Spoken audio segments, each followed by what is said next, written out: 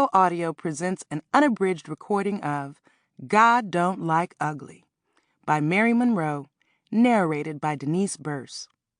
This work is copyrighted 2000 by Mary Monroe. This recording is copyrighted 2001 by Recorded Books, producer and publisher of Griot Audio. Annette Goode is a shy, awkward, overweight child who keeps a terrible secret. With the help of her new friend Rhoda, she manages to survive adolescence and blossoms as a woman. But when Rhoda reveals a secret of her own, Annette's world will never be the same. And now, God Don't Like Ugly. Chapter 1.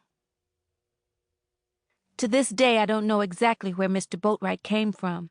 He slid into my life one dark, miserable day in October 1956, when I was 6 years old. I arrived home from school, and there he was, decked out in a fleecy white suit and a lopsided fedora. He was grinning all over the place as he removed his musty things from a large military bag and placed them on our already cluttered living room floor. His pointed-toed shoes lined up in our hallway looked like a row of little missiles. "Who are you?" I asked, eyeing him suspiciously. He looked about 100 years old. I stayed close to the door and kept my hand on the doorknob, ready to run if I had to. First, he looked me up and down, bobbing his head like a rooster. A lot of people did that the first time they saw me. I was probably the only first grader in Ohio who weighed almost as much as an adult. Suddenly and for a brief moment, I suspected and hoped that he was the grandfather I had never met. He was a heavy-set man with copper-colored skin and sparkling brown eyes that looked out of place on his wide, flat, heavily lined face. His lips were thin for a black man. I looked around for Mama. She appeared within seconds with a smile on her face that stretched from one side to the other. She stopped in the middle of the floor and started wiping her flour-covered hands on her crisp white apron. Standing close to the man, I could see that he was not much taller than Mama, and she was only 5'2". "Annette, this here's Brother Boatwright. He's fixin' to move in with us," Mama informed me. Stunned, I looked from her to him, then back to her. "Is this my granddaddy?" I asked. My heart was beating about a mile a minute. "No," Mama chuckled. "You ain't got no grandfolks no more. Brother Boatwright is just another brother in need of a place to live." "He's just a strange man," I gasped, disappointed. I was the only kid I knew who didn't have grandparents to visit and expect gifts and money from. I tightened my grip on the doorknob. "No, he ain't no strange man."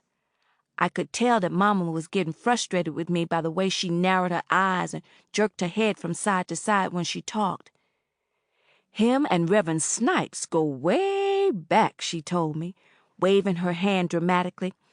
I did not want some strange old man, especially one that might start bossing me around, invading the space I shared with Mama. "Oh," I mumbled. I let go of the doorknob and moved closer to Mama. "Is he going to sleep with you like a husband, Mama?" I asked anxiously. I had been praying for Mama to get married again and have a baby sister or brother for me to boss around. I rolled my eyes at the man. The mean look I gave him upset him, and I was glad. A puppy dog expression replaced his annoying grin, but I didn't care. "Don't you never disrespect Brother Boatwright like that again, bride of Satan," Mama hissed. There was a look of embarrassment on her face as she pulled me into a corner. "Sleep with me? Brother Boatwright is a man of God." Mama turned to the old man with another smile and continued. "Brother Boatwright, you arrived right on time. I know you know your Bible. You see the mess I got on my hands. This young'un is out of control. We don't keep an eye on her, next time we look up, she'll be robbing banks or trying to shoot President Eisenhower." I returned to Mr. Boatwright and apologized. He smiled and tickled all three of my chins. His smile seemed empty and false. There was sweat all over his face, and it wasn't even hot in our house. He removed a flat box of Anderson pills from his shirt pocket and rapidly gobbled up a handful. "Ain't it the truth, Sister Goode? I'm going to keep both my eyes on this girl. Praise the Lord," he shrieked, nodding for emphasis.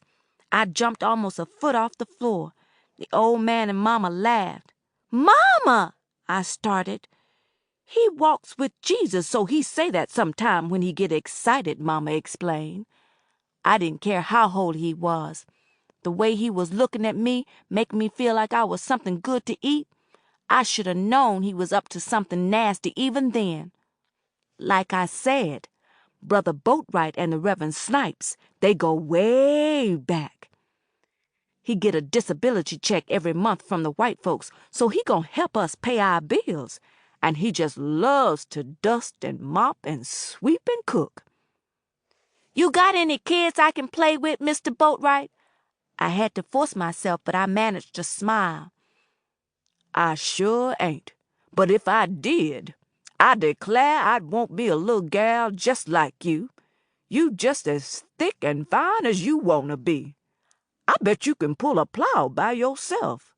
I bet you can tear down a house by yourself," he exclaimed, squeezing my arm. His statements frightened me, as they would have any other lazy child. I went out of my way to get out of doing housework and any other chores, let alone something as strenuous as pulling plows and tearing down houses. He'd be the type to boss me around like I was a slave, I thought. He'd have me washing dishes, mopping, dusting, things Mama had always done while I lounged on the couch watching television and nibbling on snacks. I sensed a future filled with doom and despair.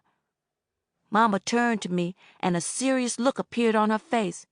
When she folded her arms and started tapping her toe, I took a few steps back. "God led Brother Boatwright to us for a reason. In addition to providing you some spiritual guidance, you just now heard him agree to keep both his eyes on you while I'm at work. You better mind him and do everything he tell you to do. Do you hear me?" Mama snarled, stabbing me in the chest with her finger. "Yes, ma'am," I sighed with defeat. Mama then turned to the old man and continued. "Brother Boatwright, you got my permission right here and now to cold cock this numbskull whenever you feel she need it." "Okay, Sister Goode," he said eagerly. I could smell his sour breath from a foot away. Looking into his terrible eyes, I was certain he was insane. I knew then that my life would never be the same again. Chapter 2. Other than Mama, I didn't have any other relatives in Richland, Ohio. According to her, my grandparents on both sides were dead. I had just a few other distant relatives scattered throughout the South that I had never met. The only one Mama still communicated with was her older sister Bernice, who lived in Florida, near Miami, where we had come from. When both of her parents died within weeks of one another when she was 16, Mama married my daddy out of desperation. After 6 miscarriages, she gave birth to me at 34. Mama and I looked a lot alike, but she was called pretty. I was not. We had the same high cheekbones and heart-shaped face with small nose, bow-shaped lips, lashes so long and black they belonged on a doll, and beauty mark on the right side, just above our lip. People called her beauty mark a mole. They called mine a wart.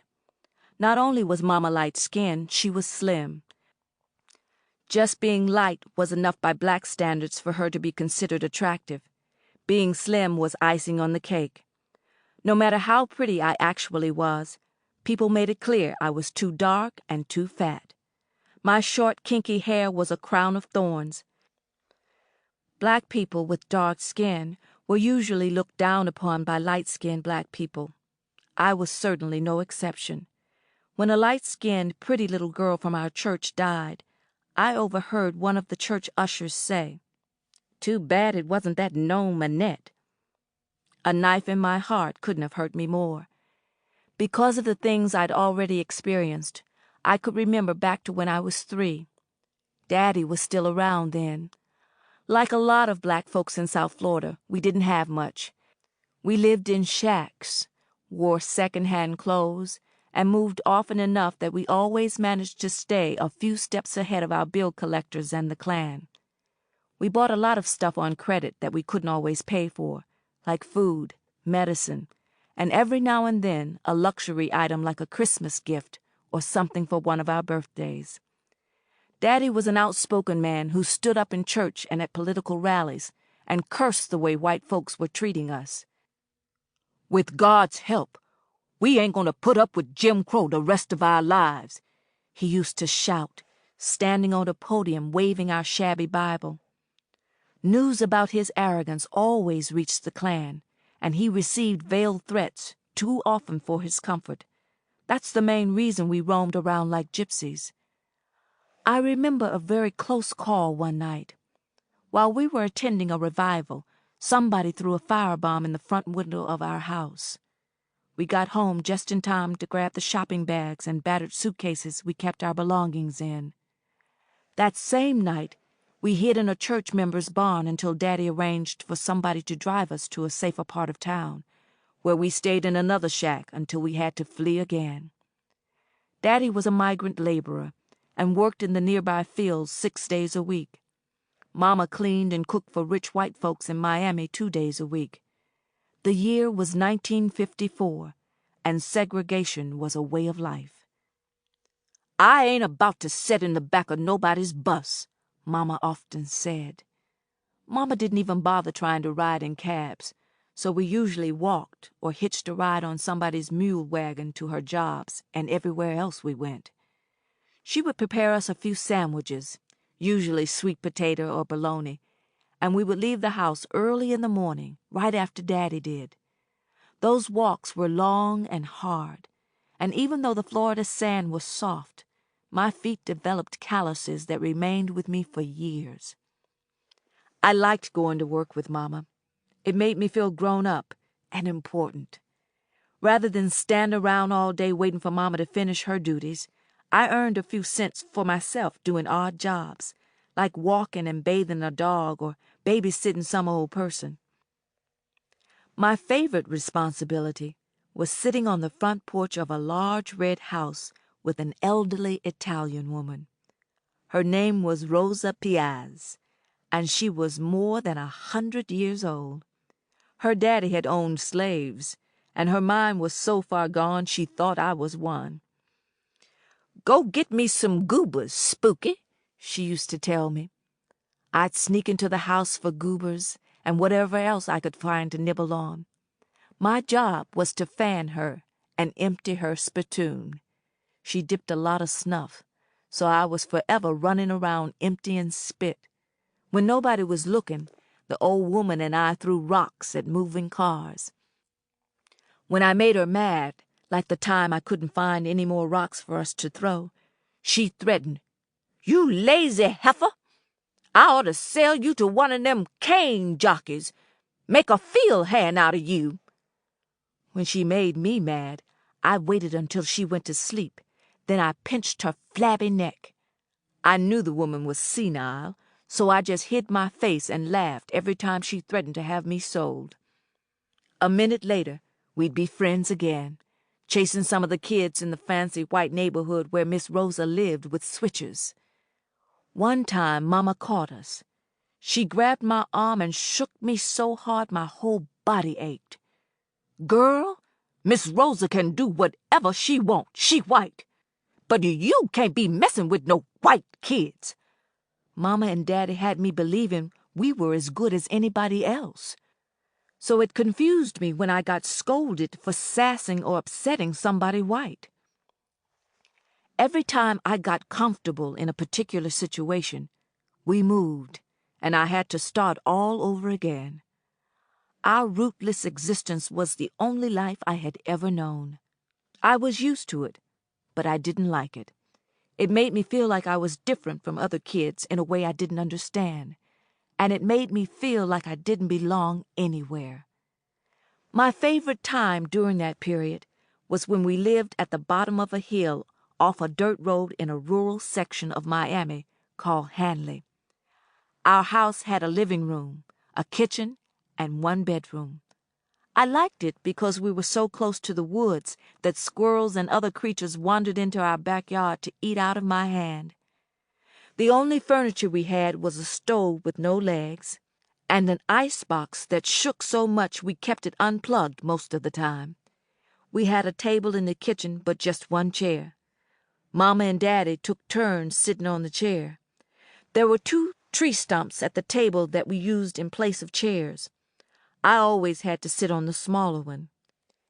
In the living room, we had a couch with a floral design.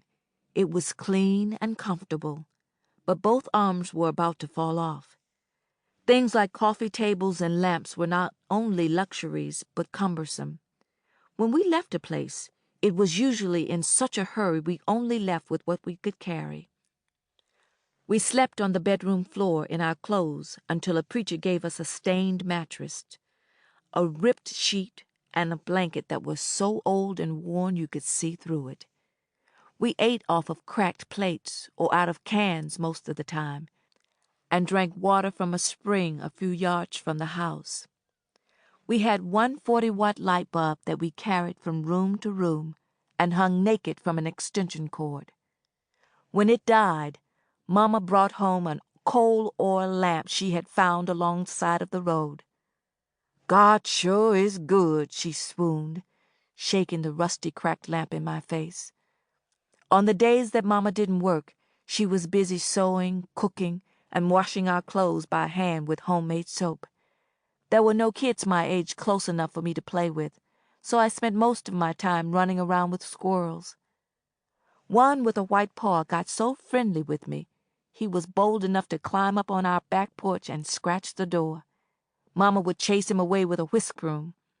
Daddy always petted the squirrel and yelled, "Annette, you got company." Mama and all the other black women I knew made soup and stew out of most of the wild creatures that inhabited the woods, even snakes. When Mama suddenly started getting too friendly with my squirrel, petting and feeding it, commenting on how plump he was, I got scared. The week before, at a church dinner, one of the sisters brought a big bowl of some type of mysterious meat floating in fiery red sauce. It was delicious. I had 2 helpings. "Your girl sure is lapping up that squirrel soup," the sister commented. I ducked out of the church, ran behind a tree in the back, and vomited, praying that I had not eaten the squirrel I had become so attached to. When we got home, it was too dark for me to look for my squirrel, but the next morning he came to the back door. Mama and Daddy were still eating breakfast. I took the squirrel deep into the woods and turned him loose. I never saw him again. And when other squirrels ended up in a bowl on our dinner table, I refused to eat any, afraid it might be my former pet. Daddy returned from the fields around the same time every evening, just before it got dark, no matter where we lived. Every evening I would sit on the front porch and wait for him like a spider. He brought home fruit for me, and sometimes discarded toys he found along the road. My eyes would light up when I spotted him struggling to make it the rest of the way home from the main road. I would jump up from my spot and run and leap into his arms, almost knocking him down. "Girl, ain't you see how tired I am?" he used to scold, all the while helping me climb onto his back. Then he would carry me back to the house. The first thing he would do was check with Mama to see if it was time for us to move again. I was glad every time Mama said, "Not yet, Frank, not yet." We didn't have a radio or a television. They were 2 of the many luxuries we didn't allow ourselves to think about owning. That's why we didn't know about the tornado coming one Sunday after we had come home from church. The day had started out like any other summer day in Florida, hot, dusty, and humid. We got up, peeped out the windows, and later that evening we walked 2 miles to a Baptist church across the main highway. It was during the sermon when the wind started whistling, and it didn't seem as hot as before. "Mama, it's going to rain," I whispered, sitting beside her and Daddy on a wobbly bench near the back of the crowded little country church. "Shh," was all she said. Then she went back to shouting, "Amen! like everybody else. I just hoped that we would get home before the rain started. We didn't have anything to protect us from it, and rain, unless you had naturally straight hair, was considered one of a black female's worst enemies. I hated when Mama had to straighten my hair with a hot comb, what little bit I had. After we arrived home from church, Mama started cooking, and I followed Daddy to a nearby lake where he fished for part of our supper. The lake contained fish, crawdaddies, crabs, and things I couldn't identify. Everything in the lake was free, and often it was all we had to eat. We just had to catch it. "Don't you get too close to that water, girl," Daddy advised. "You know I ain't got the strength to jump in there after you." "All right, Daddy." I smiled. By then, not only was the wind howling, it was darker than usual for early evening. I guess that's why I was not doing what I usually did when I was at the lake, running up and down the bank, beating bushes with a stick, and throwing rocks in the water. Instead, I sat down on the ground next to Daddy and placed my head against his chest. I liked being so close to him. I could feel the heat his body generated, and I could even hear and feel his heart beating like a drum. When he was not looking, I stared at the side of his face. Compared to most of the other men I knew, he was good-looking. He had big, black, slanted eyes, but there was sadness in them. I had the same eyes. There were noticeable lines on his face and around his mouth. His nose reminded me of the noses I saw on some of the Indians in the area, big and hawk-like, but still attractive. He had said something about having Indian blood. One of Daddy's front teeth was missing.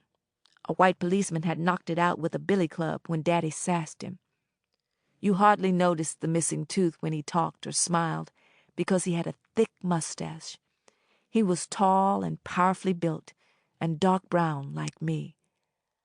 I didn't know how old he was, but his hair was thin and starting to turn gray.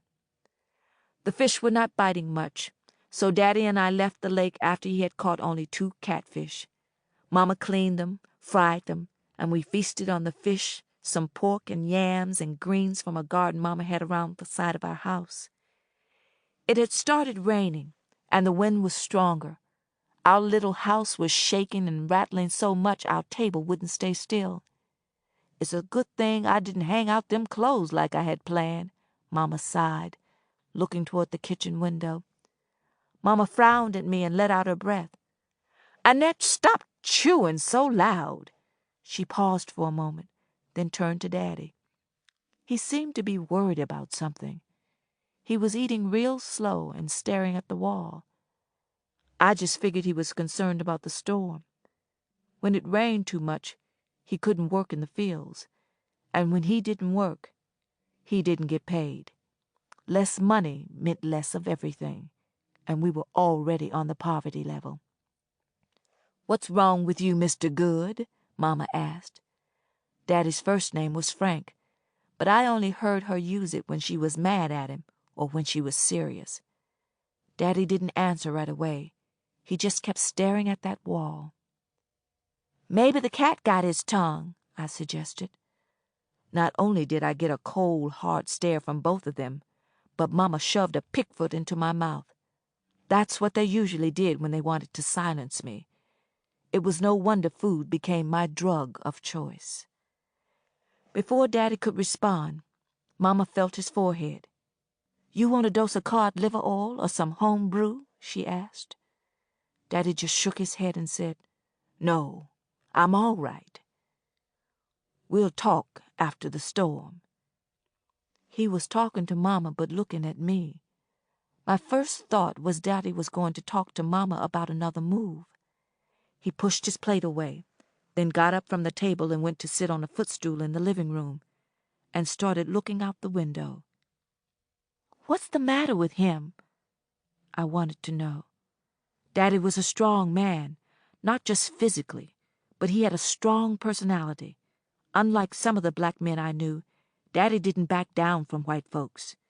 I used to see men bigger than he was cowering nervously and keeping their eyes on the ground when talking to white folks. Daddy looked white folks straight in the eye when he talked to them, and when white folks called him uncle or boy, he corrected them and said firmly, "My name is Mr. Goode." "Hush up," Mama said to me.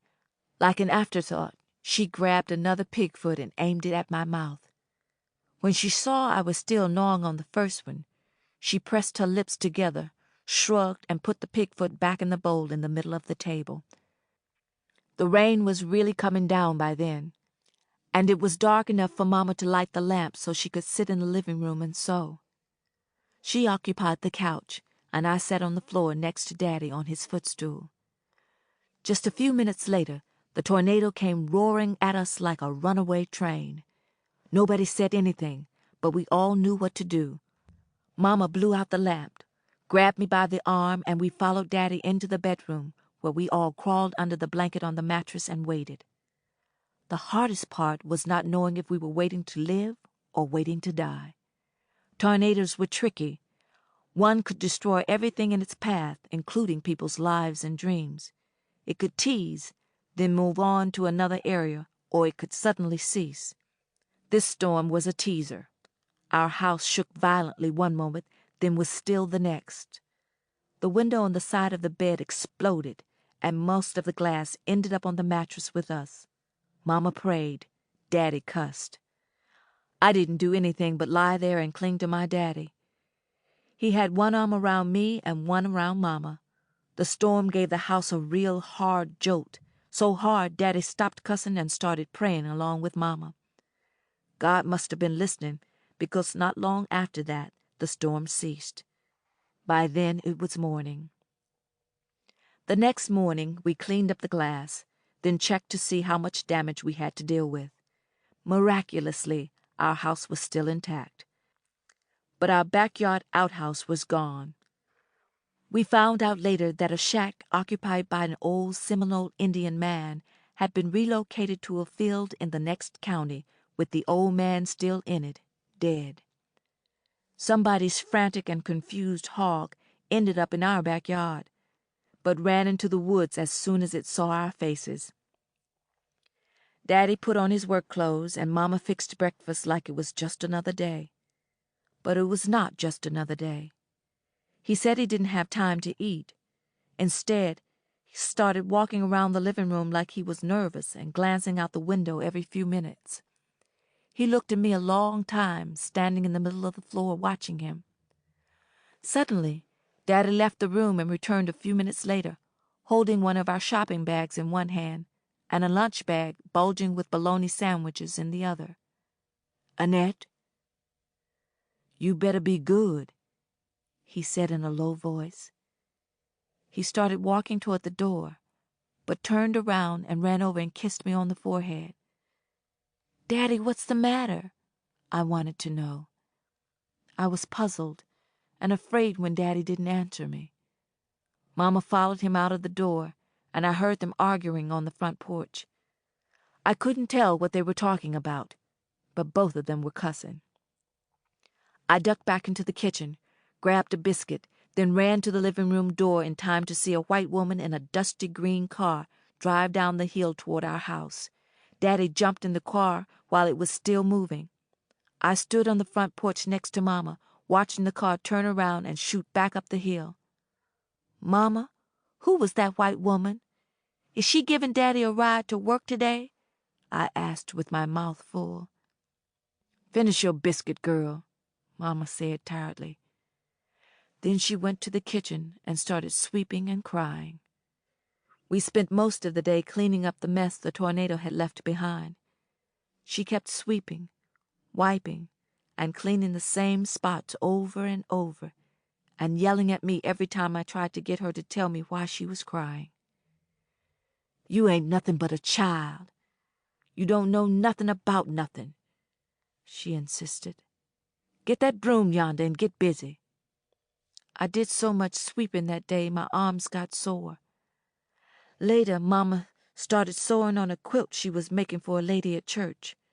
When she ran out of things to do, she went to the mattress and fell face down and cried some more.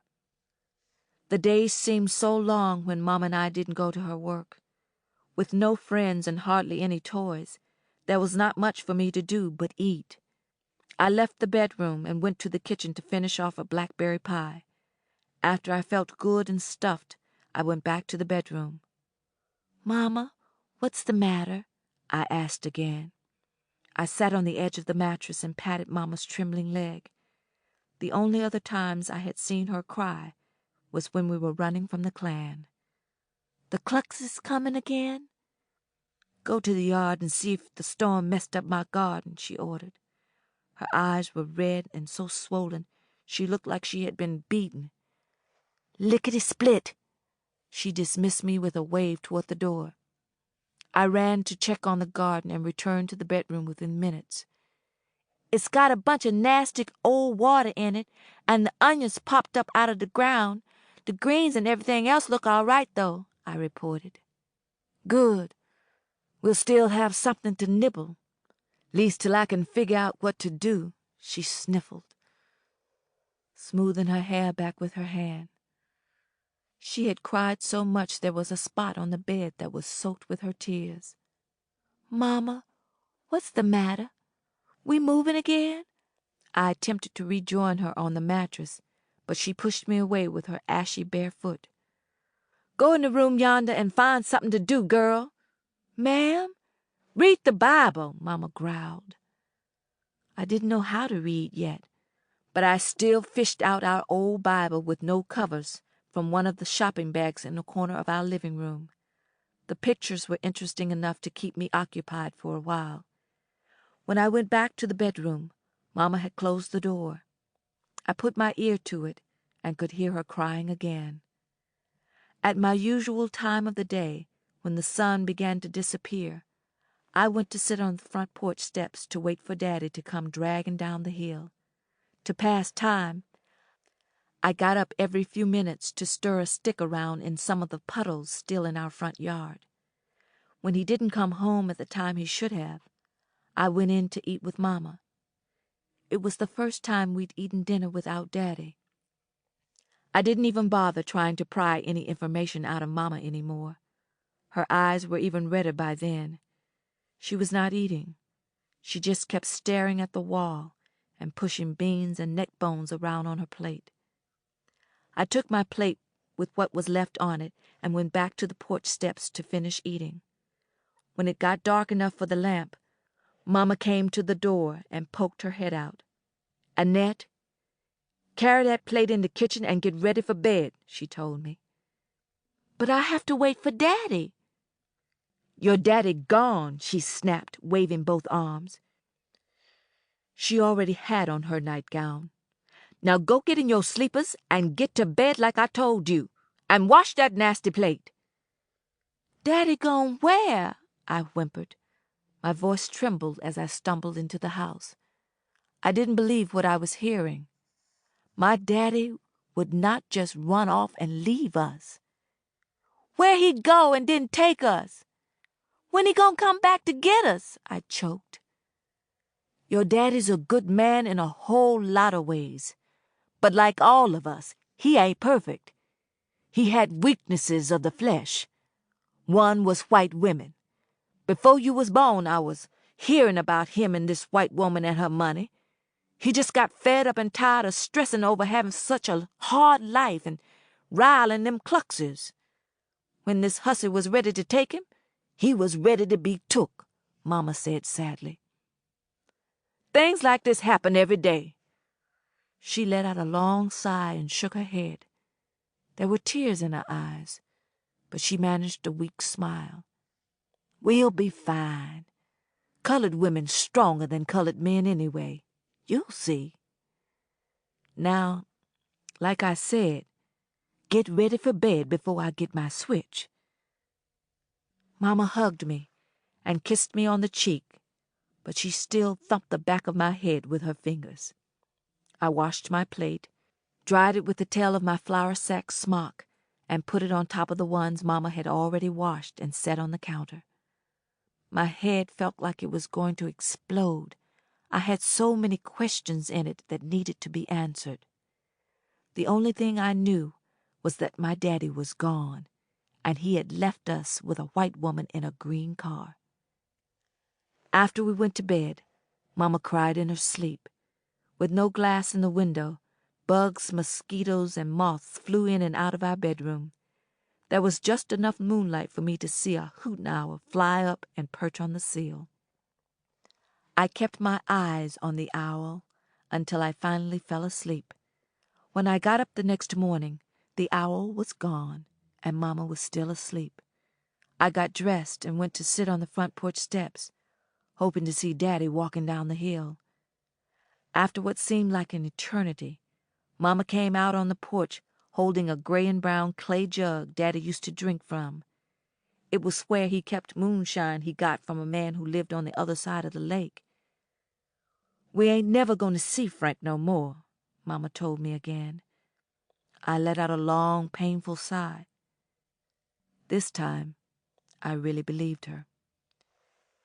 Immediately, our lives changed dramatically.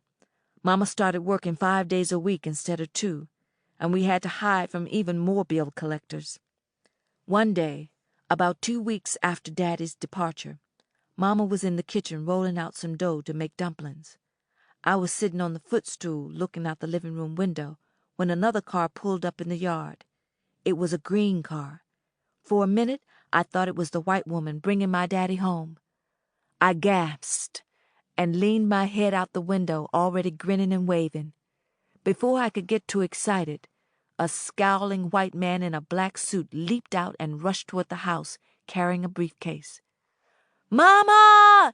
Here come that old mean Raleigh man walking real fast," I yelled over my shoulder. Raleigh men were individuals, usually white men, who patrolled the rural areas in cars loaded down with various items that they sold to people like us on credit.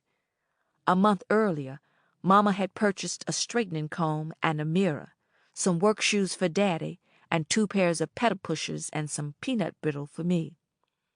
The first time the man came to collect, she told him, "Come back Tuesday." On Tuesday, she told him, "I meant next Tuesday." That Tuesday it was. "Come back on Friday."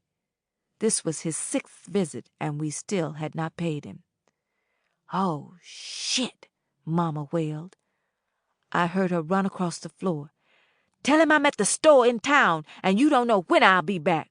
Then she fell down to the floor behind the living room couch. "Where is Gussie, May?" The man started talking before he even got in the house. Before I could get off the footstool, he had snatched open the screen door and marched in. "She gone to the store in town to get some buttermilk," I said, nervously rising. "Store, huh?" The man started looking around the room, twitching his eyes and screwing up his lips. I got even more nervous when he started tapping his foot. "Well, the next time she go to the store, tell her to carry her feet with her." Then he left, slamming the screen door so hard the footstool fell over. I turned around just in time to see Mama's feet sticking out from behind the couch before she leaped up and started brushing off her sleeveless gray cotton dress. Mama made some bologna sandwiches. We packed our clothes that night and left behind our broken-down furniture and that lumpy mattress. We spent the next few days eating bologna sandwiches and sleeping on a couch in the house of a lady from our church. We lived like that for 3 weeks, roaming from one church member's house to another until we ran out of people willing to put us up. I felt more adrift than ever. Mom and I got on our knees and prayed harder than we usually did. By the end of the month, we had found a place to live. "God done come through again," Mama sobbed. We moved into a dank room in a run-down boarding house in one of Miami's worst neighborhoods. The windows had plastic curtains you could see through, and there was a sink in a corner with a faucet that never stopped dripping. There was nothing else in the room. It reminded me of a prison cell I'd seen in a movie on television at one of the white women's houses. Mama got us a hot plate, a pan, and a blanket from a second-hand store. We couldn't buy any food that needed to be refrigerated. When we did, we had to eat it all up the same day. We ate our best meals behind the backs of white women Mama worked for. One afternoon, peeping out of one of those women's kitchen windows and talking with her mouth full, Mama told me, "Annette, hurry up and finish that filet mignon steak before old Lady Brooks come home. Wipe that grease off your mouth. Wrap up a few chunks of that good meat and slip 'em into our shopping bag. Grab a loaf of French bread from the pantry. Grab them chicken wings yonder." Whatever I managed to hide in our shopping bag, I usually ate behind Mama's back. Every time I did that, she thumped the side of my head with her fingers and yelled at me all the way home. "You greedy little pig! For being so hard-headed, God's gonna chastise you and make you spend your life trapped in a body big as a moose." Because of my hard head, our meals at the boarding house were usually bologna and stale bread, grits, some greasy meat, and greens. The boarding house had just one bathroom for the 2 floors of tenants. It was always either occupied, too filthy and smelly, people would use the toilet and not flush it, or out of order. We used an empty lard bucket that I had to empty every morning for a toilet.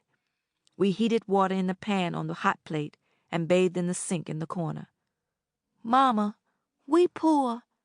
I asked several weeks after we'd left the house we shared with Daddy.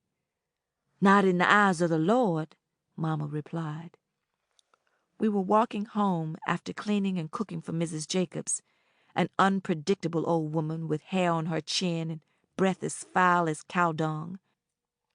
Of all the white women Mama worked for, the Jacobs woman was the only one I disliked, because we never knew what to expect from her. Some days she was nice and would send us home early with extra pay and leftover food. When she was in a real good mood, she'd have her chauffeur ride us home. When she was not in a good mood, usually when she was mad at her husband or one of her children, she treated us like trash. She would throw away good food rather than give it to us, but we'd always fish it out when she wasn't looking. She suffered with severe flatulence and would pass gas right in front of us and not say excuse me. As soon as she entered a room, Mama stopped whatever she was doing and opened a window. One particular day, right after her husband had slapped her, she marched into the kitchen where Mama was sitting at the table shelling some crowder peas. I was glad all the windows in the kitchen were already open, because the old woman started farting right away. I was standing next to Mama with both my hands full of peas. Mrs. Jacobs raised her cane and shook it at Mama and roared, "Gussie May, you get back in that bathroom and shine that commode like I told you. Put some elbow grease on it." Mama looked up at her and said, "I just finished shining the commode, Mrs. Jacobs."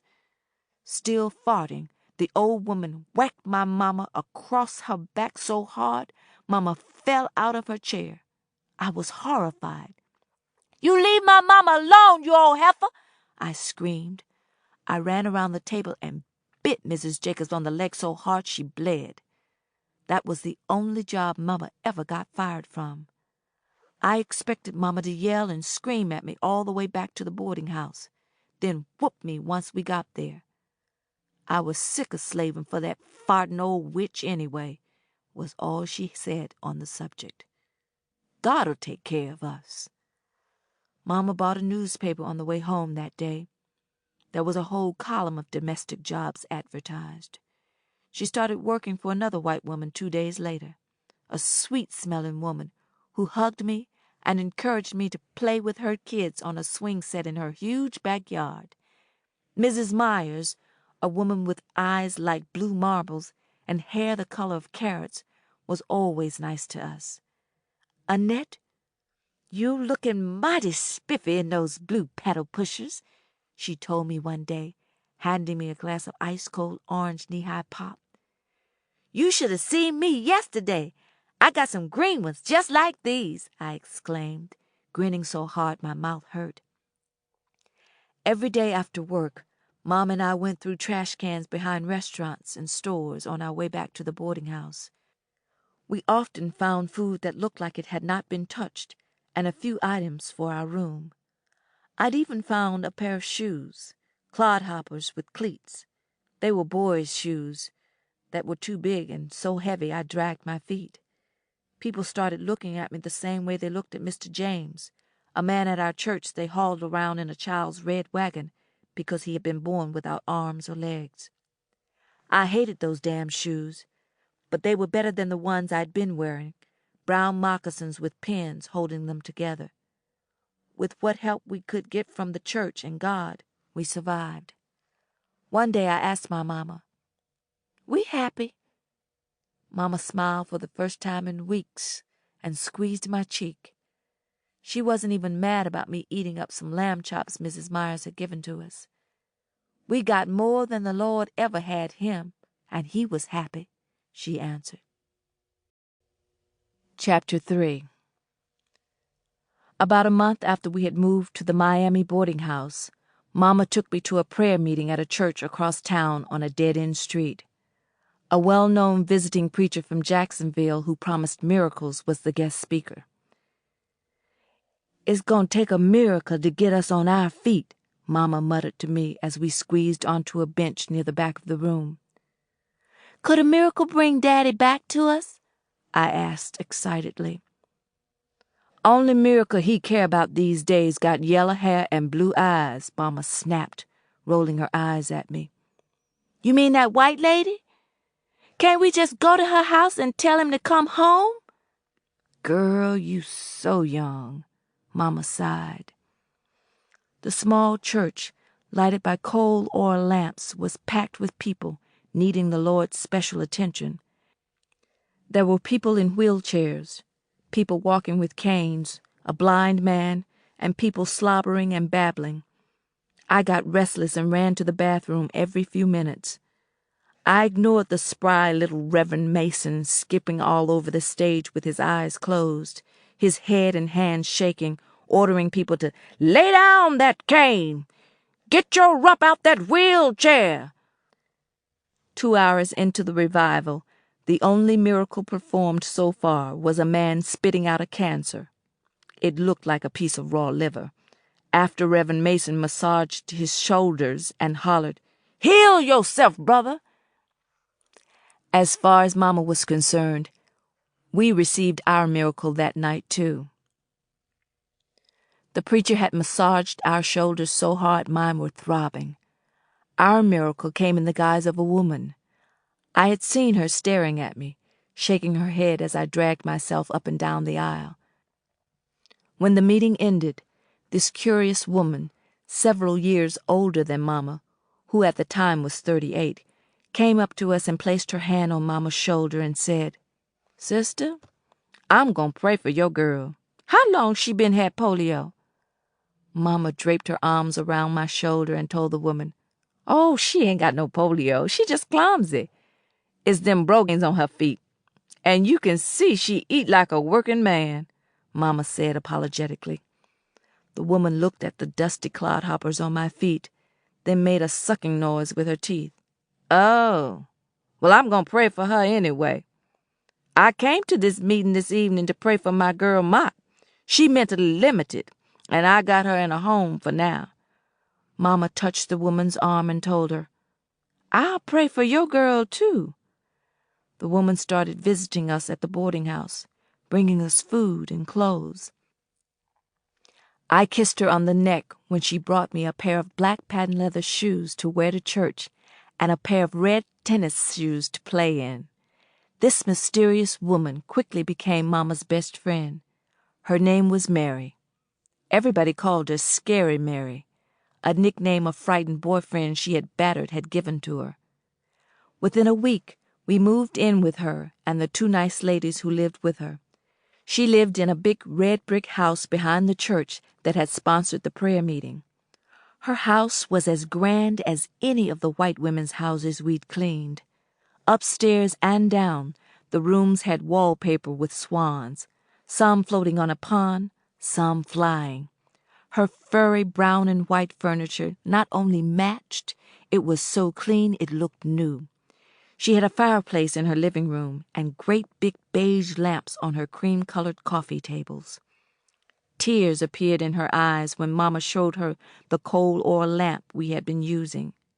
Mama and I shared Scary Mary's spare bedroom off to the side of the kitchen. "Is Scary Mary rich?"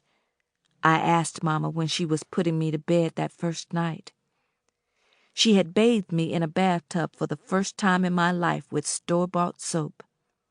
I put on some brand-new pink flannel pajamas with ducks on them that Scary Mary had run out to buy earlier that day.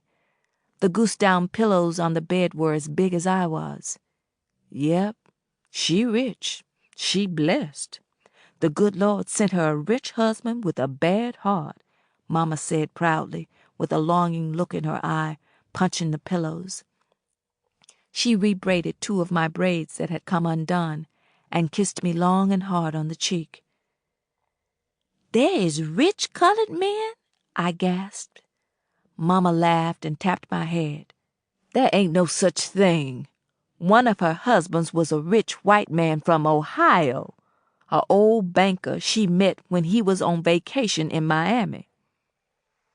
Scary Mary made me wash dishes and sweep and dust a lot, but there were trees in her backyard that I could climb and hide behind and eat the food that I removed from the refrigerator behind her and Mama's backs. Scary Mary had gone through all the husbands she would ever have by the time we met her. After my 3rd husband, I got so sick of changing my last name, I got me a lawyer to change it to X, nice and legal, she told us, adding, I kept it that way even after a few more. She told us that the day before we met her, and she had just run off her last husband, a man she had described as a rogue, who was stingy and dull and who only bathed when she made him. She bragged about how easy it was to control a man just by bouncing a rolling pin off his head whenever it was necessary. The only one she spoke fondly of was the rich white one from Ohio. "My poor beloved old Mr. Blake. It was a crying shame he had such a bad heart and dropped dead on me within a year. But I don't question God," she told us, shaking and staring hungrily at a shot glass full of bourbon.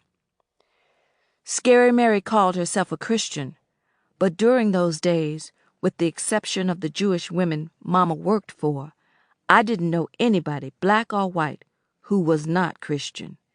Even the Klansmen who had come after us did it in the name of the Lord.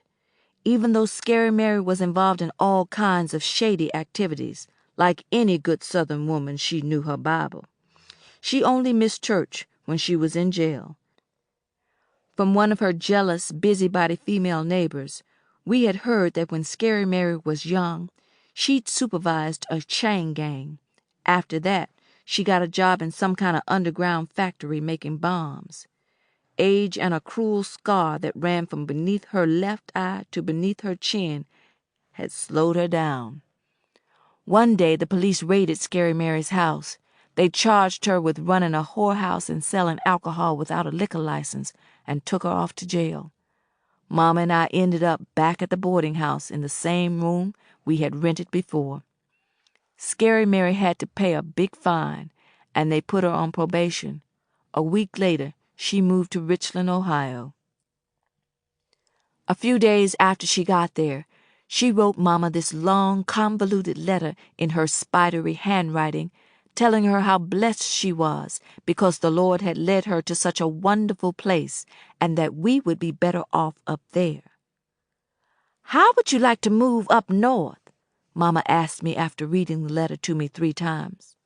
"Why?" I wanted to know. I didn't know a thing about the state of Ohio, but I loved Florida and didn't want to leave. I had gotten used to the boarding house and a girl my age next door named Poochie. "So we can have a better life. The South is such a savage place for colored folks," Mama explained. I was tired of relocating, tired of having to get used to new surroundings and new friends. "I'm sick of packing up and moving all over the place, Mama," I protested. When Mama saw how unhappy the thought of moving again made me, she stopped talking about it for a while, even though Scary Mary kept writing letters to Mama, bragging about her good life in Ohio.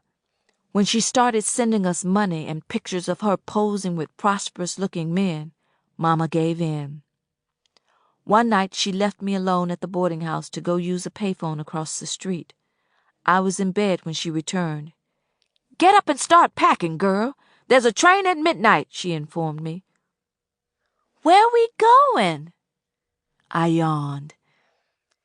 "Scary Mary's gonna put us up till we find a place."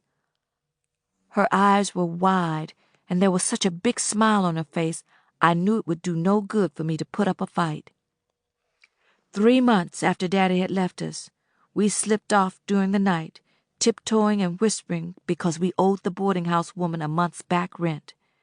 I cried all the way to the train station. "What's wrong with you, girl?" Mama snapped, bumping me with her knee. "I didn't get a chance to say goodbye to Poochie," I sobbed. "We'll write her a letter soon as we get to Ohio. I ain't gonna stay in Florida like Mama and Pa and the rest of 'em done and rot working for no white folks. I'd rather be buried alive. Colored folks is so unambitious," Mama told me as we approached the train station. During the 50s, just moving north meant having ambition to a lot of black people, even though most of them left the fields in Florida to work in the ones in Ohio. Mama considered herself a step above the field workers. She cleaned white folks' houses and cooked and took care of their kids in Florida, and that's what she would end up doing in Ohio. "I praise the Lord every day. Look what he done for me." Mama said things like that a lot. She was so proud of her work. But I hated the fact that she had to work so much. As soon as she finished cleaning one woman's house, she ran off to clean for another or to tend to somebody's spoiled kids. I used to wonder what white women were good for. Most of the women Mama worked for told her a lot of their business. They all seemed to be having an affair or seeing a therapist. They couldn't clean their own houses or take care of their own kids or even cook. They sounded pretty useless to me. But I had to admit, white women had it made. They had the world at their feet. Oddly enough, I never wanted to be white. Besides, Mama told me white women didn't age as well as black women. I slept during most of the long ride north on the segregated train, dreaming about the white-only water fountains and restaurants we had never been able to enjoy in Florida. Mama had promised me we'd be able to drink and eat wherever we wanted to in Ohio. I woke up off and on, just long enough to eat and stare through tear-filled eyes out the train window at the world going by me.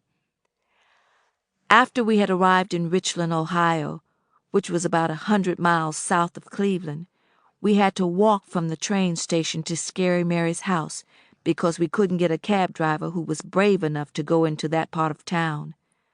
It took us more than an hour to get there. By then I was so tired and weak I was dizzy. It was the middle of November, and so cold I shivered for the first time in my life. When the urge to pee came over me, I had no choice but to run behind a building and do it there. I got hungry again, and Mama stuffed a bologna sandwich in my mouth. An ominous feeling came over me as soon as me and Mama, hugging our tattered suitcases, walked up onto the porch of Scary Mary's shabby old house, a house very much unlike her nice red brick house in Florida. There was a bullet hole in one of her front room windows. On the front door, next to a wallet-sized black and white picture of Jesus, was a crude sign that said, "No credit, no personal checks, no weapons allowed." Stray dogs, cats, and people were roaming all over the run-down neighborhood. A policeman was sitting in his patrol car on the street sound asleep. We knocked on Scary Mary's door for 5 minutes before a man leading a drunk woman down the street told us that Scary Mary was in jail. "But we ain't got nowhere to stay," Mama told the man, dabbing at her eyes with a dingy handkerchief. I could see that the man was sympathetic. He looked at us and shook his head. Old and shabbily dressed, he didn't look like somebody in a position to help two homeless strangers. He could barely hold up the woman who was falling down drunk. All he could do was give us the address to the welfare department. But since Mama refused to accept handouts from Uncle Sam, we didn't go there. Instead, we returned to the train station, where I sat alone on a bench in the waiting area for 4 hours while Mama went to look for work. "Don't you say nothing to no strangers," was all she said before she hurried away. I ran to the window and watched her drag her weary feet down the cold, mean street. A large tear rolled down the side of my face. The tail of her tattered old coat had started to unravel, and her shoes were so old the heels were completely gone. Not long after I returned to my seat, a heavily made-up white woman wearing a floppy hat came up to me. First she let out this long, low whistle, and then she said, "I just got to touch those pigtails. Can I?" "Yes, ma'am," I replied. The woman laughed, patted my rough braids, and slapped a penny in my hand. "What a little nigger frog you are," she said as she turned to leave. I didn't know if she had complimented or insulted me. I couldn't think of anything uglier than a frog. But on the other hand, some people thought frogs were cute. The woman's comment troubled me. Even at my young age, I knew that there was nothing complimentary about being called a nigger. So there I was, homeless, helpless, and a nigger frog. Finally, Mama returned to the train station. I was shocked when I saw her crawl out of a big black car with a middle-aged, moon-faced white man behind the wheel. This was her new employer, and we had a new home, his basement. I was glad when we moved into our own house a month later. Chapter 4. We didn't spend much time in our first house in Ohio, just 4 months. It was this lopsided pile of bricks on a dark rural road. Behind it were some train tracks, and in front across the road was a cemetery.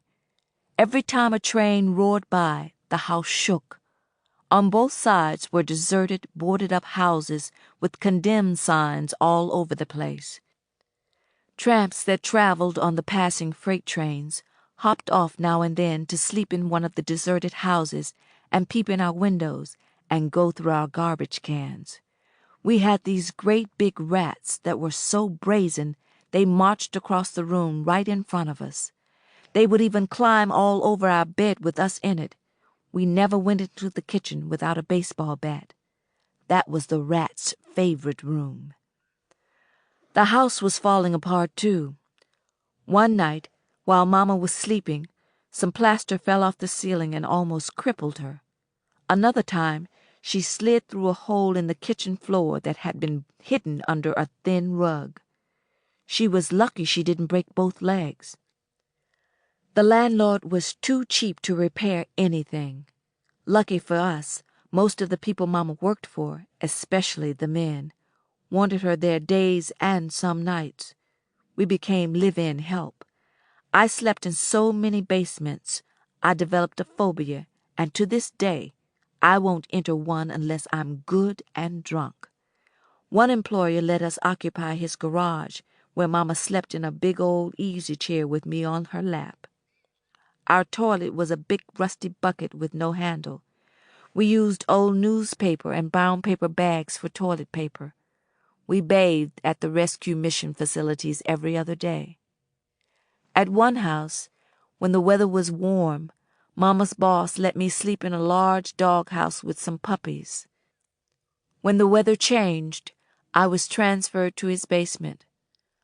I don't know where Mama slept, but one night I slipped into the main house and headed for the kitchen.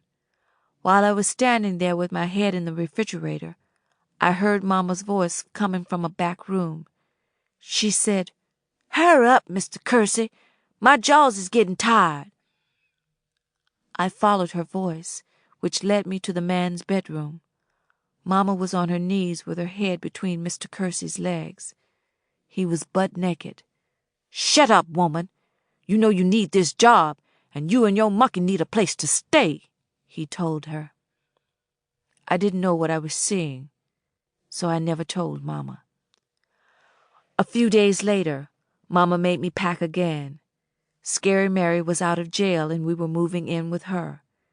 She was now running a cheap boarding house for cheap women, and Mama was going to cook and clean for her. I was told that I would be sharing a bedroom with Scary Mary's daughter, Mott. I was happy about that until I saw Mott. She was 15 and severely retarded. Though she looked normal, she had the mind of a 3-year-old.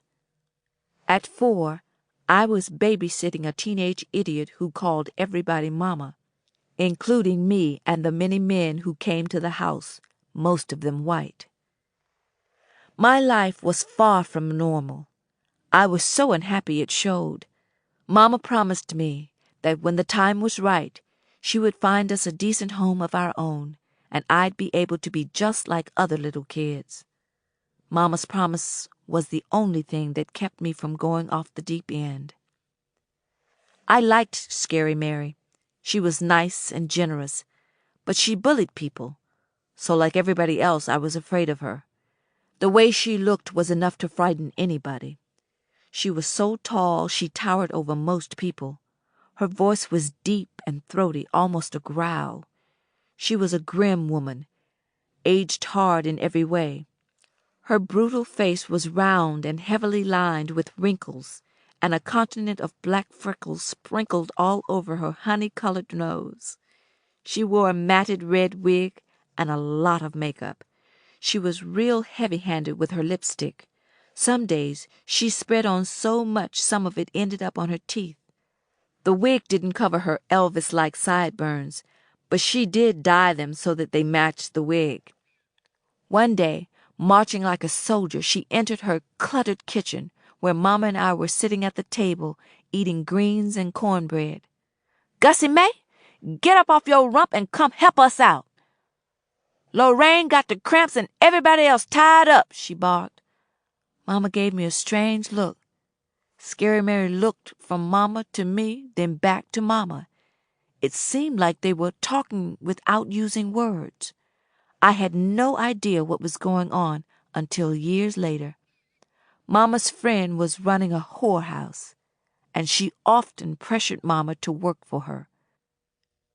"Annette, you go round up Mott, and y'all go to the store, get me some chawin' tobacco and a jar of Noxzema face cream.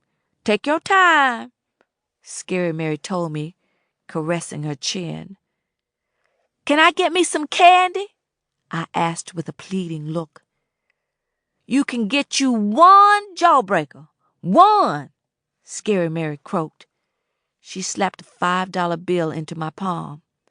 I stood there looking at the money in my sweaty hand. "One more thing. You can keep the change. Just take your time getting back." I took my time getting back from the store, but it wasn't enough time away for me to miss what Mama was up to.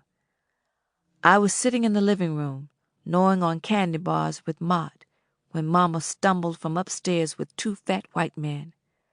Both of them were hugging her. She looked at me, then looked away real quick. "I thought you was at the store, girl." She shooed the men toward a back room and rushed up to me. "There's things here you don't need to see." "I didn't see anything, Mama," I told her. Even if I had seen something, I would not have known what I was seeing. It wasn't long before Scary Mary ended up in trouble with the police again. Something about her batting a man's head with a frying pan over some money he owed her. "A slight misunderstanding. Them kissy-poo police ain't gonna hold Scary Mary for too long," Mama insisted with a shrug. We packed again and left Scary Mary's house the next day. A family from our church took Mott in, and Mama and I moved in with one of the nervous white men I seen at Scary Mary's house. I dreaded the thought of another basement, But there I was once again, sleeping on a pallet between a furnace and a washing machine. Mama was always tired at the end of her work days, but she always had time for me. She would read the Bible to me or sit around with her friends and brag about me. My girl, she's so smart. She read books and can speak proper as any white girl.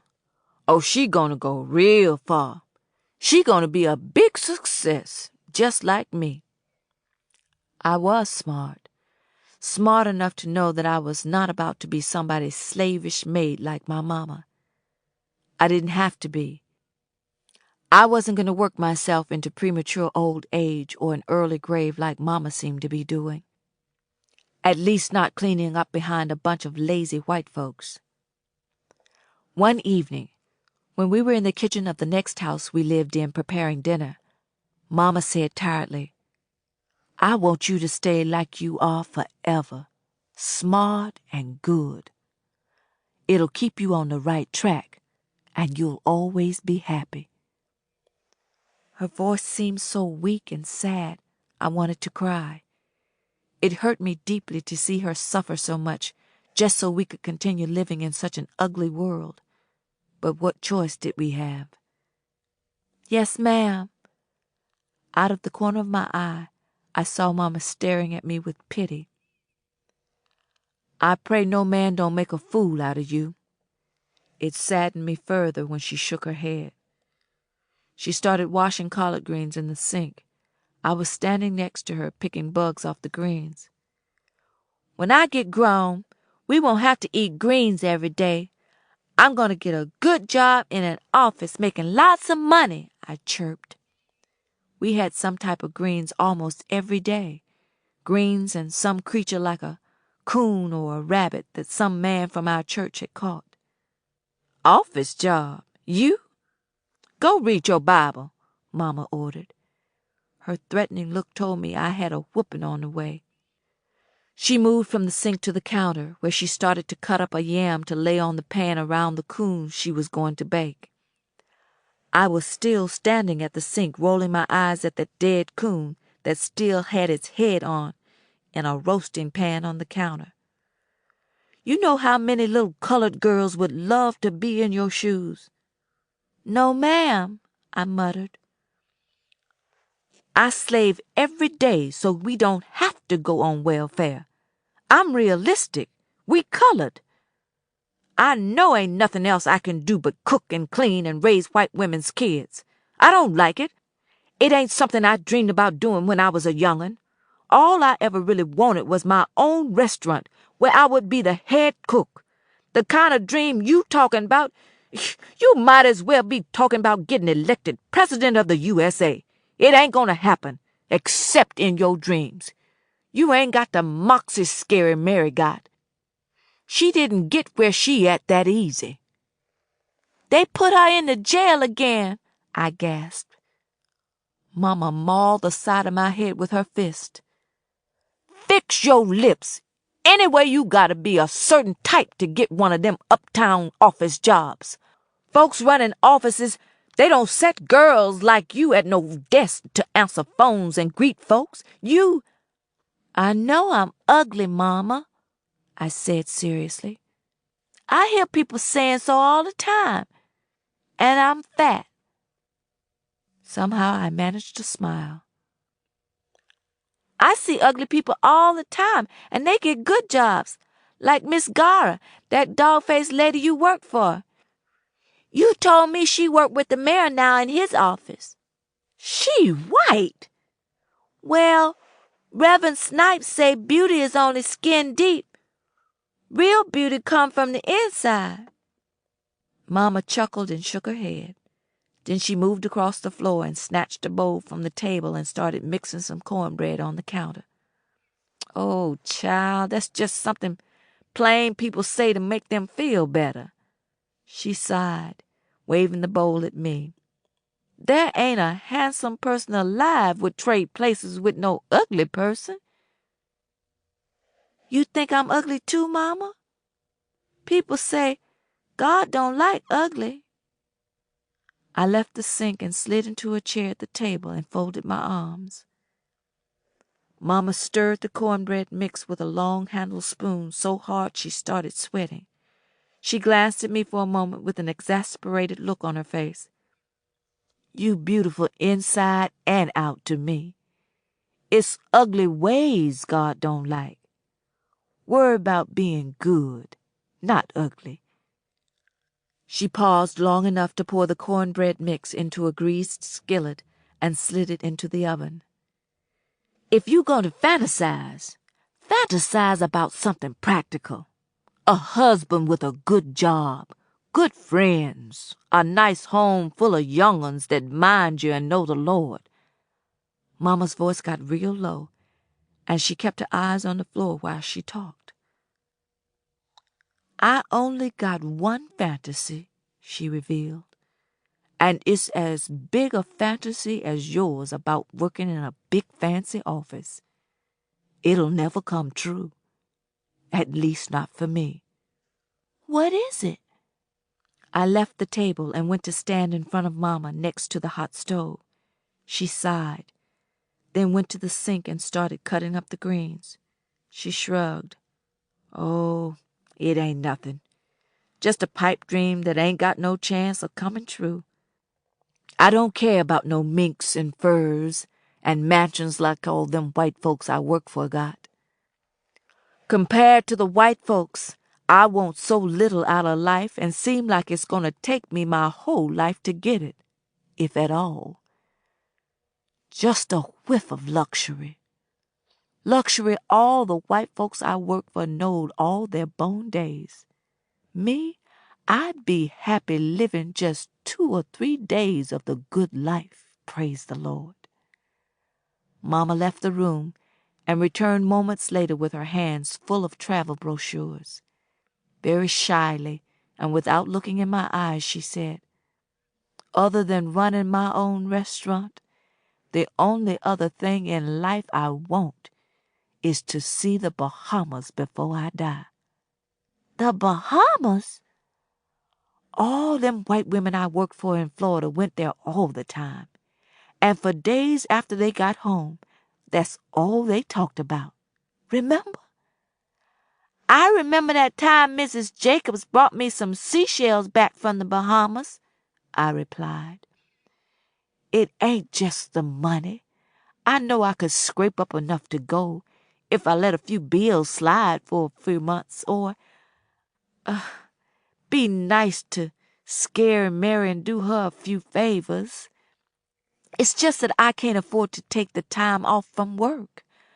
White folks is so fickle and helpless. I was to leave for a day or two, and I'm liable not to have no job to return to. I can't take that chance." "But, Mama, you can always find maid work, and even the meanest white folks would probably let you take a few days off if you asked." Mama went to work even when she was sick.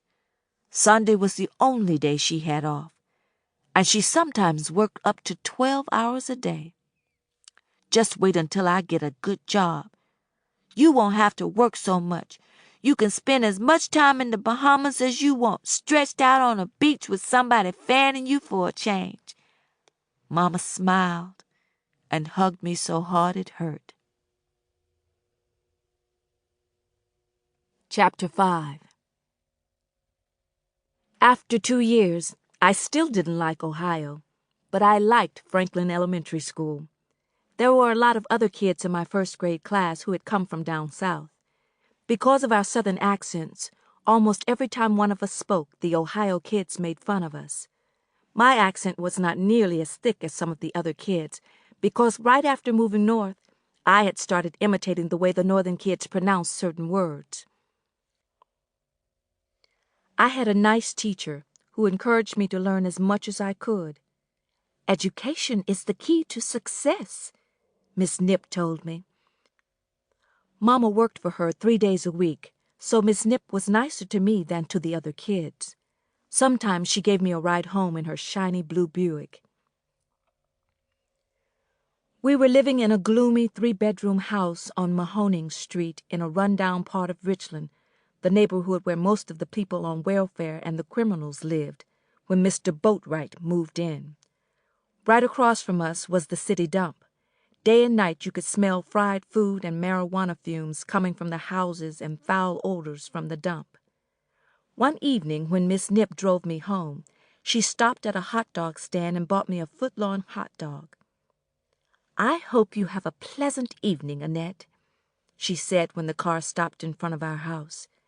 The people in our neighborhood were not used to seeing fancy cars driven by white women on our street.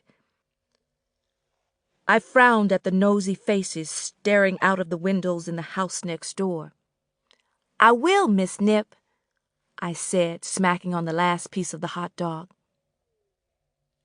She was a small, gray-haired woman, so dainty, the smell of my neighborhood overwhelmed her.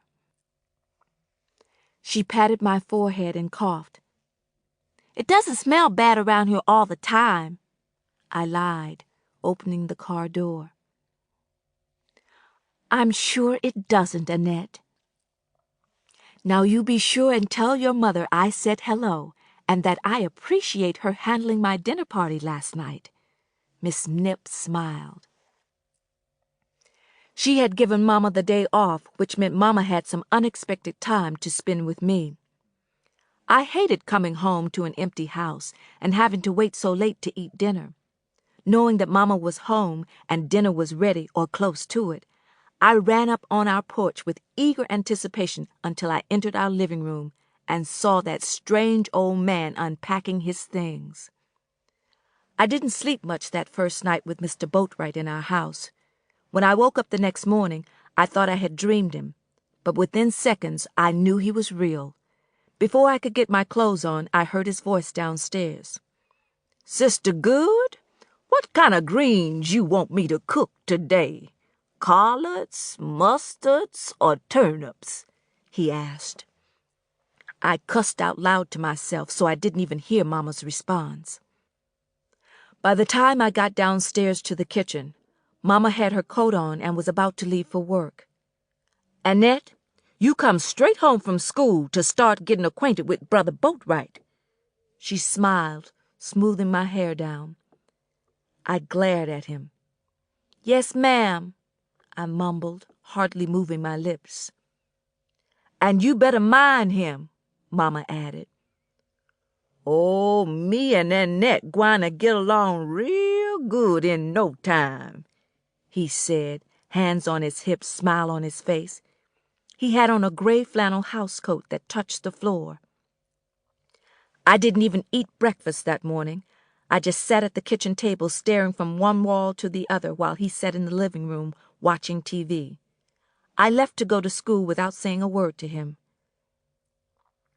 Miss Nip knew something was wrong the minute I entered the classroom 10 minutes ahead of all the other kids. "Annette, are you all right? You look rather down this morning. Is there a problem?" I had to take a deep breath before I could speak.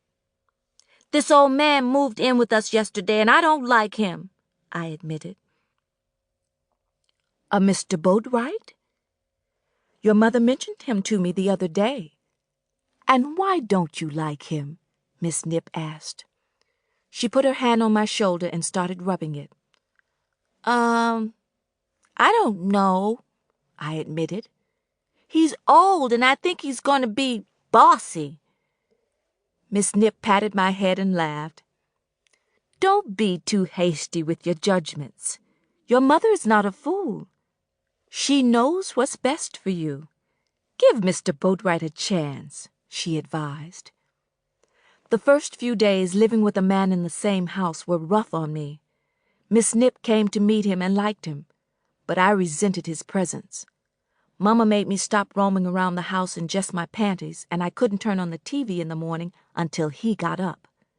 When he shaved, he left nappy gray hair on the bathroom sink and pee all over the toilet seat and floor that he took his time cleaning up. But by the time he got settled in, my feelings started changing. He had brought a smell with him that reminded me of Daddy, a musty, pleasant odor I had only smelled on certain men. Every time he entered the same room I was in, I thought about my daddy, and in some ways, it was like I had my daddy back. Mr. Boatwright won me over when he started giving me candy and doing all the house cleaning I should have been doing. He hugged me a lot and rubbed me in various places on my body, and it felt good. He had the same sadness in his eyes my daddy and I had. Once, after he had given me my Bible lesson, he leaned over and said, "Give me some sugar." I closed my eyes and smiled, expecting him to brush his lips across my cheek or forehead. My eyes flew open when I felt his dry lips on mine. "Will you be my daddy, Mr. Boatwright?" I pleaded, licking my burning lips. "Girl, I'm gonna be more than a daddy," he informed me, kissing me the same way again. He patted my behind, and I laid my head against his lumpy bosom. Mr. Boatwright quickly made friends with Mama's friends in the neighborhood, and he joined our church. Reverend Snipes sometimes let him sing a solo on Sunday. "And now, Brother Boatwright gwine to honor us with one of his favorite hymns," Reverend Snipes announced proudly. Reverend Snipes was a little reddish-brown man around Mr. Boatwright's age, who reminded me of a sad dog. He had a long, narrow face with droopy eyes, a nose that turned up at the end, and shaggy gray hair that stood up around his head like Methuselah's. During the church services, some people fell asleep, and unruly young kids, myself included, had to be restrained frequently. But when Mr. Boatwright sang, nobody could sleep through it. Some of the rowdy kids were so taken aback that they sat ramrod straight from the time he started until he stopped to keep from laughing. Mr. Boatwright would sweat and rock back and forth and from side to side. I stared and listened in horror and disbelief.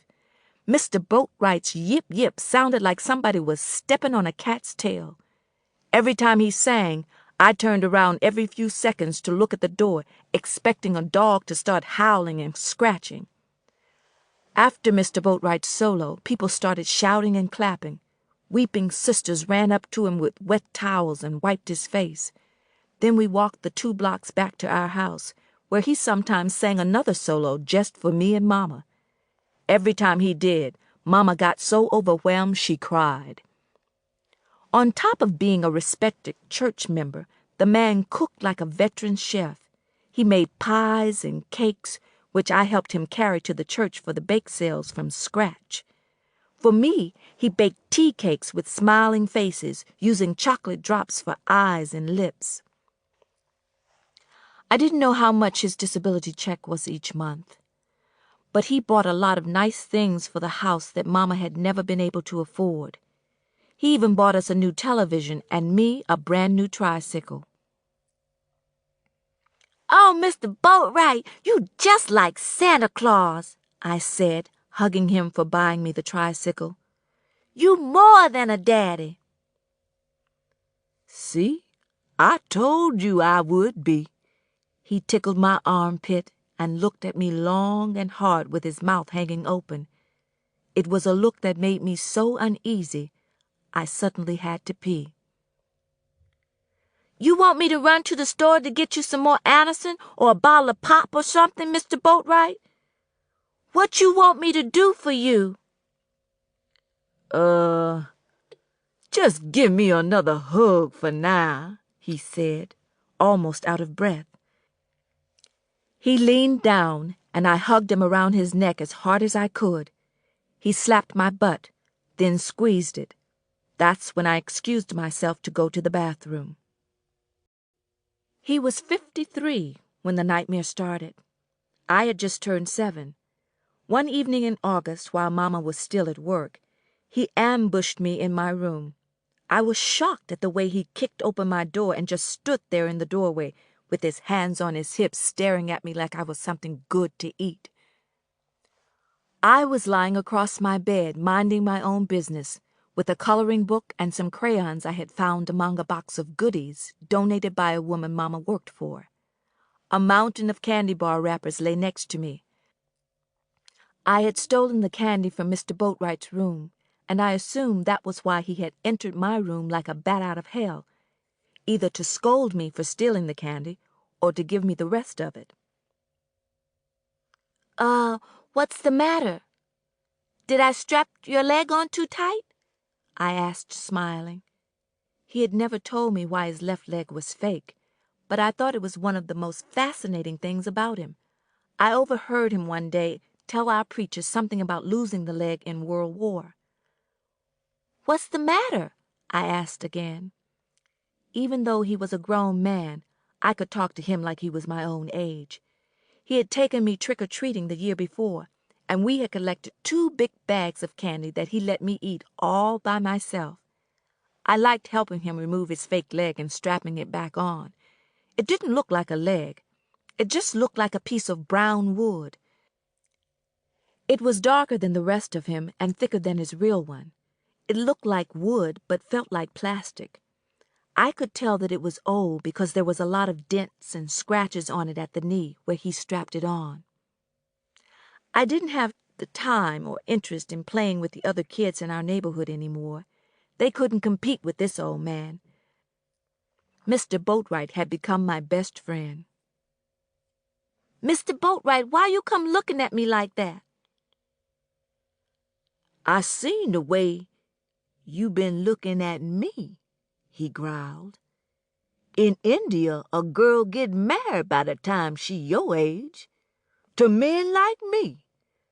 There was a look on his face I could not comprehend. Spit appeared in one corner of his mouth.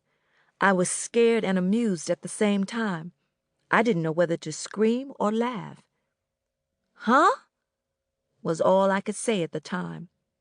Right after I said that, I giggled. Don't you laugh at me, girl. Dragging his fake leg, he started to move toward me, taking short, quick steps. There was now a glazed expression on his face. Let's make out like we in India. What in the world? I sat up so fast that my coloring book and the candy bar wrappers fell to the floor. You want it bad as I do, he told me. It's written all over your face. You begging for it, Buckwheat. Everybody I knew felt that Buckwheat was the ugliest black child on TV. Being called that truly hurt my feelings, but I refused to show it. Want what?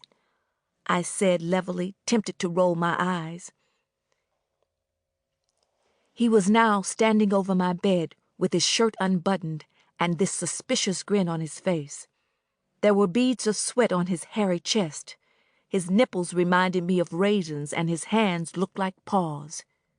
You want it, he insisted. You want it more than I do. Ooh-wee. I what? I was horrified. I looked in his dark, bitter eyes, and he looked in mine. He did not blink as he seemed to look straight through me. I couldn't stop myself from laughing. What are you talking about? Grown folks never ceased to amaze me. If they were not drinking or starting a world war, they were talking a bunch of gobbledygook. I could hop on the Greyhound bus tonight to Hollywood and be with Marilyn Monroe, but I chose to be right here with you, he confessed. Now I was truly confused. He had passed up a movie star for me? Was I that special? Things were happening too fast. To baffle me further, he leaned over my bed and squeezed one of my thighs. Then he grabbed my other thigh and gently pulled both of them open. Since I was totally clueless as far as sex was concerned and had only seen dogs in action, I had no idea what he was up to. I just did what he told me to do. Take off all them clothes, he ordered. For what? Am I about to get a bath? A bath was the only thing I had ever undressed for, but never in front of anybody other than Mama. I started unbuttoning my blouse. What? Why come you feeling me all up and down like that? I'm fixing to turn you into a woman. He slid my panties off and dropped them on the floor, grinning all the while. Huh? What? I gasped. I had no idea why he was unzipping his pants. Raise your rump. Like I said, you want this as bad as I do, and you know it. He slapped my naked behind and made smacking noises with his tongue and lips. Want what? I didn't like what he was doing. Mama was the only person in the whole world who had ever seen or touched my private parts. Shut up, he snapped. Then, without another word, he pushed me down on the bed on my back and climbed on top of me. That was the beginning of a decade of horrors for me. After he was done with me, I just remained on my back, stunned, naked, and sore. I didn't sit up until after he left my room, and when I did, you could have knocked me over with a feather. I almost fell when I stood up. I managed to locate my robe at the foot of my bed. As soon as I had it on, I ran to the bathroom. Blood was dripping from between my thighs. Mr. Boatwright was coming out of the bathroom, smiling and humming. I'm bleeding, I gasped. He led me to the bathroom and stuck a wad of toilet paper between my thighs. Then he ran me a tub of bath water.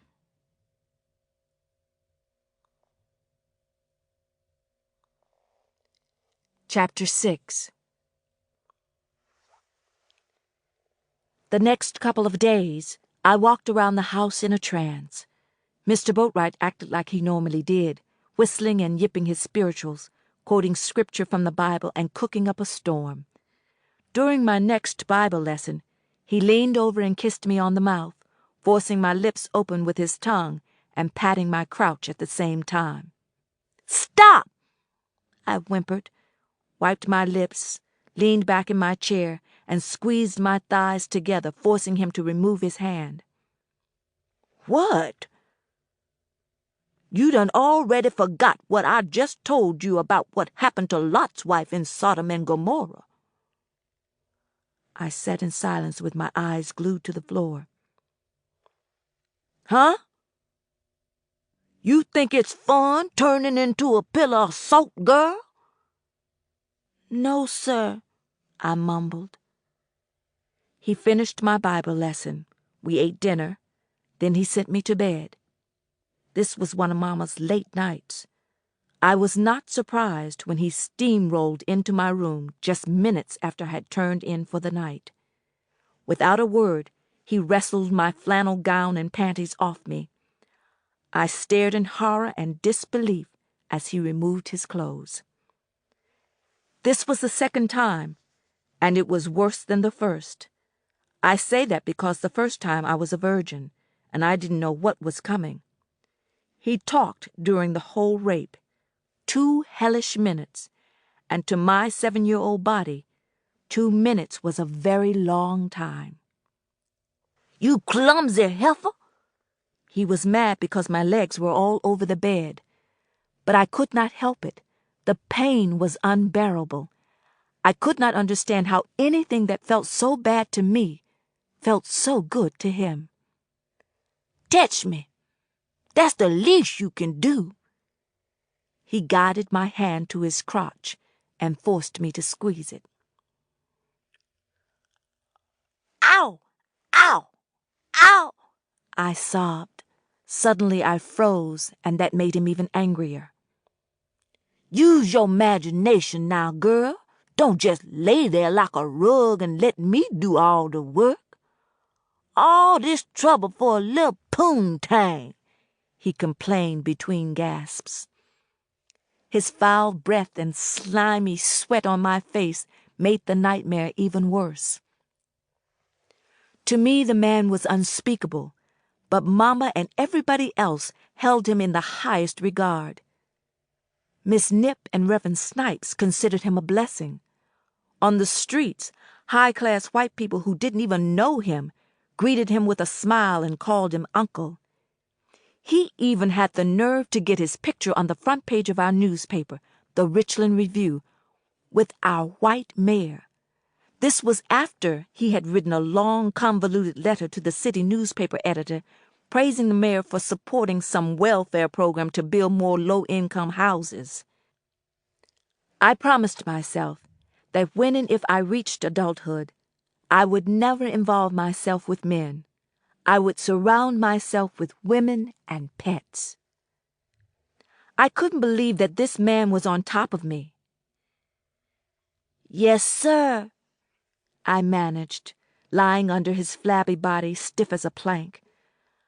I didn't know what to do with my legs, arms, or any other part of my body, and he didn't bother to tell me. "I don't like this," I told him. "It feels bad." "It bees that way sometime," he said seriously. He paused and moaned with his head thrown back and his eyes closed. I couldn't believe that there was a smile on his face. He shuddered and opened his eyes and gave me a hard look. "Let's get this thing over with, lickety-split. Lassie is fixing to come on the TV." "Yes, sir, Mr. Boatwright." I barely recognized my own voice. It was raining and thundering and lightning like mad. We usually had a lot of snow this time of year, but not this time. It had snowed a little, but then it quickly turned to slush. Now it was hail. I just lay there crying and listening to the hailstones tapping against my bedroom windows, all the while hating that sweaty, evil man on top of me, talking and grunting like a hog. "Rear back," he instructed. "Yes, sir," I managed. Confusion and disgust consumed me. I had to hold my breath to keep from vomiting. "How that feel?" he asked. "Bad, I told you," I said, sobbing. "Oh, don't you worry about a thing, Possum. After we done, go sit in a tub of hot water yonder in that bathroom. You can use some of my bubbly bath and sleep under my eider-down quilt again, and you better not pee on it this time." "I did all that the other time and I still hurt," I reminded. "Hush up. At least there ain't no messy blood this time, eh?" he said casually. After he was done with me and I had put my clothes back on, he paid me a nickel and made me promise not to ever tell anybody. He threatened that if I ever told anybody, I would suffer. "Why are you doing this to me?" I wanted to know. "You know I don't like it," I sobbed. We were sitting on the side of my bed. He had put his shirt back on, but his pants were still at the foot of my bed. He patted his wooden leg, then shrugged and looked away from me. After he'd thought about it for a few moments, he turned back to me and shook his head like he really was sorry. But then he suddenly turned mean again. "Don't you be questioning grown folks, Jezebel."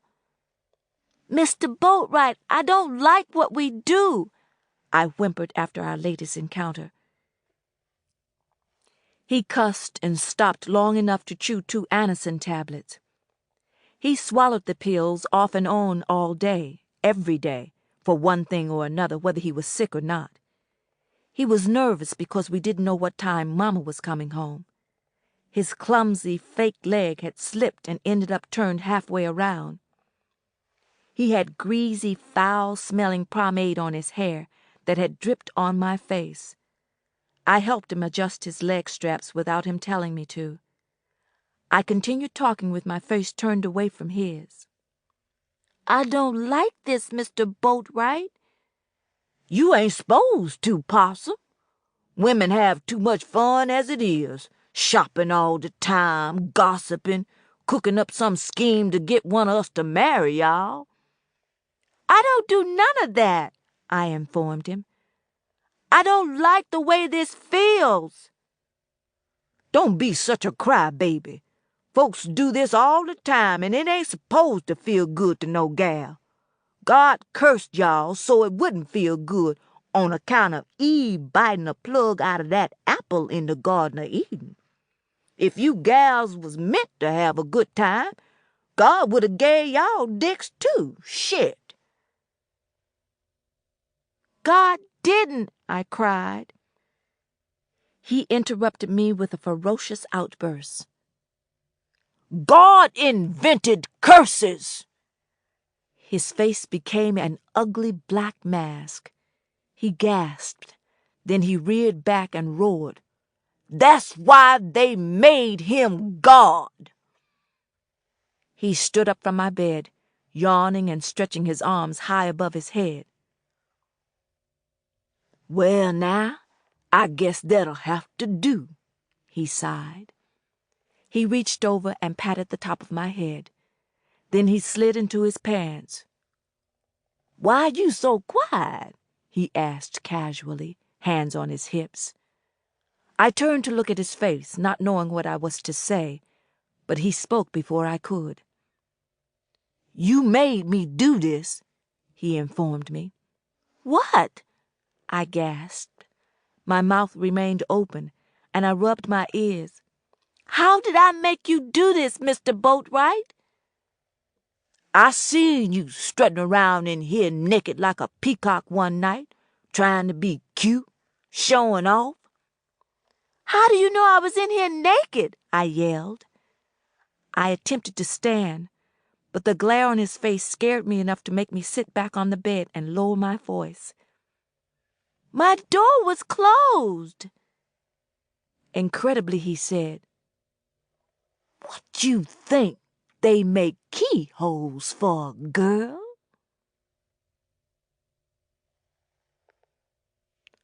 Chapter 7. I was now 13, and the only person I had ever had any sexual contact with was Mr. Boatwright. Things had not changed much since our first encounter. Every now and then, I got up enough nerve to threaten to tell Mama, and he'd usually say something like, Aw, and who you think would believe you with your ugly self?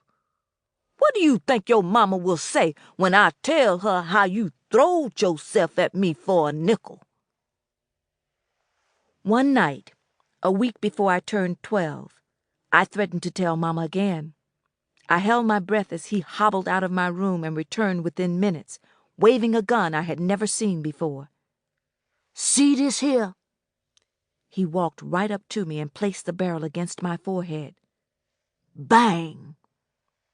My heart was beating so hard I could barely breathe. I was too scared to move. He smiled and took a few steps back.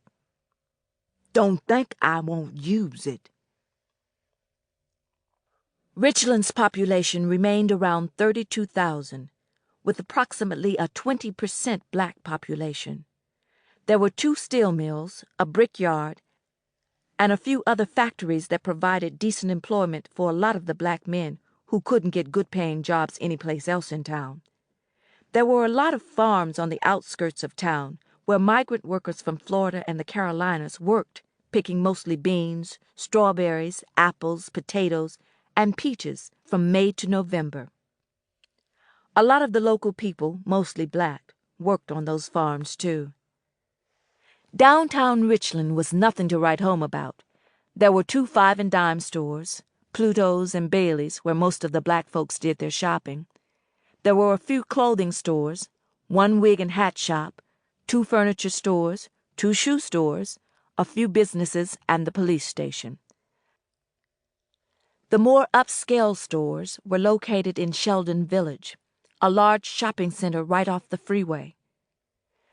There was only 1 black doctor in town, and 1 black undertaker. Other than black churches, the only thing there was an abundance of for black folks were bars. Mama called bars beer gardens. Them beer gardens cultivate an alcoholic quicker than fertilizer, she warned me one day when we passed the Red Rose Tavern on the way home from church. Amen, Mr. Boatwright nodded. I figured he had forgotten about the time he had left me standing outside for 20 minutes while he ran into the Red Rose for a highball one afternoon on the way home from the market. The people with money lived on the south side of town, near a set of railroad tracks. Most of the low-income people lived in the northern part of Richland. The people with money bought their groceries at Kroger's and the A&P. We bought ours at a shabby, disorganized discount market called the Food Bucket, where the quality of almost everything they sold us was enough to make you sick. A few times they had even tried to sell me and Mr. Boatwright spoiled meat. I hated when Mama sent me and Mr. Boatwright there to get groceries. Some of the clerks were rude, and no matter which checkout line you got in. Most of the people in front of you had welfare orders, coupons, and checks that needed to be verified. It took longer to check out than it took to collect a cart full of groceries. In addition to the Sampson River, there were several lakes in the Richland area where people went to fish and swim. The rich people went swimming at a fancy pool called the Suntan Acres, with all kinds of concession stands and other services, and lifeguards who looked like Troy Donahue and Elvis.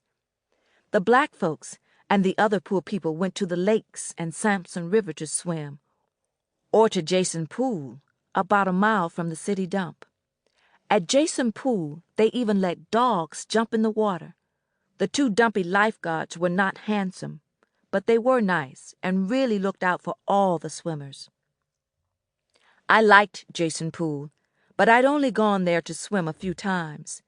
Weighing close to 200 pounds, I didn't feel comfortable, even though there were a lot of other overweight people flopping around in the water like seals. No matter how hard I tried, I could never find an attractive bathing suit I could afford. I couldn't figure out what made designers think fat people liked swimwear with big flowers, tutus around the waist, and zippers that got stuck or pinched. Whoever was in charge did not clean the pool regularly like the people did at Suntan Acres. People peed in the water and threw things in it like beer and pop cans that floated around for days.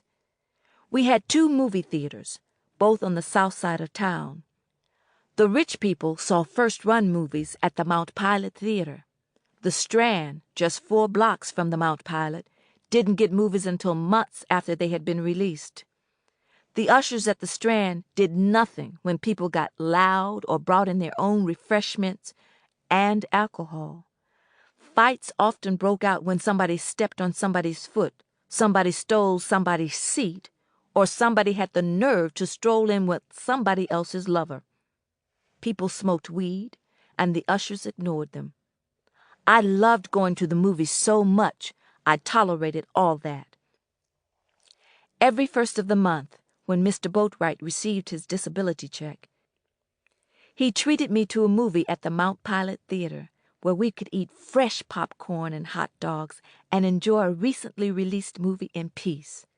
I treasured those outings.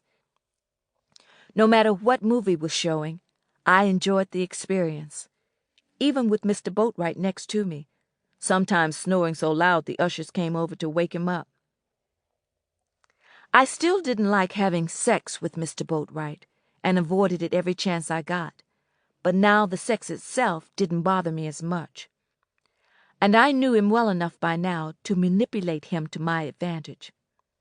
I offered to pick up beer for him from Scary Mary, which he would drink right away, get drunk, and give me extra money that I used to go to the movies by myself or buy magazines and paperback books. I had him convinced that my periods lasted 10 days when they only lasted 4. He was superstitious about touching a female on her period. "Woman's curse could ruin a man if he got too close," he told me once with a grimace on his face. "Oh, yes, I know. I read all about it," I agreed, nodding. He was getting so forgetful, he would wake up with a hangover, come to my room, and I'd convince him that we had already had sex. "Did I pay you?" he asked seriously on one occasion. No, but that's okay this time," I lied. With the exception of the food Mama and I had stolen from her white employers in Florida, I didn't feel right taking something for nothing too often. Mama often told me, "What goes around comes around." Her example was us skipping out owing all those creditors and landlords in Florida. Because of that, Mama couldn't get credit anywhere in Richland. Our phone bill and our utility bill were in Scary Mary's name, and Reverend Snipes co-signed for every house we rented in Richland. "You be good, and God'll be good to you," Mama assured me, and I believed her.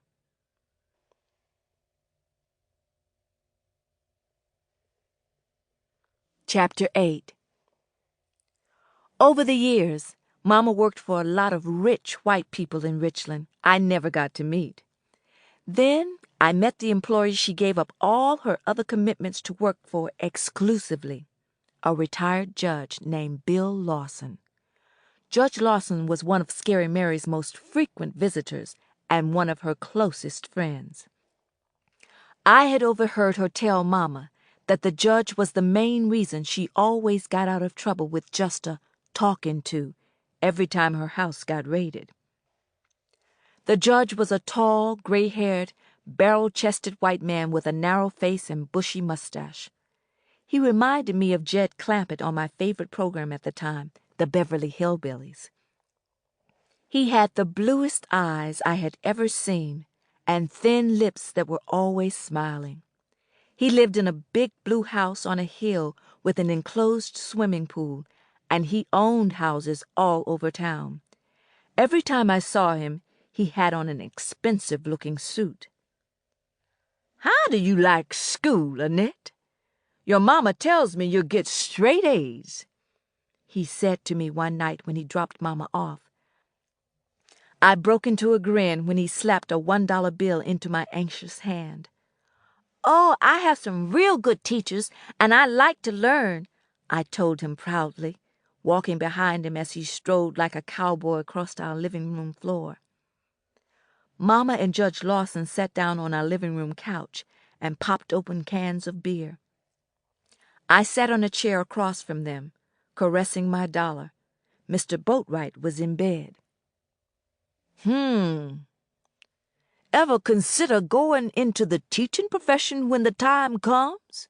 Judge Lawson asked, taking a long swig from his can. "Oh, no, Judge Lawson. I hope I can get a good secretarial job after I graduate," I replied excitedly. "Well, if there's anything I can do to help, all you got to do is let me know and I'll fix it," he said firmly.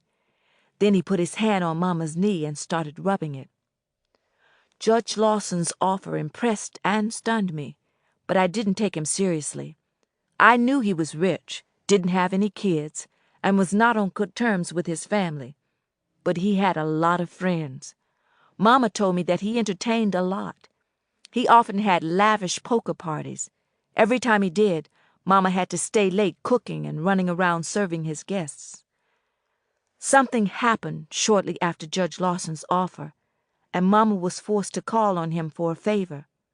An inspector came snooping around our neighborhood, and our house was one of the ones he condemned because the place had extremely bad and dangerous wiring, termites and roaches sliding up and down the walls, plaster falling from the ceiling, and holes everywhere he looked. We had 30 days to find a new place to live. Mama couldn't afford to take time off from work, so Mr. Boatwright and I went out looking for a new house. We took buses when we could, but we did most of our searching on foot. With Mr. Boatwright's leg situation, it was a long, exasperating experience. Because of him, I couldn't walk as fast as I normally did, and every 10 or 15 minutes we had to find a bench for him to rest. The next day, we looked at 3 more places. The ones we could afford looked worse than the one we were in, and were located in neighborhoods even rougher and more run down. "I don't know what to do," Mama moaned one evening. She had just come in from work and still had her coat on. Her eyes appeared to be in pain. They were red and swollen from all the crying she had done over our knotty problem. "We ain't got but 10 more days to vacate these premises." "What happens if we don't move by then?" I asked. I was on the living room couch with Mr. Boatwright. An hour earlier, he and I had prayed out loud on our knees, asking God to help us find the right house. With a worried look on his face, Mr. Boatwright replied, "The sheriff will come out with a crew, set our stuff on the ground, and put a lock on the door." Time was running out, and we still had not found a suitable house to move to. "What are we going to do, Mama?" I was getting scared. I was not that crazy about our house, but it was all we had. "Well, Scary Mary done already told me I can stretch out on a pallet on her living room floor. You can sleep with Mott. Brother Boatwright can pile up on her living room couch till we find a place." It was never discussed, but I knew that Mama was tired of having to fall back on Scary Mary so often. I sure was. Scary Mary was the type of person who would eventually call her favors in. Whenever she wanted Mama to come and help entertain her male friends, Mama got kicking and screaming mad, but she went. "Blackmail! Scary Mary blackmailing me," Mama said under her breath to herself one day, after getting off the phone with Scary Mary. "What did you say, Mama?" I had entered the kitchen just in time to hear her. "Nothing." She then sucked in her breath and told me, "Go lay me out some clean step-ins that ain't got no holes or ravels. Go to my bureau and dig out my black brassiere and iron my red dress." "That red dress you said was too short and tight?" I gasped, worried about what I had heard her say about Scary Mary blackmailing her. Mama looked away from me as she spoke. It ain't that short and tight," she said, her voice cracking. Scary Mary now lived across the tracks in a huge green-shingled house in a neighborhood with nothing but nice houses. With all the women working for her, and the money the rich dead husband had left her, she could afford to. She had moved there several years earlier. It was the same neighborhood where our only black undertaker, our only black doctor, and one of the only 2 black barbers lived. The rest of the neighborhood was white. I liked Scary Mary's house, but I didn't want to stay there, even for a few days. I didn't want to live in that big, nice, comfortable place, then have to give it up and go back to living in another falling-down shack like the ones we always rented. With just 5 days left for us to vacate, Mama came rushing into the house after Judge Lawson had dropped her off. "Annette! Brother Boatwright! Y'all come quick!" I ran from the kitchen to the living room where Mama was, wringing her hands and hopping around like she had to pee. "What's wrong, Mama?" I gasped. Her hair was askew, her lipstick was smeared, and her dress was buttoned wrong.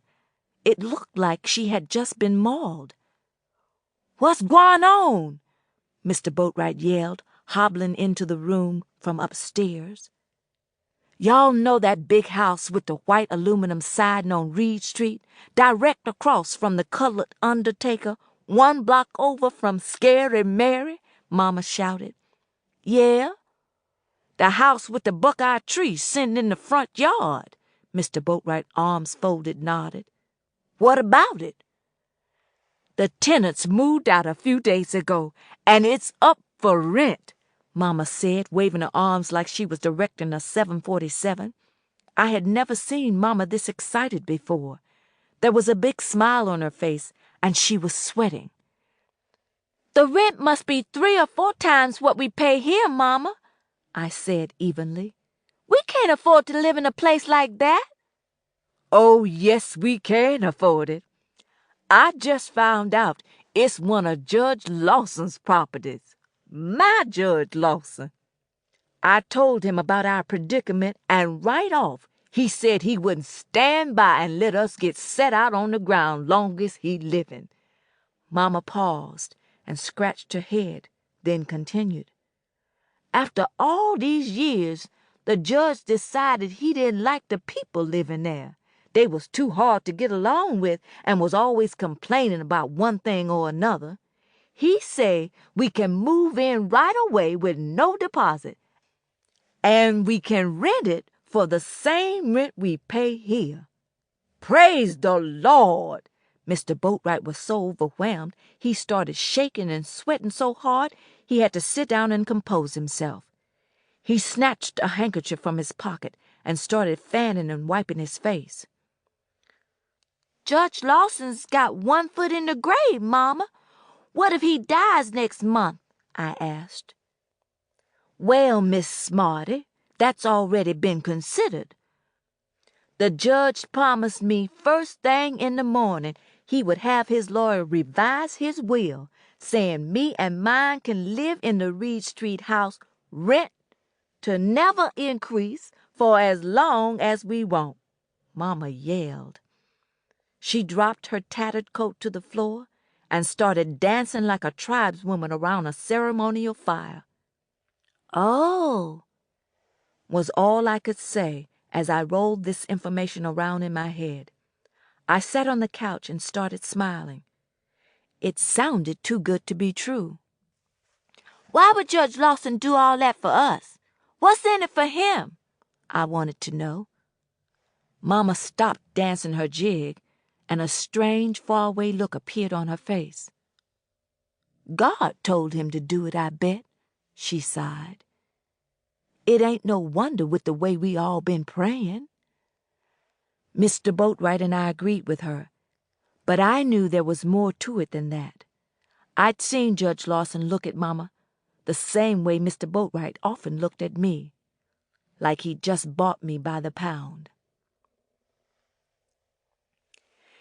In June of that year, 1963, we moved across town to the house on Reed Street.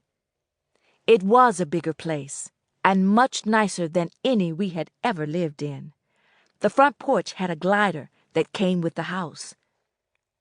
Not only was there a big buckeye tree in the spacious front yard, but there was also a gigantic weeping willow directly across the cobblestone walkway opposite the buckeye tree.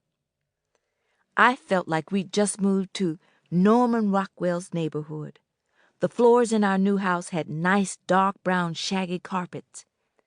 In the bright yellow kitchen, there was a stove we could turn on without using pliers, like we had to do with our old one, a refrigerator that defrosted itself, and linoleum that shone like new money on the floor. Our old neighborhood had lots of bars, and I saw drunk people staggering about and peeing on the ground in broad daylight. Our new neighborhood had only one bar, and my new school was only a 10-minute walk from our house. Scary Mary's house was right behind ours on the next street over. Our backyards connected. She had a cherry tree, an apple tree, and a buckeye tree in her part of the yard. From my back bedroom window, I counted dozens of grinning, well-dressed, most of them white men, in and out of her back door, just like when we lived with her. Our new house had 4 bedrooms. Mama took the largest one, which was the one downstairs. Mr. Boatwright took the one upstairs across from mine, and the 4th bedroom, right at the end of a long hallway, was to be used to store things, Mama said, like the brand-new sewing machine Judge Lawson had ordered from Sears and Roebuck. I felt warm and secure in my new room, even though all I had in it was my lumpy bed, a big old chipped chifforobe, and a nightstand with a goose-necked lamp on it, leaning over my bed like a sentinel. I livened up my room with colored pictures of stars from my movie magazines and dandelions I picked from our front yard. It didn't take me long to get used to our new neighborhood. It was cleaner, quieter, and safer than the one we had just moved from. For weeks, Mr. Boatwright didn't bother me for sex. I thought he had gotten tired of me, or because of his age, his sex drive had run its course. I was wrong. For the upcoming 4th of July, we planned a trip to a slaughterhouse to get some ribs, pork links, and chicken pots for him to barbecue. Before going to the meat market, he took me to the Mount Pilot movie theater to see a new Steve McQueen movie. After the movie, We ate at a Kentucky Fried Chicken restaurant. Hurry up and finish eating so we can get to the market and back home before Perry Mason come on the TV, Mr. Boatwright urged, chewing so hard he bit his tongue. There was grease on his lips and chin, and bits of chicken were lodged between his front teeth. Okay, after we watch Perry Mason, I'll help you marinate the ribs, I told him.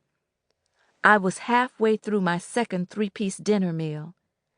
Every time I put on a pound, I recalled Mama's prediction when I was 4 about how God was going to curse me with a body the size of a moose. At 210 pounds, I didn't have too far to go. Though he seemed to enjoy it, Mr. Boatwright told me all the time how much he hated my bloated body. I made myself believe that eventually I'd be so fat he wouldn't touch me anymore. Mr. Boatwright, can I get some more chicken?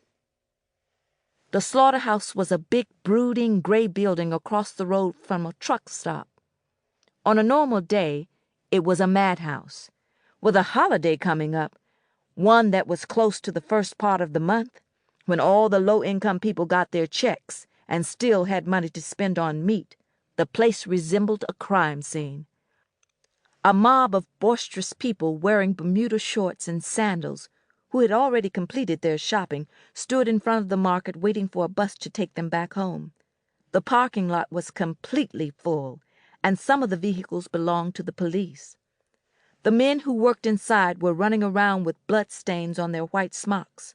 Sweaty, impatient customers were standing at the counters 5 deep, trying to bargain, trying to get credit, or trying to get an extra pound of something for free.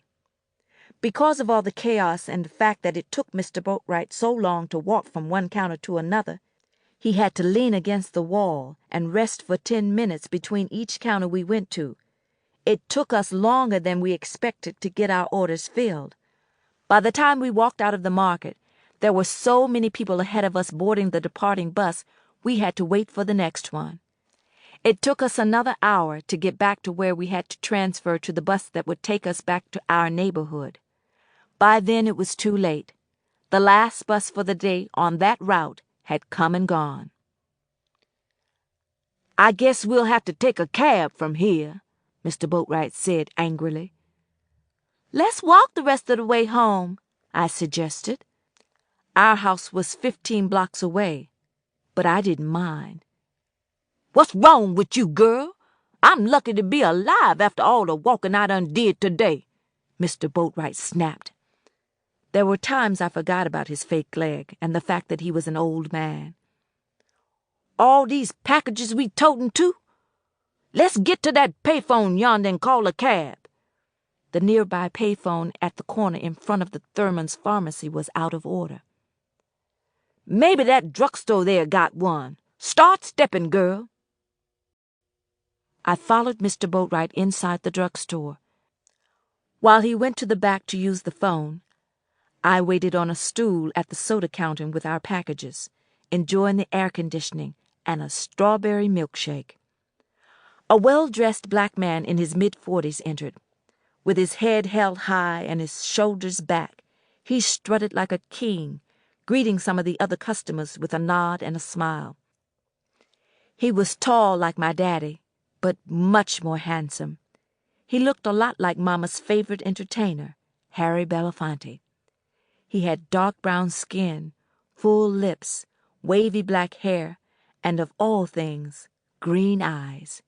He nodded and smiled at me, revealing a set of dazzling white teeth. I smiled back and watched him stop at the counter in back of the drugstore, where they filled prescriptions. Mr. Boatwright returned with a tortured look on his face. "What's the matter?" I asked. "We ain't got enough to cover no cab from here to the house. Damn that bus," he hissed. "I guess—" He stopped and shaded his eyes. He was looking at the black man with the movie star looks. "Ain't that Brother Nelson yonder there?" "Who?" "The undertaker that owned that big white house directly across the street from us. He come up to me when I was in the yard the other day and introduced himself. Mr. Boatwright explained. We watched the man walk toward us, still smiling. He reached out and shook Mr. Boatwright's hand so hard, I thought Mr. Boatwright was going to fall. "How you feeling, Boatwright?" the man drawled in a deep, husky, slightly southern accent. "It's good to see you again." I pushed my milkshake aside and leaped up off my seat, smoothing the sides of my cheap corduroy jumper.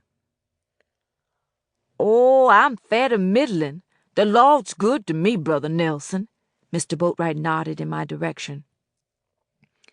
"This the young un live in the same house with me and her mama. I know you done seen her up and down that tree, shucking it for them buckeye nuts. Annette, this is Brother Nelson." "Hi, Mr. Nelson," I said shyly. He shook my trembling hand. "I got a girl around your age. She's spending her summer vacation with her aunt down south," Mr. Nelson told me. Look like you folks got a lot of shopping done there." "Yep. We been to the slaughterhouse out on Highway 80. We can't afford them high and mighty prices at Kroger's and the A&P like you. Me and this girl here go to the slaughterhouse 2-3 times a month. Even Kroger can't beat them screaming meaty pork ribs the slaughterhouse sell, praise the Lord." Mr. Boatwright laughed, shaking his head. "Well, I wouldn't know. We don't eat pork," Mr. Nelson informed us with a serious look on his face. "You know, black folks would be a whole lot healthier if they'd give up certain things, especially pork." I bobbed my head up and down in agreement. "I read about it in the black Muslim newspaper they go around selling. They say too much pork can kill you," I offered. Mr. Boatwright rolled his eyes at me and sighed with exasperation. "Well, mighty funny you want to stand in that long line just to get them pork-link sausages," he teased. "That's why we missed the last bus, and now we ain't got no way to get home lest we call the police," Mr. Boatwright complained. He immediately turned to Mr. Nelson and looked at him with pleading eyes. "I'm going in your direction. Y'all welcome to ride along with me," Mr. Nelson told us, opening his arms like he was going to hug somebody. Mr. Boatwright couldn't gather our packages fast enough. There was a shiny black Cadillac parked in front of the drugstore, the same car I'd seen in front of the undertaker's house. Mr. Boatwright jumped in the front, all the while complaining about his leg, and I got in the back. "How your family doing? Scary Mary tells me you got your hands full," Mr. Boatwright boomed, drowning out Miles Davis coming from the tape deck. "Well, that woman of mine is going to force me into the poorhouse. That hard-headed boy of mine is driving me crazy. He and his sister fight like a cat and dog. That's why we shipped her to her aunties this summer." "How your mama? I hear she's having some health difficulties," Mr. Boatwright grunted, looking with envy at the undertaker's well-groomed hair. "Well, Alzheimer's is pretty serious, but we managed to live with it. She's a handful, though. We can't keep a nurse more than a few weeks. That's why I let that crazy half-brother of mine move in, so he can help look after her. And as you probably heard, my wife is not well, or at least she doesn't think she is. Every other day I drop off a new prescription." "Well, I be seeing your wife in the yard wrestling with them rose bushes y'all got, and coming and going with shopping bags from every store in the town every day. She looked mighty healthy to me," Mr. Boatwright said, seriously, still staring at the undertaker's hair, blinking fast and hard. "She cut her finger on a steak knife the other day and took to her bed, certain she was going to get infected. Today is a cramp in her foot." Mr. Nelson laughed. I sat in silence while Mr. Boatwright and Mr. Nelson talked. As soon as we got home, Mr. Boatwright started bad-mouthing Mr. Nelson. "We don't eat pork," he mimicked. "Humph! I bet he'd eat pork even he didn't have nothing else to eat. And what he need with a car that big?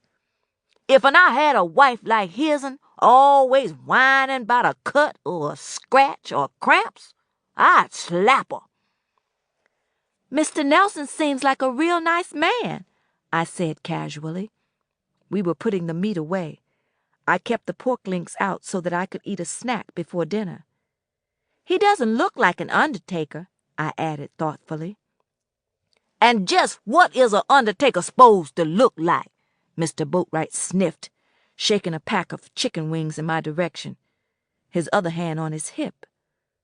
"Well, you know, "Grim, heavyset, spooky, the way you—" I covered my mouth with my hand. Mr. Boatwright looked at me like he wanted to slap me, but he didn't. "I bet he ain't half the man I am, if'n you know what I mean. Scary Mary say he got a balled-up sock stuffed in his crotch." Mr. Boatwright laughed. "And she should know," I said sarcastically. He lifted one of the links, shook it at me, and grinned. "You won't find no balled-up sock in my shorts." I pretended not to hear him. "Hurry up and eat your links. Then I'll give you the real thing." "Mama'll be home soon," I snapped, slamming the refrigerator door so hard it shook. "Not tonight. The judge giving his poker party tonight. We got plenty time to have a good time." "You mean you have a good—" Before I could finish my sentence, Mr. Boatwright slid his knuckles along the side of my face. "You sassing me over a little poontang?" "I'm not sassing you. I'm sick of doing what we do. You know it's not right. Why can't you get a girlfriend your own age? Somebody who wants to do it with you?" Mr. Boatwright looked confused. He leaned back on his legs and put his hands on his hips. "Like I said, I could get any woman I want. Then why don't you?" I had lost my appetite. I wrapped the links back up and put the package in the refrigerator. A long, uncomfortable moment of silence passed. "You know I could make your life a living hell, girl." "You already have," I assured him. Mr. Boatwright gave me one of his meanest looks, one that took so much effort his nostrils started flaring. "I'll remember that the next time you need money for the movies or books or something." With that, he hobbled out of the kitchen and went to the living room. I went to my room and lay down on my bed, proud that I had stood up to him. I just had to do it more often. Minutes later, he entered my room. "What do you want?" I barked. "You can't tease me like you've been doing all day and get away with it," he said hoarsely. He rushed over to the bed and grabbed my arms and pinned them behind me. "Come on now, girl. This ain't going to take but a minute. Look on the bright side." That was the bright side. It took only a minute to satisfy him. As long as he was happy, he was good to me. And being alone with him so much, that was important. On one side of our house was an empty lot. On the other side lived a widower named Caleb Davis and his 13-year-old son, Jerry. Caleb was a barber, and he had a shop in his house. He and Scary Mary came to the house almost every day, sometimes 3 to 5 times all in the same day, even when Mama was not at home. They would sit and drink beer with Mr. Boatwright and complain about almost everything. Mostly they trashed other people, and it seemed like every time they got together, one of them had some mind-boggling physical ailment that they liked to discuss in great detail. They tried to outdo one another. Scary Mary had high blood pressure and various female problems. Caleb complained about high blood pressure and ulcers. But the thing Caleb had, which ranked him way up there with Mr. Boatwright's fake leg, was a bullet lodged in his head from a war injury. Caleb was nice, but I didn't trust him or feel comfortable around him. In fact, I didn't trust or feel comfortable around any male. Not even a preacher or an undertaker. I was convinced that they were all boogeymen, all because of what Mr. Boatwright had done to me. Yet I liked Caleb as much as I could like any male. He brought me candy and rib sandwiches and other tasty stuff, and always said something nice to me. "That's a mighty pretty frock you got on, Possum. Them some nice T-strap shoes you wore to church today." Caleb was much taller and thinner than Mr. Boatwright, but they looked enough alike to be brothers. They were almost the same shade of brown, and each had a wide, flat face. I didn't let Caleb in when I was home alone. I didn't want to find out if he was a rapist too. Caleb's son Jerry was called Pee-wee because he was short and puny. With no encouragement from me, this boy eased himself into my life and became in many ways my shadow. Mr. Boatwright and a lot of people were convinced that he liked boys. He was what we called funny, and it was no wonder. He was swishy, and he didn't play sports. He cooked, made most of his own clothes, and hung around with girls and old folks. Even though Mr. Boatwright thought that Pee-wee was funny, he liked him, as did Mama. Pee-wee was a major gossip and never ran out of scandalous things to tell them. He wandered into our house without knocking almost every day. "You see my cat?" he asked one evening.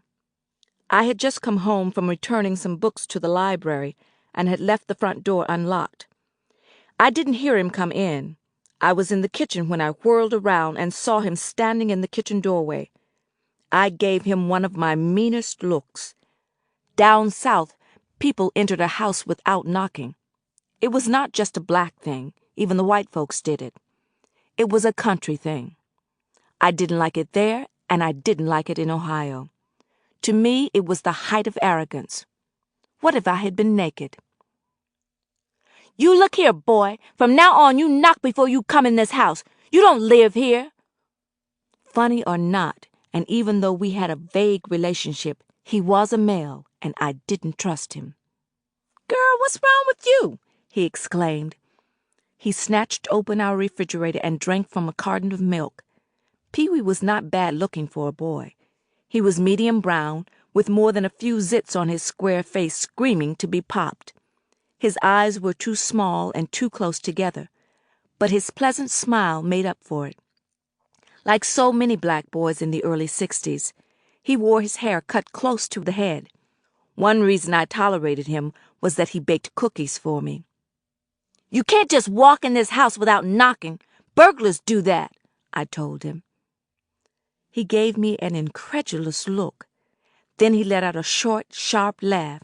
"Girl, what burglar would risk going to jail to bust in here with all this junk y'all got?" He made a long, low, sweeping gesture with his hand. "Ain't nothing in here nobody would want, especially me. Now y'all got any more of that cake bread from yesterday?" "Hi, Brother Boatwright." Pee-wee rushed across the room to pat Mr. Boatwright's shoulder. I didn't even know Mr. Boatwright was in. A lot of days I came home to an empty house. Mr. Boatwright spent a lot of time at Scary Mary's claiming to give Bible lessons to the prostitutes. A minute didn't pass before Caleb and Scary Mary marched in and planted themselves at the kitchen table with Pee-wee and Mr. Boatwright. I was pleasantly surprised when Mama walked in shortly after they did. She dropped a bag that was full of beer onto the table. Her faded, ripped scarf was tied in such a messy knot, she had to struggle to get it loose. "You off mighty early today, Sister Goode," Caleb said. He rubbed his head on the spot where the bullet was lodged. Mama dropped her scarf and coat on the kitchen counter and let out a long sigh. Her cheap, ill-fitting stockings had rolled almost all the way down her legs. "Judge Lawson is going to visit some ex-colleagues in Cleveland," He wanted to get an early start, so he sent me home early with pay, bless his heart," Mama explained. I stood back against the wall as she dragged a chair from the dining room into the kitchen and sat near the rest of the crowd. When Mama crossed her legs, I noticed quarter-size holes in her second-hand shoes. Everybody's hands were spread out on the table like a seance. "Anybody got any juicy news today?" Mr. Boatwright began. He looked directly at Pee-wee. By then, everybody had a beer on the table. All the adults, that is. I could see Pee-wee's mouth watering for one of the beers. But he knew better than to drink in front of that many grown folks that included his own daddy. "Well, that uppity undertaker's brother done finally outdone hisself," Pee-wee started. All eyes turned to him. "Let me tell this one here," Caleb interrupted, holding up his thick hand in his son's face. I never noticed before, but Caleb had 2 gold-plated teeth. "But, Daddy," Pee-wee pouted. "Young'un, don't you sass your daddy," Mama advised Pee-wee. She turned to Caleb with a large smile. "Go on, Brother Davis." Caleb sucked in his breath first, took a long swallow of his beer, then folded his arms, but not before rubbing his head again. "That uppity undertaker, Brother Nelson from across the street, had me trim his hair last night. Humph! I bet Nelson ain't even his real last name. He took it on, trying to put hisself up there on that same pedestal with Ossie Nelson on the TV, and he sure tries to behave like the real Nelsons. They is classic white folks. Since when is Nelson a colored name? You think he uppity? That woman of his'n called herself Michelle Jacqueline," Mr. Boatwright roared. "Go on, Brother Davis," Mama said to Caleb. Caleb frowned and squirmed around in his chair. With the exception of a shiny black suit he wore to church every Sunday, the only clothes I ever saw him wear were stiff overalls and cheap plaid shirts with patches on his elbows. "I know he conks his hair like all the rest of us, but he won't admit it. All them naps along the side of his neck." Caleb paused just long enough to take another long swallow from his beer. Then he rolled up his sleeves. "We all know the undertaker's white half-brother Johnny is a Bluebeard. I heard he had something to do with them 2 wives of his dying early.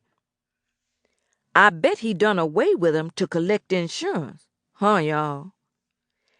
Everybody nodded and urged Caleb to continue.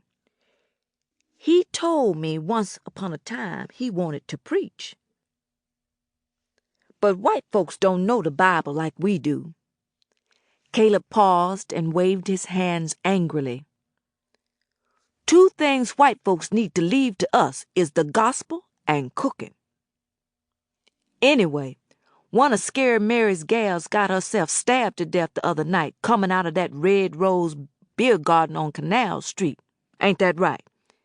He nodded at Scary Mary, and she nodded back.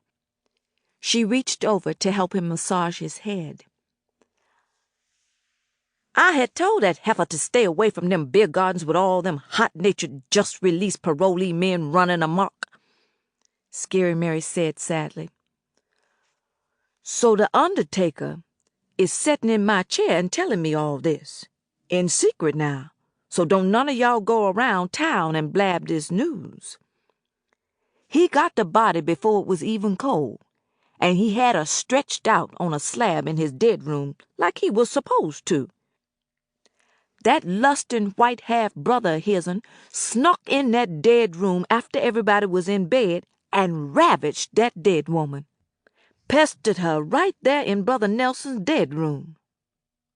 Nobody said a word for several moments, but they all gasped. Scary Mary waved her hands and shook her head. "Poor Rosalie," she sobbed. One of my best girls. This here white man, when he tried to get up from his dirty deed, he couldn't, Caleb announced. His thick fist hit the top of the table so hard the beer bottles rattled. Now the story really had my attention. Rigor mortis had set in. Y'all, Brother Nelson was fit to be tied. He had a mess on his hands. Anyway, this nasty dog Johnny's instrument was locked up inside the woman's female area. What a mess! What a mess! It took the undertaker and that big old strapping teenage boy he is quite a while to pull him loose. Again Mr. Boatwright amazed me with another comment. That nasty buzzard! I swear to God, white folks is so unnatural, ravaging a dead woman. I seen a white man ravage a sheep one day when I was a young'un, he roared. I glared at him so hard he flinched.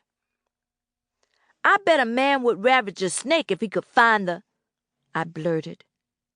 A long, threatening look from Mama shut me up. Go mop that bathroom floor, girl, she ordered. Out of the corner of my eye, I could see Mr. Boatwright giving me a threatening look. And you better not miss a spot, he yelled.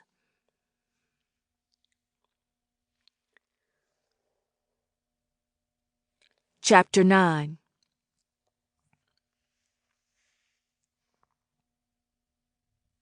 It wasn't long before I began to use gossip to my advantage. As soon as I heard something juicy, I told Mama and Mr. Boatwright. Some of the news I brought into the house was so good, Mr. Boatwright kept me in the kitchen repeating things over and over so long that he canceled trips to my bedroom.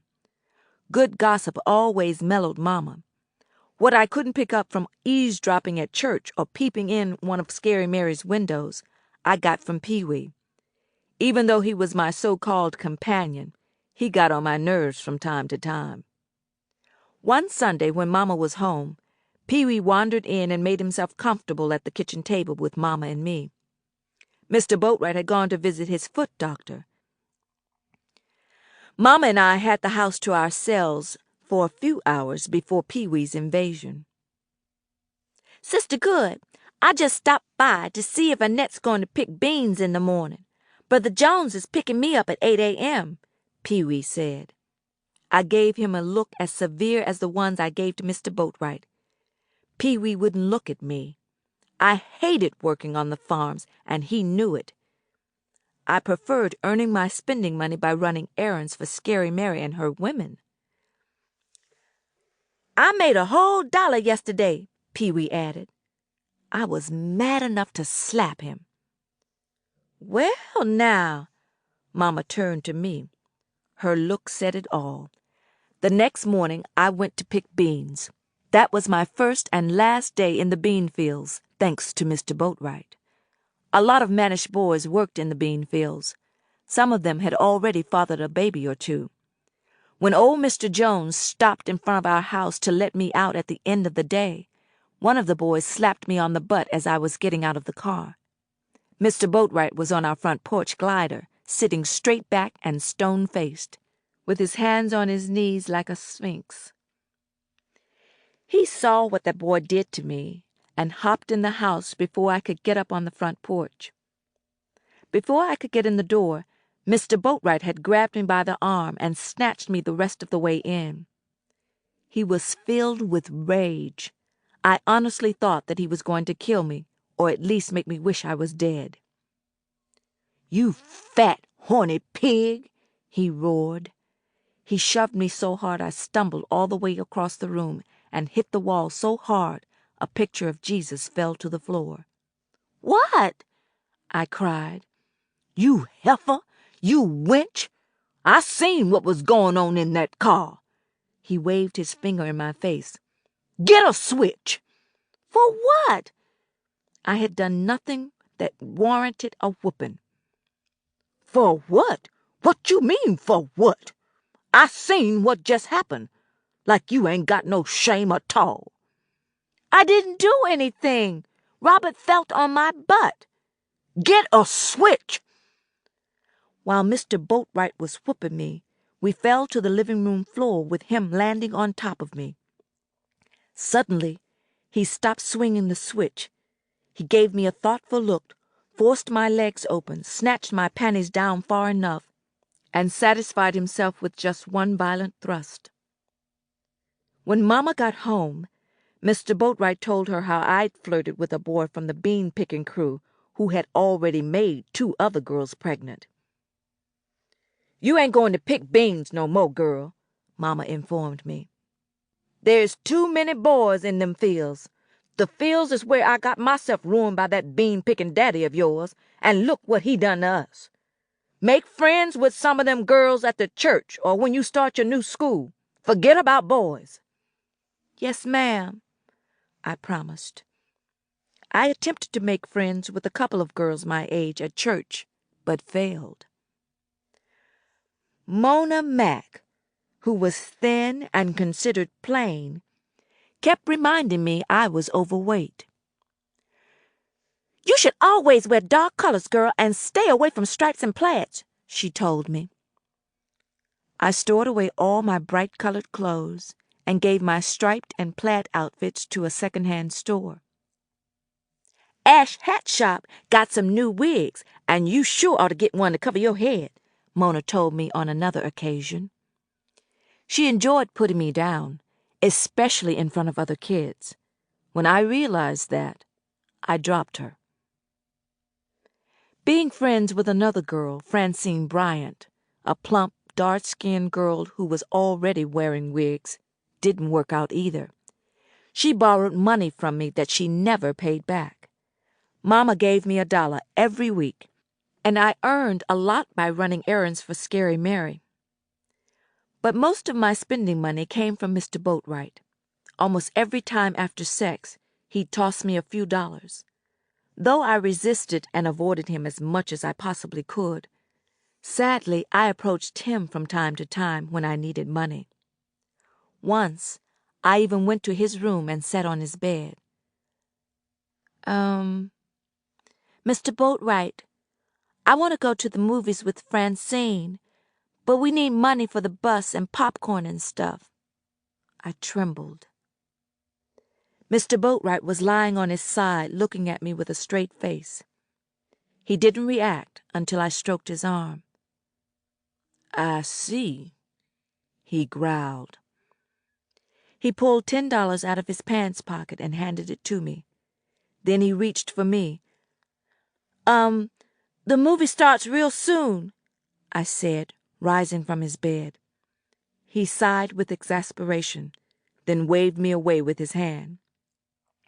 Once Francine and I got to the movies, she left me to go sit with some of her other friends. While I was in a bathroom stall, I overheard her tell another girl, "Annette's so stupid. Watch me get a camera out of her for my birthday next month." Francine's words crushed me. I never told her what I overheard, but I broke off the friendship immediately. "You'll meet other girls when school starts this September," Mama told me when I told her about Mona and Francine. "I hope so, Mama," I replied. I still spoke to Mona and Francine when I saw them at church, but turned down their invitations to go swimming or the movies. When Francine sent me an invitation to attend her birthday party, I declined immediately. I was lonely and had low self-esteem, but I did have some pride. I didn't need friends bad enough to put up with those two. The first time I saw Rhoda Nelson, the uppity undertaker's only daughter, my heart almost stopped beating. A week before school started, Pee-wee and I were sitting on my front porch steps when this long, black airport limousine crawled around the corner and stopped in front of the undertaker's house. The driver got out and ran to open one of the back doors. "Oh, Oh! Pee-wee started. I knew this was going to be something good from his reaction. He stood up and placed his hands on his hips. Rhoda slid out and stretched. "Where you been, Miss Hollywood? You're up again, I bet," Pee-wee hollered in his sweetest voice. The girl smiled and waved. "Just the Bahamas," she replied casually. I stood up and shaded my eyes to see her better. "Pee-wee, who is that girl?" I mouthed. Before he could answer, the girl beckoned for us to join her. I followed Pee-wee across the street as she tipped the driver. I couldn't believe my eyes. She was the prettiest black girl I had ever seen in my life. She was dark, like me. She was regally slim and had a rope of thick black hair that almost reached her waist. "Lord, let that hair be a wig," I said under my breath. The most striking thing about her was her eyes. They were huge and bright green. She had a heart-shaped face, a small nose, full pouty lips, and teeth that looked too perfect to be real, though I knew they were. "I thought you was down south for the summer visiting your white aunt," Pee-wee said to the girl. "I was, but about 2 weeks ago, Aunt Lola got mad at her boyfriend and wanted to teach him a lesson. While he was at work, we sneaked to the Bahamas and stayed until it was time for me to come back home," Rhoda replied.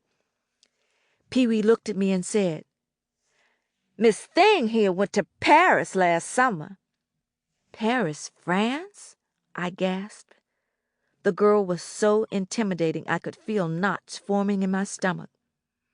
"Oui, oui," Pee-wee laughed, snapping his fingers. "I'm Rhoda," Miss Thing said warmly.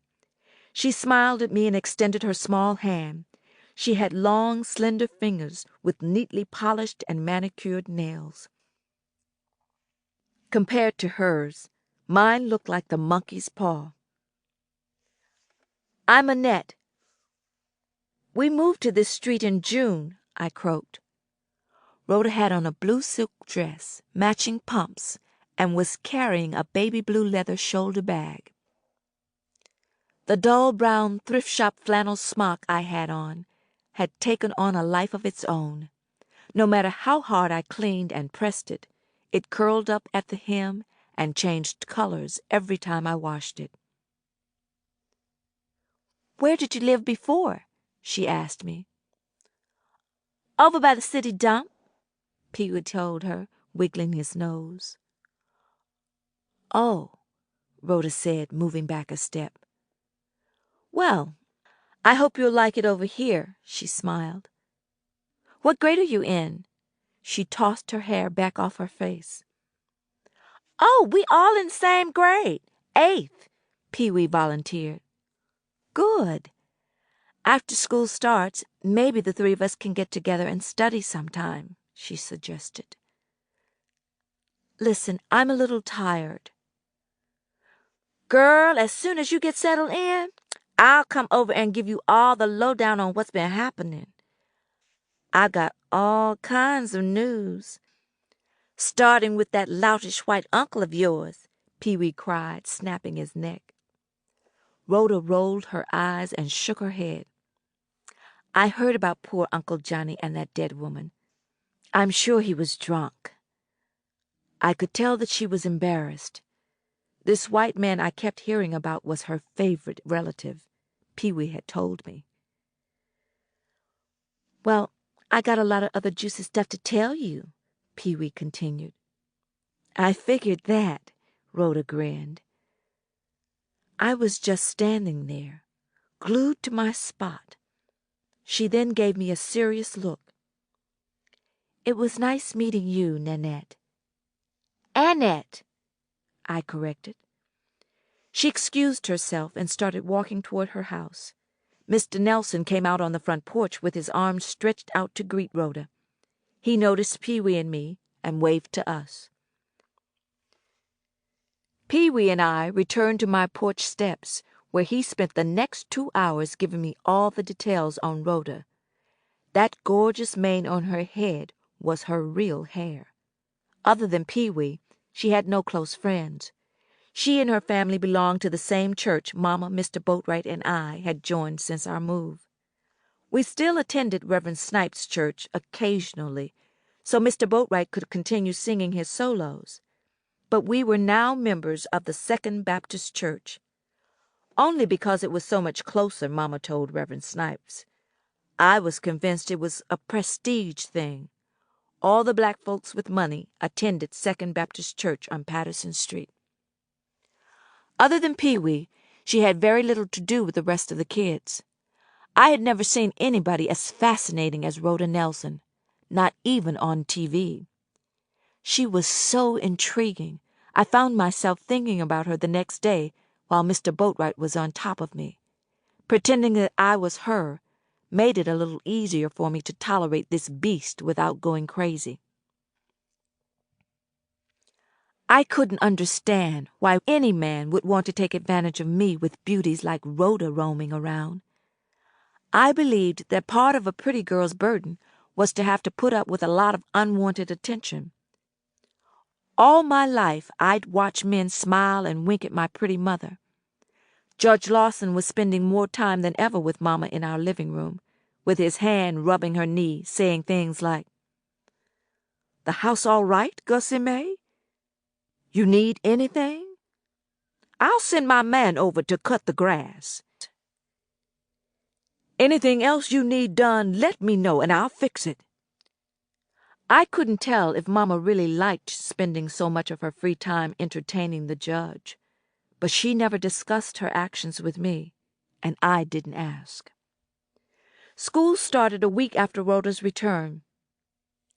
I had not talked to her since we had met, but I'd seen her climbing out of cabs with big shopping bags almost every day. I spied on her from the largest window in my bedroom, my front window. When I could avoid that irritating Pee-wee, I waited until I saw Rhoda leave for school so that I could trail behind her. Her beauty was overwhelming. I actually felt beautiful just being near her. "Oink, oink! Morning, pig face!"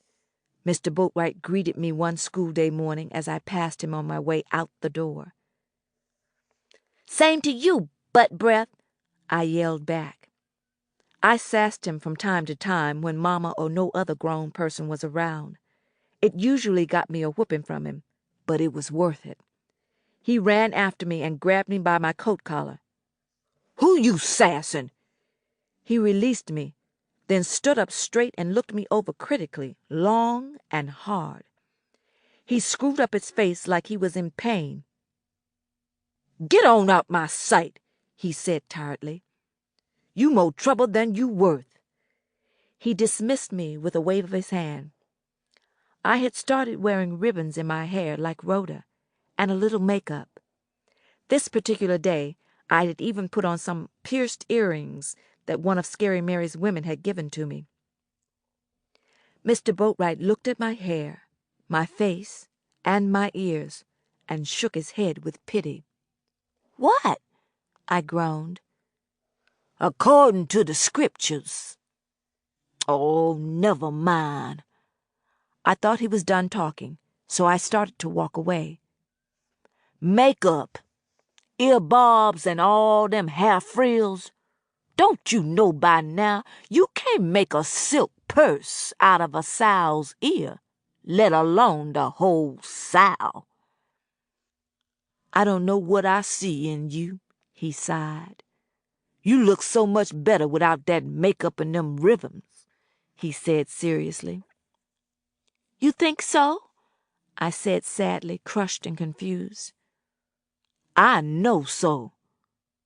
You go to that schoolhouse trying to be something you ain't, them kids really gonna let you have it. You follow the scriptures, you be all right. You know the Bible almost well as I do by now, so I know you ain't forgot that lesson on Lot's wife." He gave me an affectionate pat on my head and turned and walked away. I dragged myself back to my room and snatched the ribbons from my hair and kicked them halfway across the room. Before I could remove the makeup, Mr. Boatwright was in my room with a familiar look on his face. "That's much better," he grinned as he unzipped his pants.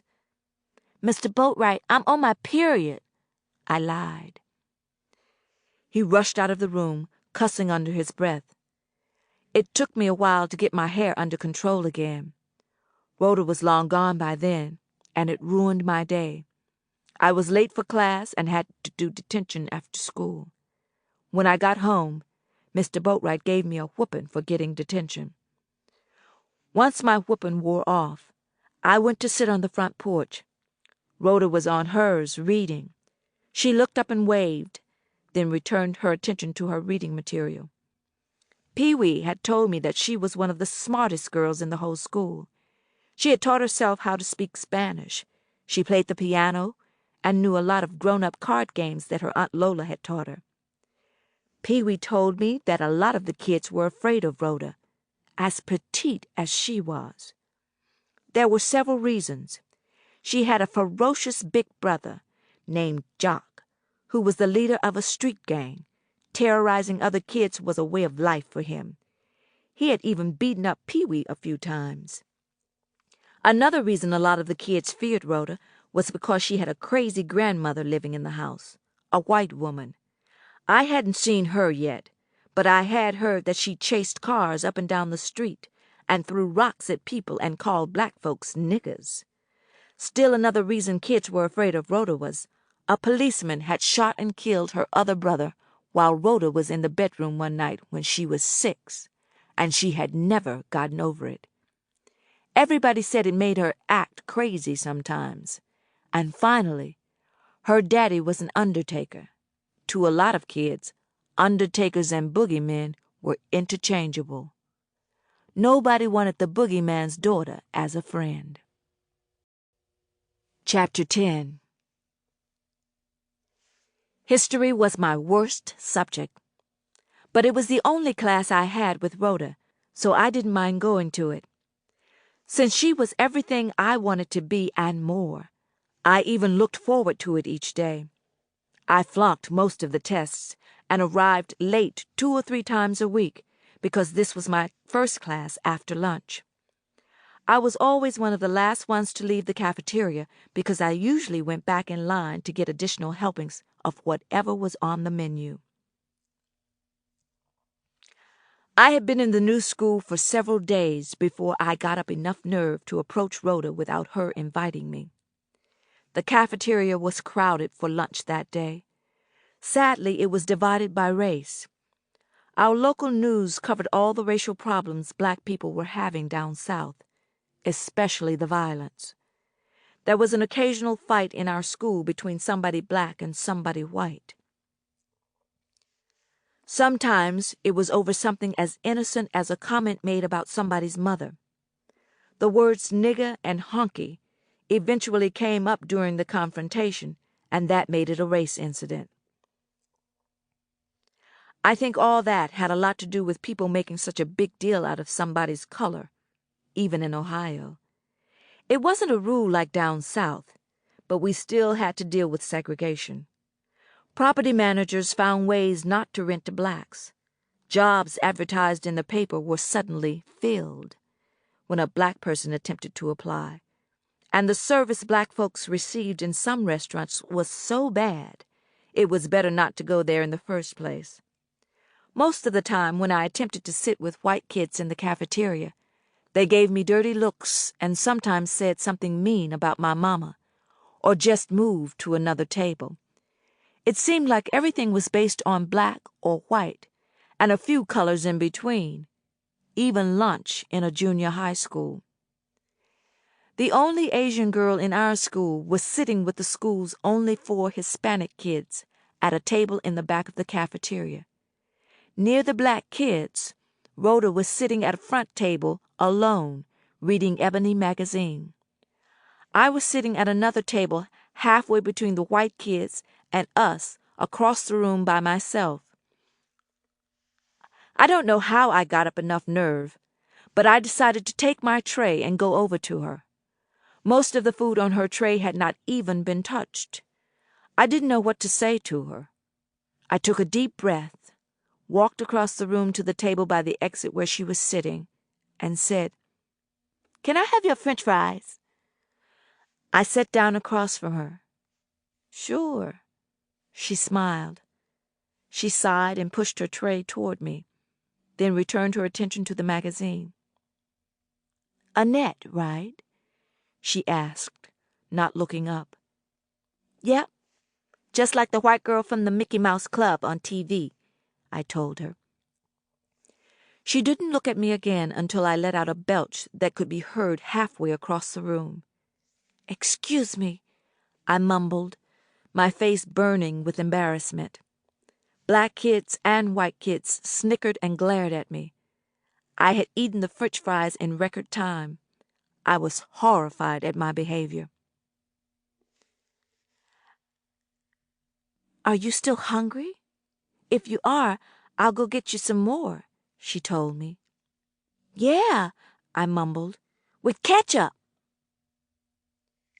"Can I watch you eat them?" she asked softly. Our eyes met for a moment. She seemed to be studying me. Suddenly, I felt like the main attraction in a circus sideshow. "What? Why do you want to watch me eat some French fries?" I wanted to know. "I've never seen anybody enjoy food like you," she said, an incredulous look on her face. "You finished those fries in less than a minute." Did I? Don't you eat fries?" I asked. "Every once in a while. I have to watch my weight. Besides, the fries here are sometimes so greasy I wouldn't feed them to a hog I don't like." The fries suddenly lost their appeal, as did everything else edible. "Yeah, they are greasy, and I am kind of full," I muttered. "But you can get me some candy bars if you don't mind." "Oh, you like candy too?" "Uh-huh." "Oh, I know how to make this real good candy with molasses and peanuts. One day I'll make you some, huh?" "Yeah." I tried to conceal my excitement. I was liking this girl more and more. "I'll go get you some M&Ms for now. You like them?" "Oh, yes, I like them a whole lot," I admitted. "Hurry up," I urged. To my surprise, she seemed as excited as I was. She gave me that smile again, then excused herself. The next day I attempted to copy Rhoda's answers on a history test. I sat one desk behind her in the next row. She saw me and rolled her eyes at me in such an evil way I shuddered. I hadn't seen anybody roll their eyes that hard since I left Florida. I lowered my head and started tapping my pencil on my desk.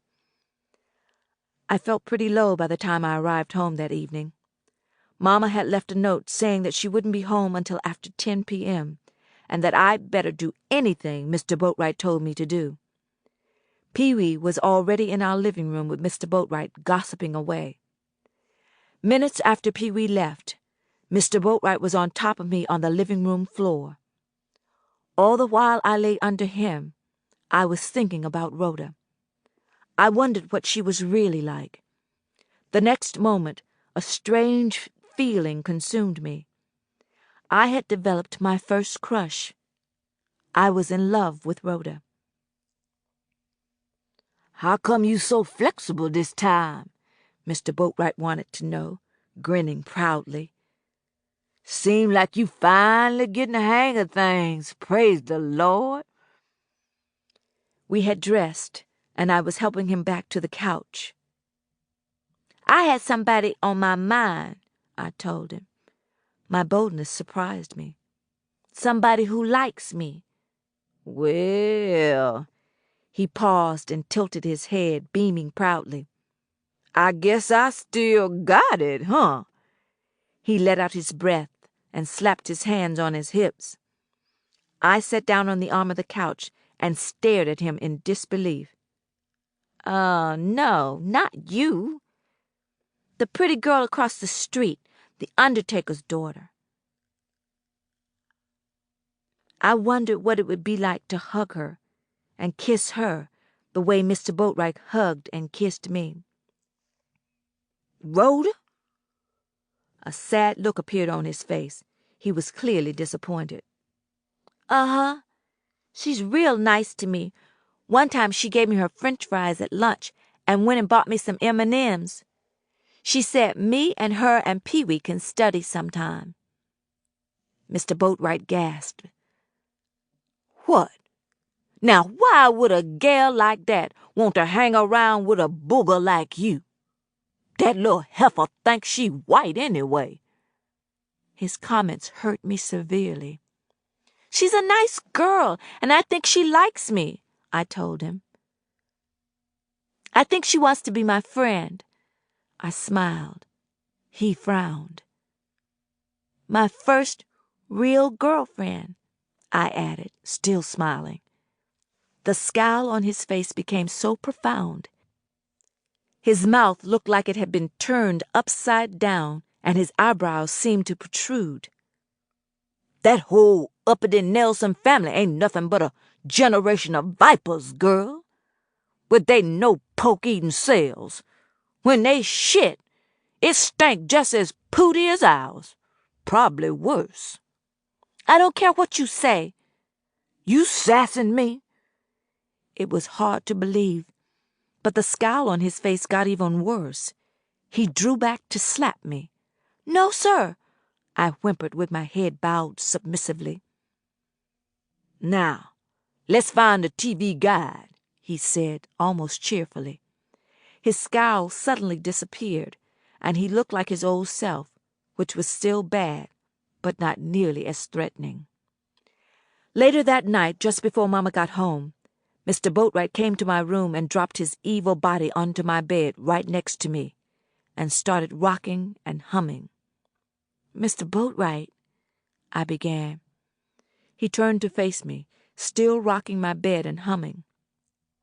Mr. Boatwright, why do you keep doing what you do to me after all these years? I asked. I had caught him off guard. What you mean? He gasped and stood, his narrowed eyes darting from side to side. You know, I read a lot of books. And that's another thing. You and all them books. Gibberish. Worldly. I can smell the brimstone. Everything you need to know in the Bible, girl. I've learned a lot from books other than the Bible. Things I really need to know. I know that what you do to me is wrong, I said calmly. I think the fact that I didn't raise my voice or seem mad made him even angrier. If looks could kill, I would have dropped dead on the spot right then and there. I had never seen him look at me in such a mean way.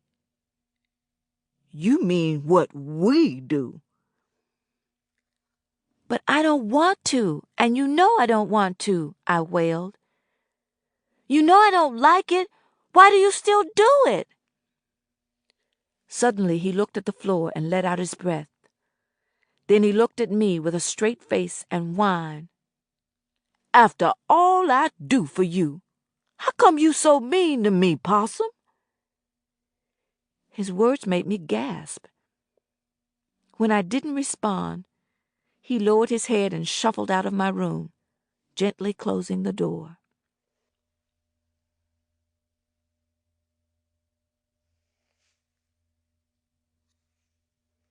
Chapter 11. Of all my classes, the one I dreaded most was P.E. I was always one of the last to be picked for any of the teams, and most of the girls I couldn't stand because they bullied us unpopular kids were in this class. Stieg Junior High was only one of 2 junior high schools in Richland, taking up almost a whole city block. Stieg was filled with mostly upscale white kids, but there were a lot of rowdy, low-income kids from the north side of town enrolled as well. It was bad enough the kids in our school had racial problems, but there were also clashes based on economic levels. Surprisingly, how much money your family had carried more weight than race. It was more common to see rich kids, white and black, associating with each other than with poor kids of their own race. Being black and poor, I knew better than to attempt to be part of any of the popular crowds. I hung out with a few other girls who came to school mainly to learn, like I did.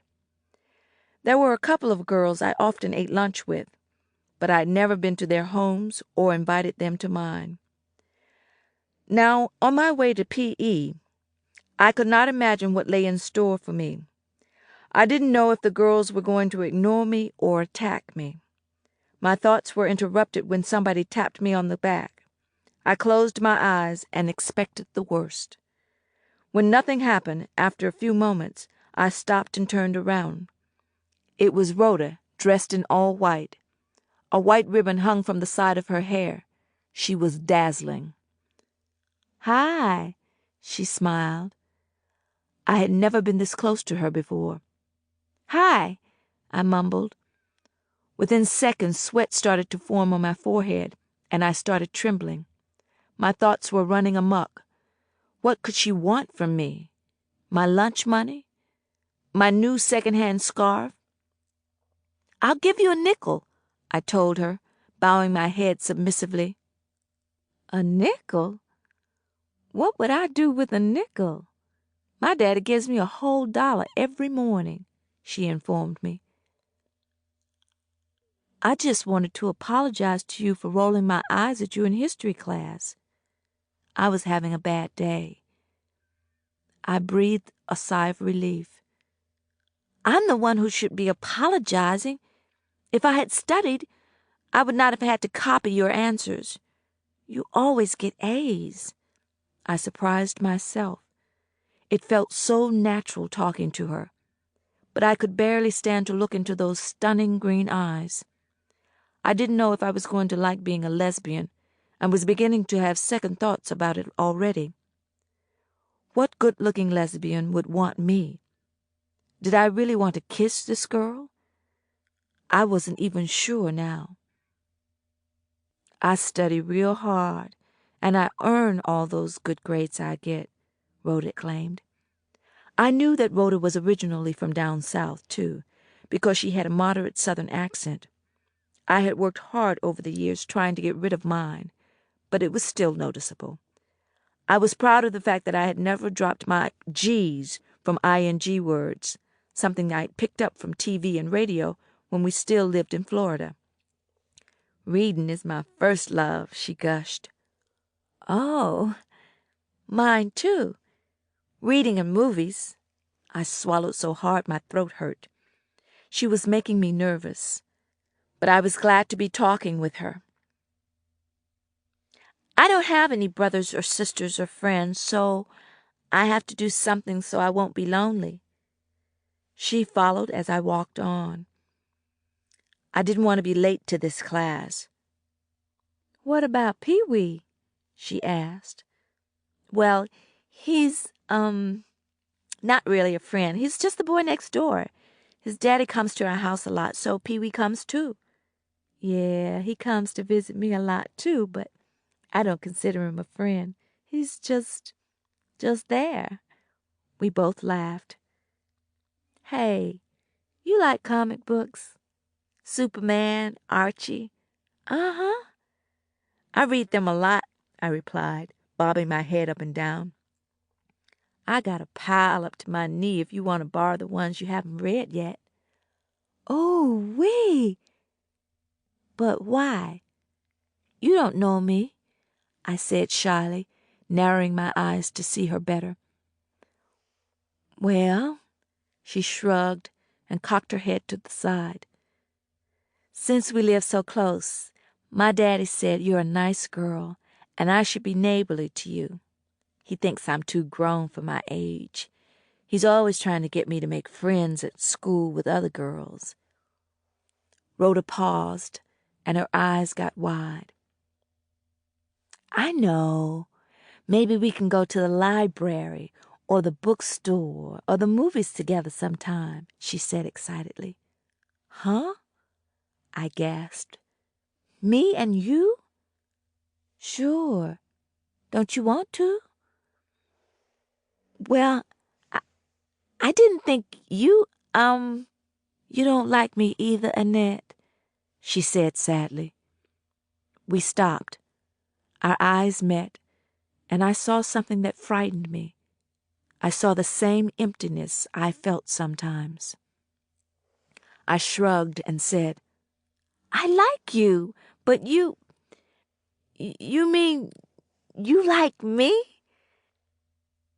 "Some of the kids don't like me, but I don't really care," I said firmly. "Well, you're not like any of the other kids. You wouldn't want to be like them." "What do you mean?" "I mean, do you want to be an imitation of somebody else, or do you want to be yourself? I don't know you that well, but from what I do know, you're worth 5 of some of those other girls." "I am?" "You're smart, and you've got a complexion I couldn't beat with a stick." My hand went up to my face. I widened my eyes and looked at Rhoda with great suspicion. "What about my complexion? Everybody says I'm too dark." "Too dark for what?" "I really don't know," I said thoughtfully, scratching the back of my neck. "We're the same shade, and I'm sure as hell not too dark for anything. God didn't think so, or he wouldn't have made us this color." Rhoda paused and smiled.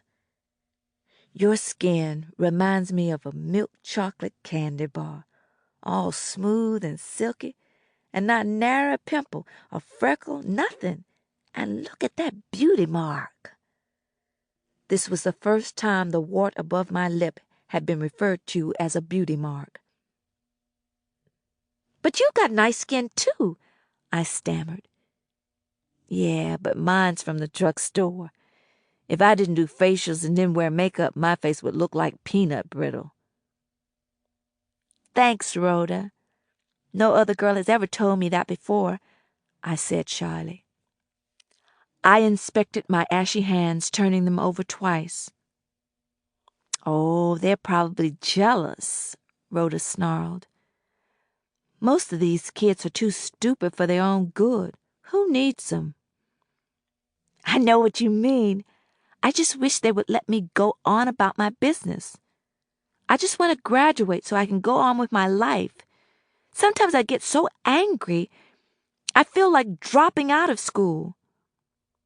But I am not going to let them break me," I said levelly. "I see you sitting on your porch looking by yourself all the time." "Then I see you in the cafeteria, alone like me. I sit on my porch alone a lot, and I sit in the cafeteria every day alone.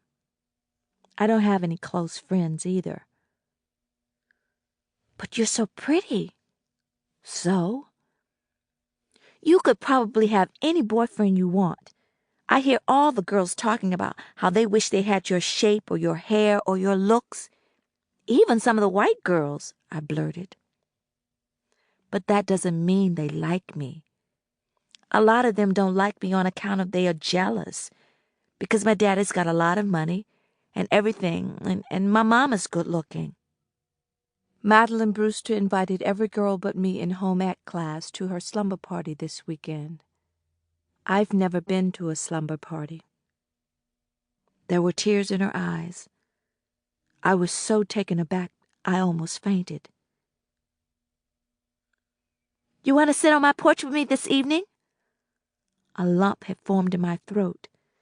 I had a hard time getting my words out without it hurting.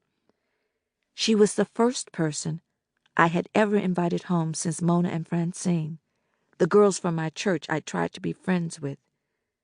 She smiled and nodded vigorously. You know, other than that Pee-wee and my family, my dolls are my only companions. Isn't it odd? The kids probably hate me as much as they hate you. And you and I are as different as night and day, Rhoda told me excitedly. I don't have much of a family, just me and Mama and this aunt in Florida. I don't know exactly where my other folks are. Most of them are still down south somewhere. I know my daddy's somewhere with a white woman.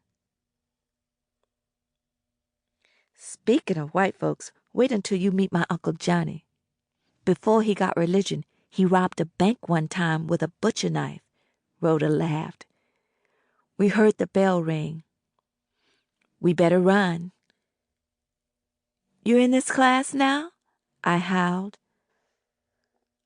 I transferred today. Today is dodgeball. Nobody's going to pick me to be on their team, she said sadly. Me neither. I hope the teacher makes the same team take us both, I giggled. Rhoda and I entered the locker room together. She was chattering away about having to rush home after school to help her mother take care of her grandmother and to clean her room. Most of the girls had already dressed for class and were standing around chewing gum, real loud, and cussing up a storm. The ringleader was a tall, good-looking black girl with red hair named Lena Cundiff. Her daddy was a doctor and a preacher, but she was one mean bitch. Lena and her gang glared at Rhoda and me. I gotta change my tampon. Watch my stuff, Rhoda told me. She handed me her book bag and strutted past the girls onto the bathroom stalls. Lena snarled something under her breath, and Rhoda turned around and stopped. Did you say something, Cundiff? Rhoda hissed. Her voice carried so much authority, it didn't surprise me when Lena bowed and shook her head. I didn't think you did, Rhoda added. As soon as Rhoda disappeared, Lena gave me another mean look. I just let out my breath and sat down on one of the benches and started to remove my shoes. I already had my gym clothes on under my street clothes. Not only did it save time, I didn't have to get my gym basket from the cage. One of Lena's friends was in charge of the cage. In the last gym class, when I had retrieved my gym clothes, somebody had stuck a big wad of purple chewing gum in the crotch of my shorts. Before I could get my blouse off, Lena strode over and stood in front of me and folded her arms and gave me a threatening look. Girl, you look like something I seen swinging from a tree in a Tarzan movie. What you looking at, cheetah? She shouted at me with her nostrils flaring. Nothing, I muttered. My eyes were on the floor. I'm surprised they make shorts big enough to fit a cow like you, she said seriously. The other girls roared. They do, I mumbled. Somehow I managed to smile. And where did you get that book bag? I know for a fact your funky old mama ain't nothing but a maid cleaning Funky Judge Lawson's toilets and shit. She ain't got no money to afford nothing that nice. I bet you stole it. Then without warning and for no apparent reason, other than the fact that she just didn't like me, Lena stomped on my bare foot. I don't steal, I told her in a weak, barely audible voice as I massaged my foot. It hurt like hell. I was sure I'd be limping for a few hours. But since I wasn't going to be picked for any of the ball teams anyway, it didn't matter. I bet you do. That's a nylon book bag. Let me feel it. Lena ran her mean hand along the side of Rhoda's book bag. Before I knew what was happening, she dug a big booger from her nose and stuck it on Rhoda's beautiful new book bag. I was horrified. The other girls roared even louder and harder. It sounded like thunder, But what happened next happened so fast, I don't remember all the details. Rhoda shot across the locker room floor, grabbed Lena by her arm, and pulled her back to the bathroom stalls. The other girls and I ran behind them. Inside the bathroom, Rhoda forced Lena's head into an out-of-service toilet and held it there for a full minute. Then she flushed it. There was sweat all over Rhoda's pretty face. Her eyes darkened, and her face became a mask of absolute rage. Her teeth were clenched. Her lips trembled. For a moment I thought that I was looking at the devil. The water from the toilet spilled out onto the floor as Lena tried desperately to get away from Rhoda. The other girls got so quiet you could hear a pin drop. I actually found myself feeling sorry for Lena. Then Rhoda snatched Lena's head back, pulled her up, and slammed her against the wall with so much force the lockers rattled. "If you ever touch any of my stuff again, I am going to kill you, Lena," Rhoda said seriously. "Do I make myself clear?" Her voice was cold and hard, almost like a deep growl. Rhoda didn't seem like herself anymore. I don't know how, but I knew she meant business.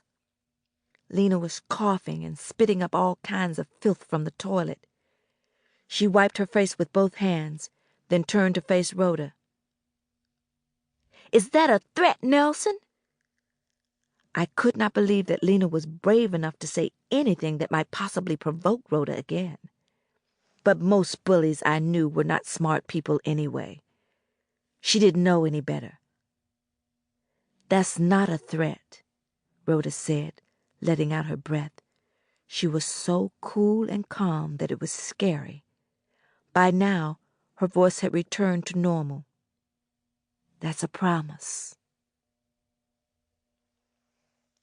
Chapter 12. Kids talked about the incident in the locker room for days. What amazed me was the fact that Rhoda did not get in trouble. Pee-wee had told me that even some of the teachers were afraid of her, but I didn't know whether or not to believe him. But the more I thought about it, they must have been. Other kids got sent to the principal's office left and right. Rhoda almost never did. "Yeah, some of the teachers are scared of me," Rhoda confirmed on our way to school a few days later. We were walking arm in arm, like I saw a lot of best girlfriends do. Pee-wee was stumbling along behind us, mumbling something every now and then. It was like it was just Rhoda and me. We had a world of our own. "Why?" I asked her. "We had some pretty scary teachers at our school." "Oh, they think she crazy," Pee-wee offered. "And 'cause her daddy's best friend, Mr. Antonisanti, richest man in town, is a mean-looking Italian with a scar on his jaw." Rhoda rolled her eyes at Pee-wee. "Everybody thinks I'm crazy." She said it like it was something to be proud of. "I don't think you're crazy. I just think that you're different," I said gently. "I wanted to be friends with you the first time I saw you because I'm different too. I've never had a real girlfriend," I admitted. "Me neither. Not since we moved up here from Alabama." Rhoda squeezed my arm and smiled. "French fries are on the menu today for lunch. You can have mine." "Okay, and you can watch me eat them." "If anybody gives you any shit today, let me know. I'll take care of them. Or I'll have my big brother beat 'em up real bad." "Anybody?" Life had taken on a whole new meaning. I never thought I would have my own personal bodyguard. Anybody. Jock can beat up every kid in our school. He might be a prize fighter one day, and he needs to practice beating people, Rhoda bragged. "Well, since y'all too busy to pay any attention to me, I'm going to the rec room and hang out," Pee-wee informed us. We both ignored him, and he rushed off with a scowl on his face. Once we were in front of the school, I asked Rhoda in a weak voice, "When you say anybody, you mean grown people too?" "Grown people?" Rhoda gasped. She gave me a hard look and glanced around before continuing. "We can't sass grown people, let alone beat one up. I sassed a flight attendant on a plane from the Bahamas, and Aunt Lola whooped me with her shoe right in front of all those people on the plane." "Okay," I muttered. "But I bet your mean big brother Jock would, wouldn't he?" "Yeah, he would. He even sassed Reverend Upshaw last week. One time, he beat up a 30-year-old pimp for trying to put one of his girlfriends on the street." I felt a sense of security for the first time since Mr. Boatwright had started abusing me. "What would Jock do to somebody that was taking advantage of some girl? Like raping her and, stuff like that?" "I don't know," Rhoda said quietly. She gave me a suspicious look. "I guess it would depend on who the girl was, if it was one of his girlfriends or me. I am sure that Jock would kill the rapist." "What if it wasn't one of his girlfriends or you?" I asked. It was hard for me to hide my excitement. She looked at me for a long time before she responded. Teachers were looking at their watches and giving us mean looks, and I knew it was time for us to go to our first period class or face the wrath of our principal. "Jock's not stupid.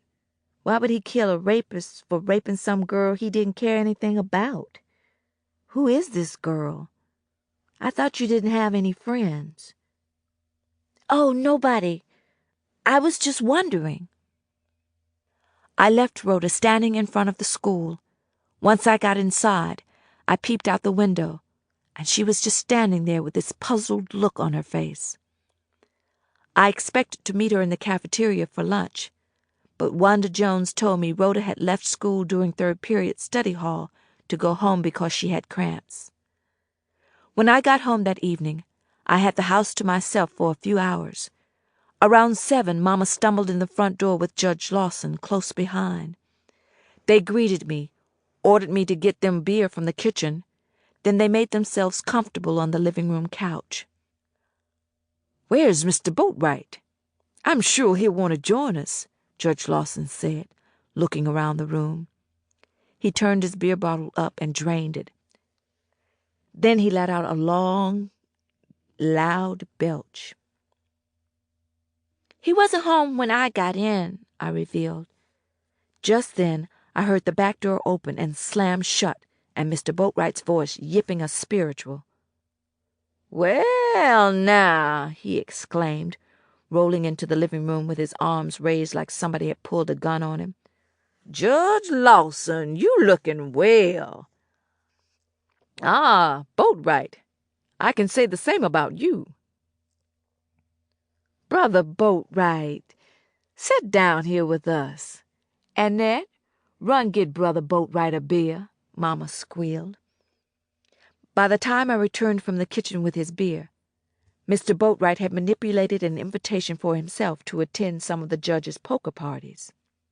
"Oh, you're welcome to attend any time you'd like. But I must warn you, the stakes are pretty high," the judge informed him. "I can handle it. I can handle it," Mr. Boatwright grinned. "Brother Boatwright need more of a social life," Mama said gently. "I feel so bad he spends so much time cooped up in the house keeping Annette in line when he ought to be out sowing his wild oats like other men." Mama paused and sucked in her breath, then turned around to face me. "You a big girl now. You can't continue to have Brother Boatwright all to yourself. Turn him loose. I know you hopeless attached to him. Done replaced your daddy with him. But he got to have some fun, too. You ought to be responsible enough to spend time by yourself and not burn the house down. Yes, ma'am. I can take care of myself now, I replied. I turned my head toward the wall so they wouldn't see me smiling. How was your day, Brother Boatwright? You go anywhere special today? Mama asked. Mr. Boatwright nodded and took a drink from his beer before speaking. Sister Goode, I picked up some Royal Crown hair grease from the store like you asked me to for when you straighten Annette's hair. Judge Lawson looked amused. I hated when black people talked about black things white people didn't know about. Once when Mama and I were shopping at Pluto's 5 and Dime, she asked a young clerk, "Where's the straightening combs at?" Puzzled, the clerk laughed and asked, "The what?" The clerk was confused, amused, and red-faced by the time Mama finished explaining. "You people have to do all that to your hair?" the clerk questioned, looking at the knotty mess on my head. I wanted to crawl into a hole. We had to find a black clerk to help us find the straightening combs. Judge Lawson cleared his throat and shuffled around in his seat. "Mr. Boatwright, you might want to try a sip of this Chianti here," he asked, removing a bag from inside his coat pocket. "It's real nice and potent," Mama said. Mama was not a sophisticated woman, but she had worked for and socialized with enough sophisticated people to have some degree of class. She knew fine wine. From the look on his face, I knew that Mr. Boatwright didn't have a clue as to what Chianti was. "I read in Hush Hush magazine that Chianti is Frank Sinatra's favorite drink," I offered. Mr. Boatwright snapped around to look at me. "I like Chianti," he mumbled, clearing his throat. I'd seen his Ripple, Thunderbird, and Muscatel bottles in the trash, but never any Chianti bottles.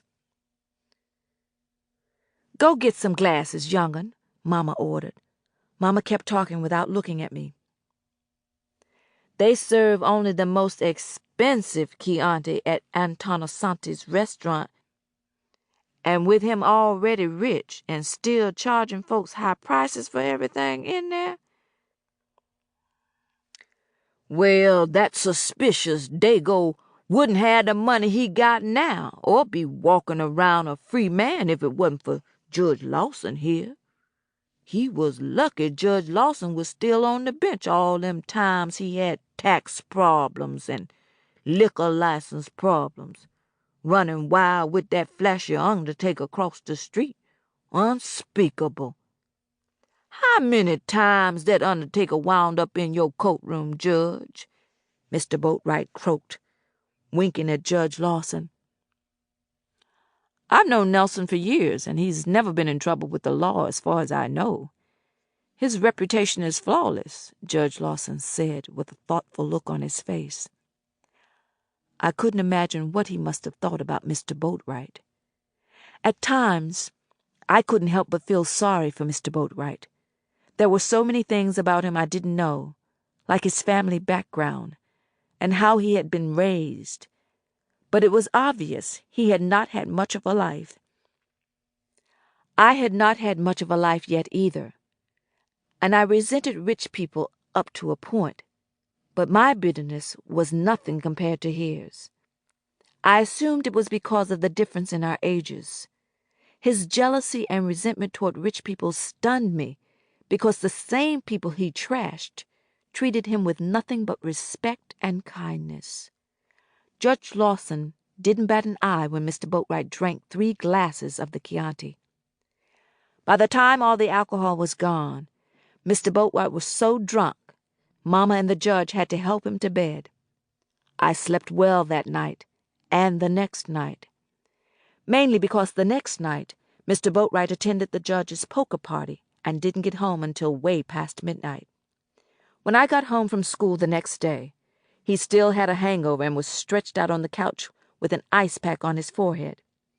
I didn't like to admit it, but I was glad he felt so bad. I didn't have to worry about him harassing me.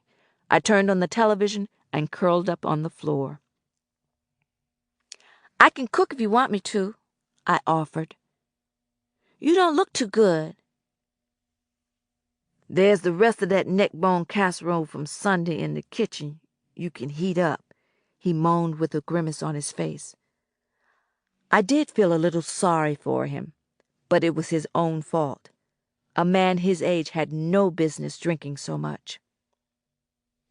Marilyn Monroe had been dead almost a year, and some of the television stations were still doing specials about her. One we had seen before was being run again.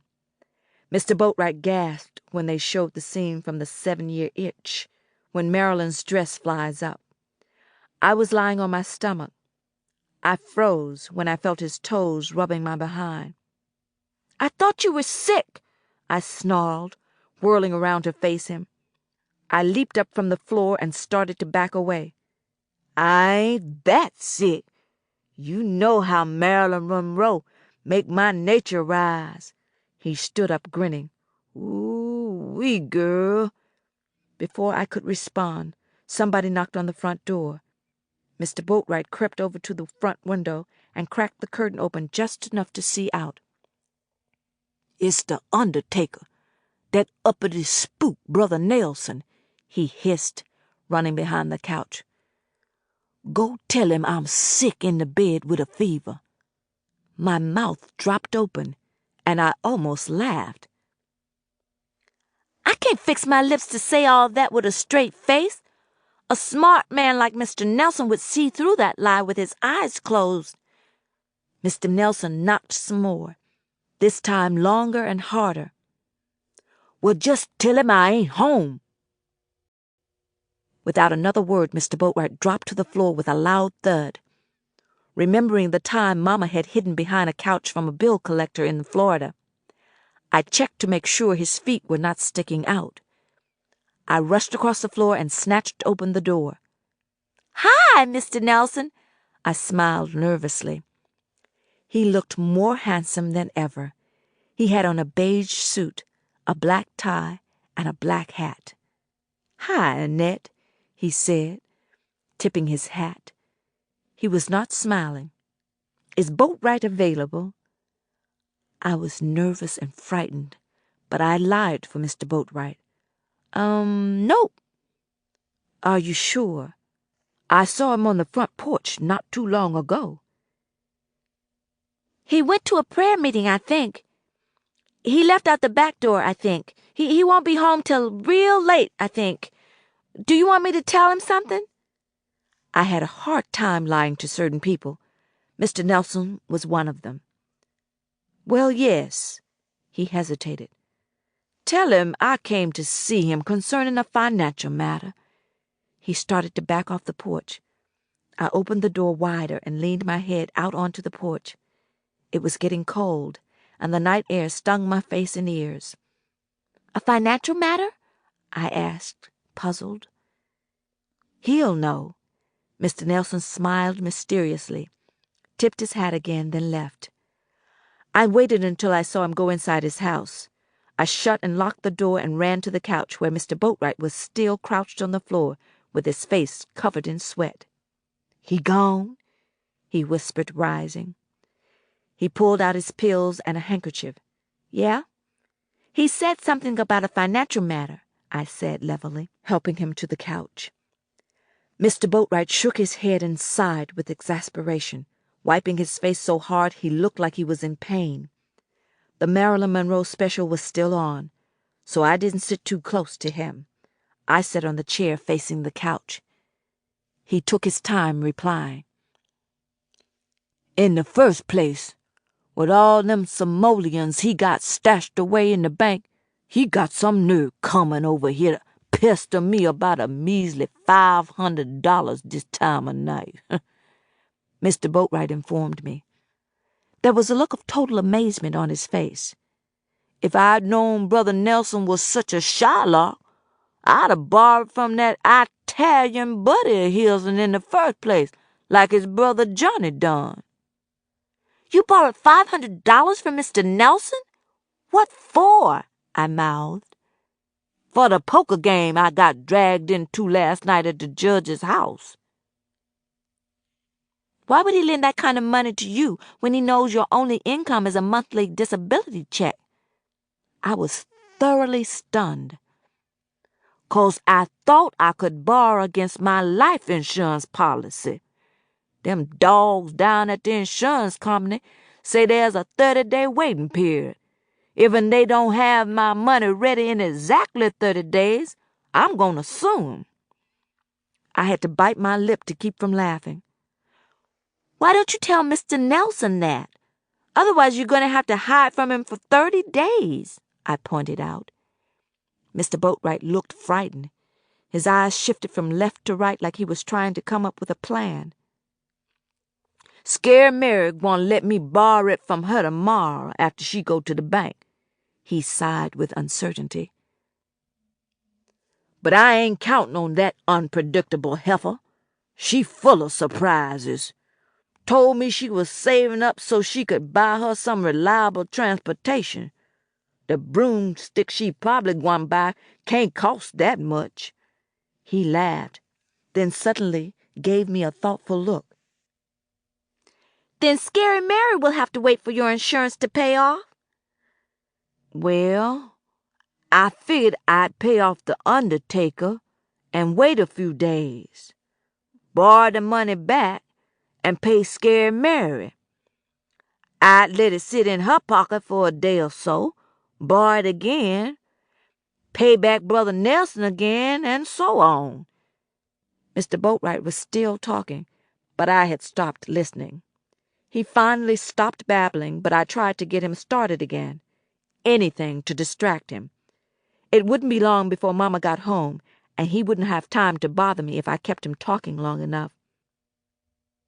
All rich people think about is money, I insisted, nodding for emphasis. I was totally on Mr. Nelson's side, but Mr. Boatwright didn't need to know that. That's how they got rich, Mr. Boatwright snapped. He babbled on about the evils of rich people until Ma Dear got home, an hour later. Chapter 13. Days would go by, and there would be no sexual contact between Mr. Boatwright and me. The older I got, the more schemes I came up with to get out of it, such as leaving for school before he woke up. It meant getting up a lot earlier, rushing around a lot, and missing breakfast, but it was worth it.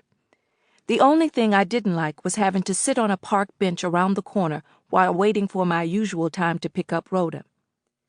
Richland had only one library, and I spent a lot of time there, but when that time doubled, the librarian started giving me suspicious looks. I didn't care. I had made up my mind that I'd spend as many hours there as it took to avoid Mr. Boatwright. Then what I expected to happen did. After about 2 weeks, Mr. Boatwright complained to Mama that I was spending a lot of time running the streets. Annette, Brother Boatwright is concerned you may get in trouble out there in them streets.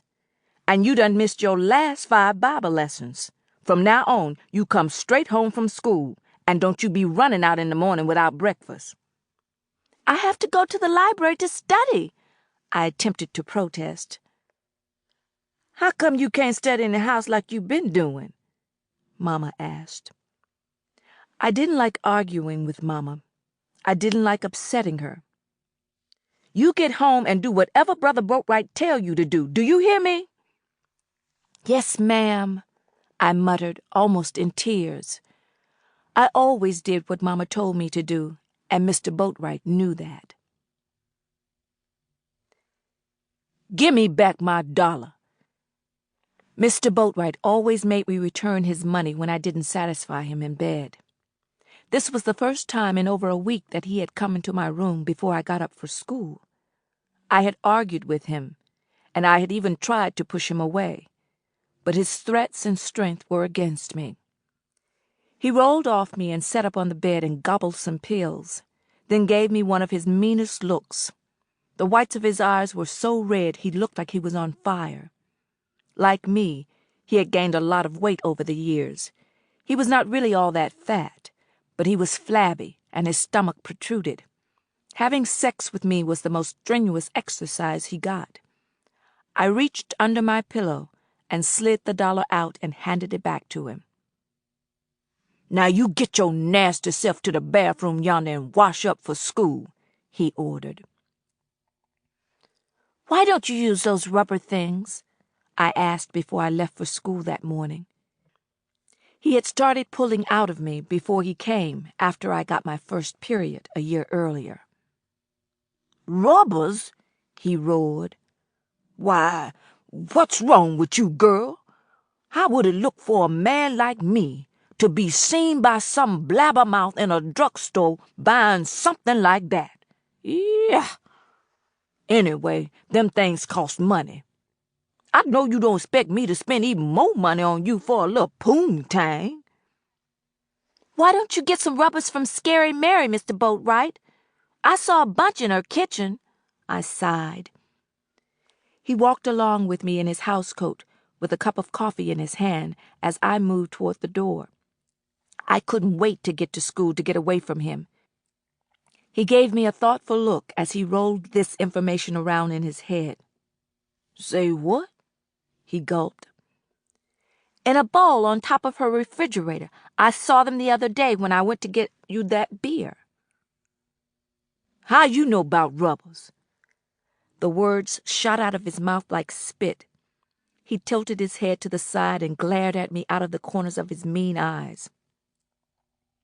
"One of Scary Mary's ladies told me," I lied.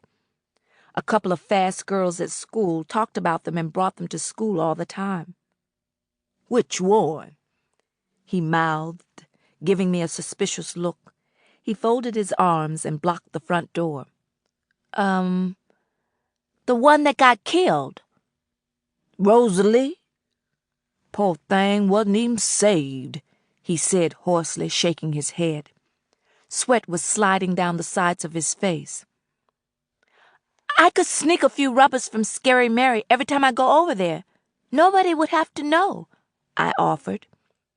"Mercy," he said, grinning as he opened the door for me. The very next day, I grabbed a handful of condoms from Scary Mary's bowl and delivered them to Mr. Boatwright. "Humph," was all he said. Even with the money from his disability check that Mr. Boatwright contributed, Mama still worked 6 days a week for Judge Lawson and up to 10 hours a day. Some mornings, she would be gone by the time I got up, and sometimes I would be in bed when she got home. Not a week went by when she did not remind me. "You better do everything Brother Boatwright tell you. Do you hear me?" And I did, even if it meant fighting with him first. Now that I had a powerful friend, I felt a whole lot better. I knew that it was just a matter of time before I told Rhoda what was happening. Somehow, I knew that eventually Rhoda would be the one to rescue me. "Did a grown person ever do something real bad to you and tell you not to tell?" I asked her at lunch a few days later. I put my fork down and prayed she wouldn't see my hands shaking. "Yep. Uncle Johnny slipped some whiskey into my Pepsi one time so he could see me stumbling around the house." "Did you tell on him?" My hands were shaking harder now, so I put them on my lap. "Nope. It was fun being drunk. He lets me drink from his beer all the time now. Don't you dare tell that Pee-wee. He would blab to my daddy and I would get a whooping." "I won't tell him something like that. I don't think that getting drunk is that bad. I was talking about something real bad. You know, like, rape." Rhoda put her fork down and looked around the room for a few moments, making me more nervous. "Will you tell me who's bothering you, Annette?" Rhoda whispered, her eyes scanning my face. "I didn't say it was me." My hands were still shaking, but I picked up my fork again and continued eating. "I know it's you, girl. Just look at the way your hands are shaking." She wiped her mouth and pushed her tray away. A thoughtful look appeared on her lovely face. "Well? Well, what?" Are you going to tell me who it is? I can't. I can't tell you that right now. Why not? Is it a preacher? Is it Judge Lawson? She gasped. No. Then who is it? I'll tell you, but not now. I have to think it through some more. She put her hand on my face and caressed it. I needed a hug more than ever. And just like she was reading my mind, she leaned over and put her arms around me and gave me the biggest hug I had ever received.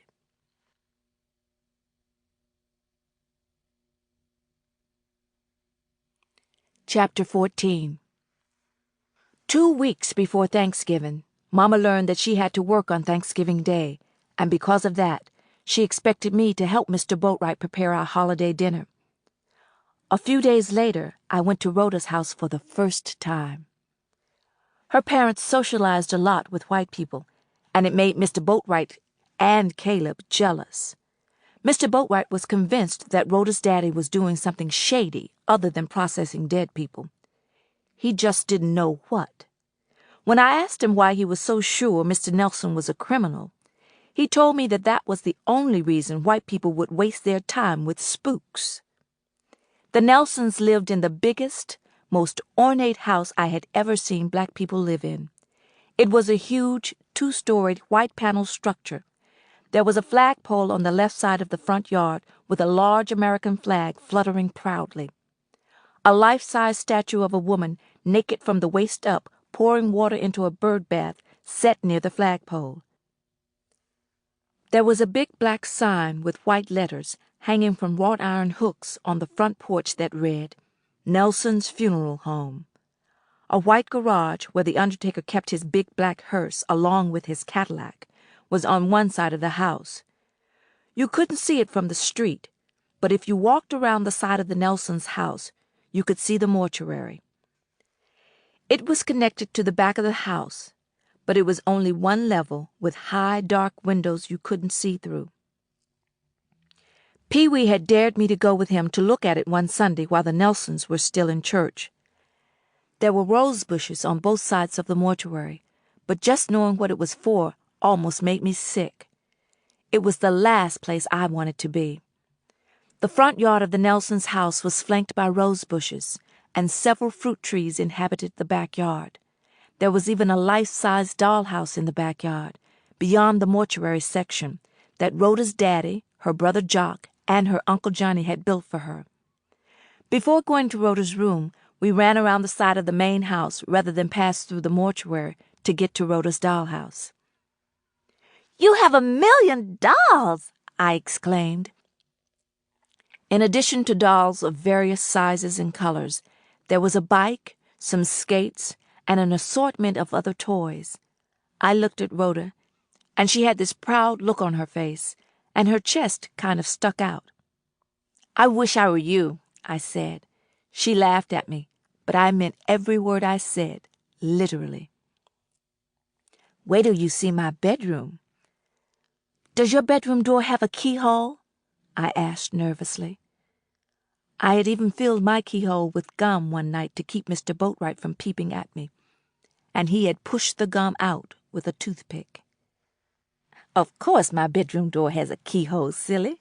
Why?" "Well, maybe some nasty man might peep in and see you naked one day." I didn't realize what I was saying until I had said it. I immediately wished that I could take back my words. Why would some man do a nasty thing like that? Because they are nasty, I guess.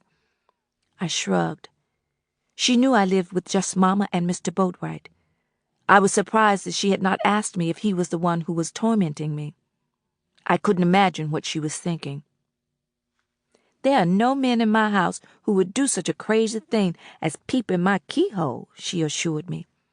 "Not even Uncle Johnny. Well, maybe he would, but then he's the family fool. Remember that time he raped that dead woman?" "Yeah." "Look, girl, you've been telling me all kinds of weird shit about rapists. Now you're talking about men peeping in keyholes. Why don't you just come out and tell me who is bothering you so I can help you out of this mess? I bet it's one of those Italian men from down the street. You know those types always like black girls. They're always sneaking into Scary Mary's house. I've seen them. Oh, I know all those nasty Italian men go to Scary Mary's to pester those prostitutes, but none of them have ever bothered me, I admitted. Then who is bothering you? Tell me, and tell me now, damn it. What could you do, Rhoda? If I tell you... I moved back a few steps and turned away from her. Can I go see the rest of your house now? I can't stay over here too long. I'll get another whooping. I thought that she was going to continue badgering me about my rapist, but she didn't. She just gave me an exasperated look, then motioned for me to follow her. Want to see a dead man? Rhoda asked me. I don't know, I mumbled, slowing down as we got closer to the mortuary. Do we have to go through there? I said quickly. There's nothing to be scared of. The room is real pretty, with lavender walls and carpets. It has to look nice for the wakes my daddy handles. Dead people make me nervous, Rhoda, I said firmly. I'll be one soon enough. Okay. She shrugged, motioning me to follow her back the way we had come around the side of the house. You ever seen a dead person? Oh, yeah. Real dead. This old lady in Florida that used to babysit me died in the bed next to me when I was a little girl, I answered. And a white girl I used to play with, and another old lady my mama used to work for. There's a man in there they just embalmed and dressed. He's got a bullet hole in his face, so they won't open the coffin at the wake this evening or at the funeral. But if you want to see him, I'll open the... Somebody shot him in the head? Who did it? I shuddered as we walked up on her front porch. Some woman. He was a pimp who was always beating up on his girls. Well, he beat up the wrong one time too many. She pulled out a pistol and went bang.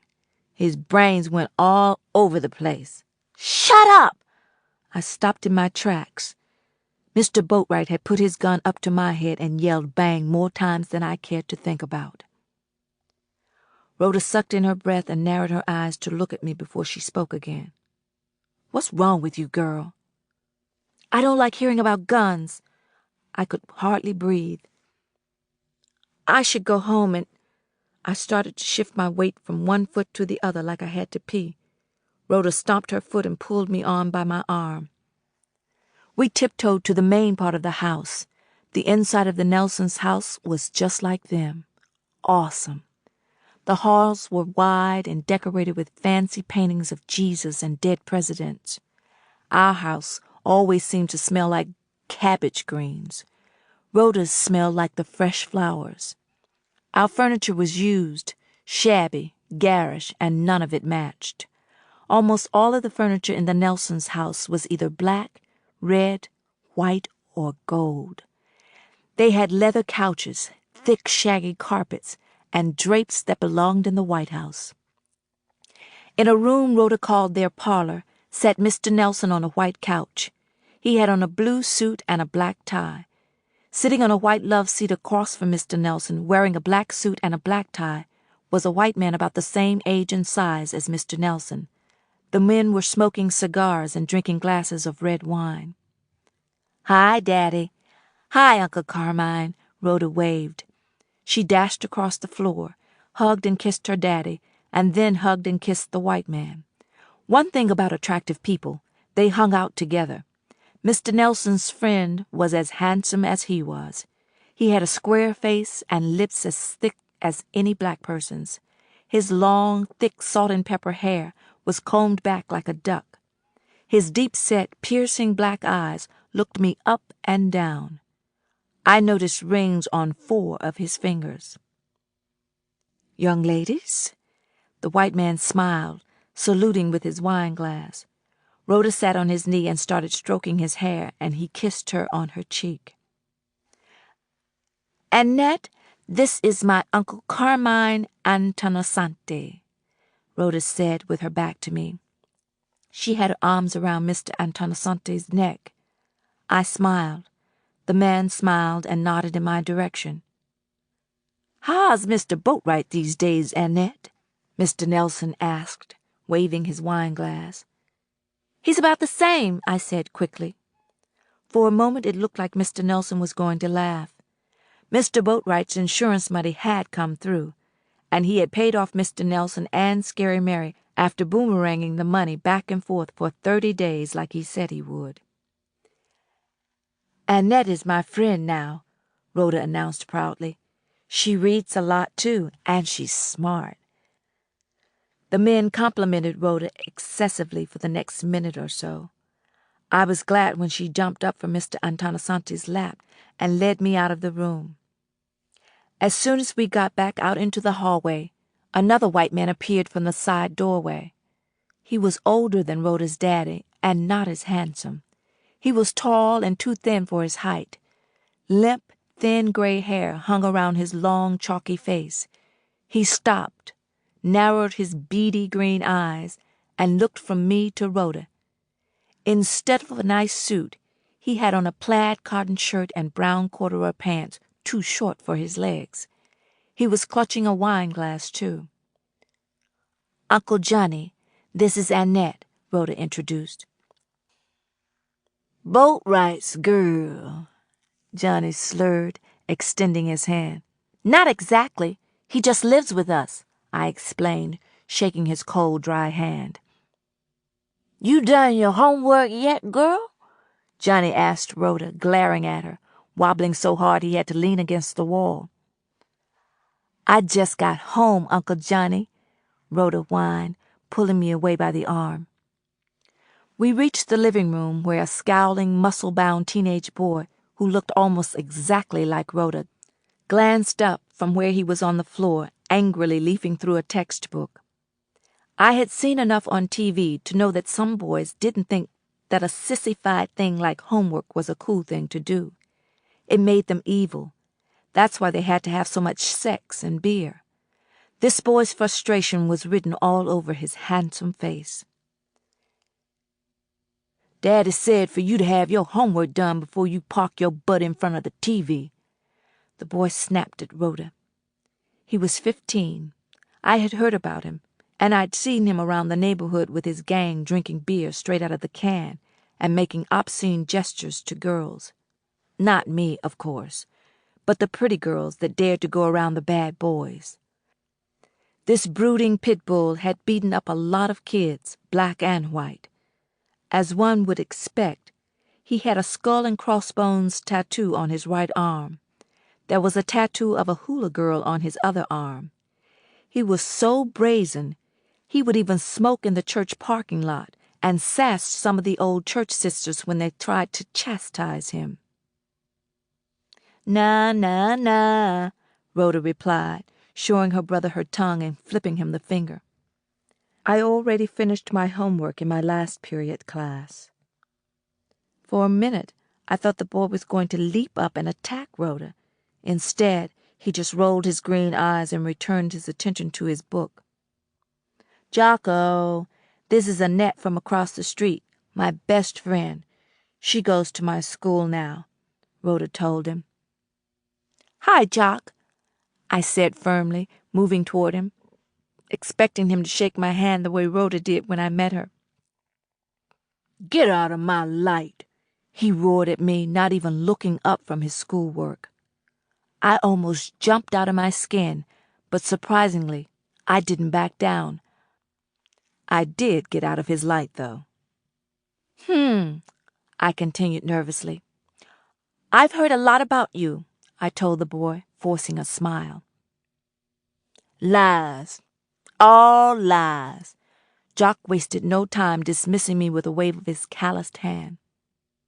"I told you he was mean," Rhoda whispered proudly.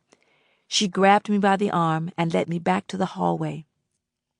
"He's just mad 'cause Daddy makes him help turn over the dead people on the slabs and stuff when all he really wants to do is fight and drink beer and feel girls' butts up and down. The boy's nasty." "The boy's a boy," I sighed with disgust. He can't help it. I know, Rhoda agreed with a nod. I just hope he didn't upset you too much. You'll like him once you get to know him. He's really not that bad. Not since Daddy made him get baptized. Boy, did that get his goat. I don't want to get to know him. I don't like boys, I said real fast. I just like girls and animals. Oh, I love animals, too, especially cats. But I'm allergic to them, and that's why I don't have any, Rhoda informed me. Rhoda? What about girls? What about them? Do you like them? I asked shyly. I guess, she shrugged. I'm a girl. You're a girl. My mom, my Aunt Lola, they used to be girls. I meant my crush on her had intensified. You meant what? Nothing, I muttered. I cleared my throat before continuing. How did your daddy get to be friends with Mr. Antanasante? I wanted to know. We stopped in the same wide hallway where I had met Uncle Johnny. Oh, they go way back. Daddy saved Uncle Carmine's life when they were in the war in Germany a long time ago, and Daddy told us Uncle Carmine promised he would make it up to him one day before he died. Rhoda paused and let out a long sigh, smoothing her hair back out of her face. After they got out of the army, Daddy returned to Alabama, and Uncle Carmine returned to Ohio, and he and Daddy kept in close touch. Uncle Carmine's family has old money. Tons and tons of it, Rhoda said. From bootlegging and hiding money from the IRS? Who in the world told you that? Rhoda laughed. Mr. Boatwright and Caleb. They talk about Mr. Antanasante and your daddy all the time, I told her. Rhoda gasped and looked at me thoughtfully. She was no longer laughing. The information I had just shared with her made her angry. You tell Mr. Boatwright and Caleb to stop sitting around talking trash about everybody. My daddy and Mr. Antanasante don't sit around gossiping like women in a beauty parlor like they do. My daddy and Uncle Carmine discuss politics and business, like men are expected to. Rhoda paused and sucked in her breath. Anyway, to make a long story short, my play Italian uncle put up the money for Daddy's mortuary training and everything. Everything Daddy needed to get him started came from Uncle Carmine. We moved here from Alabama, and they are still the best of friends. It pays to have powerful friends, Rhoda told me and winked. I know, I agreed, giving her a pensive look. You ever seen or touched any of your daddy's dead bodies, Rhoda? She nodded first, then told me. My other brother, David, was the first dead body I ever touched. He died in my arms. Her voice cracked. Oh. I had been warned by Pee-wee that Rhoda's dead brother was something to avoid discussing in front of her. I urged her to take me to her room. Rhoda's bedroom was just what I expected, all pink and white. The only thing missing was a canopied bed, but she had her own TV and record player, and her closet was full of beautiful and expensive clothes. She motioned with her hand for me to sit on her bed while she stood in front of a wall mirror to check her hair. The bed felt like a soft cloud. Suddenly, a slim, brown-skinned, brown-eyed woman with small, delicate features entered the bedroom. This was Rhoda's beautiful mother, Michelle Jacqueline Nelson. Mr. Boatwright said she dyed her reddish-brown hair to cover the gray. Scary Mary said Mrs. Nelson had to have had her face lifted because there was not a wrinkle in sight. Scary Mary also said that Mrs. Nelson spent most of her spare time in Miss Rachel's, the most exclusive black beauty parlor in town, or shopping for clothes she didn't need. Pee-wee said she was probably having affairs behind the undertaker's back. I liked the lady immediately and didn't believe a word of all that gossip. She gave me a big smile. "You're that sweet little girl from across the street," the pretty woman squealed. Her southern accent was more pronounced than Rhoda's. She tickled my chins and put her arm around my shoulder. I was so moved I had to fight to hold back my tears. This was the nicest any grown person other than my mama had ever been to me. "Give me some sugar."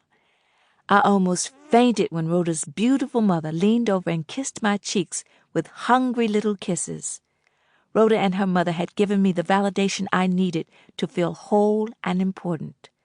This validation, this attention and sincerity, as fulfilling as it was in my dreams. I was somebody.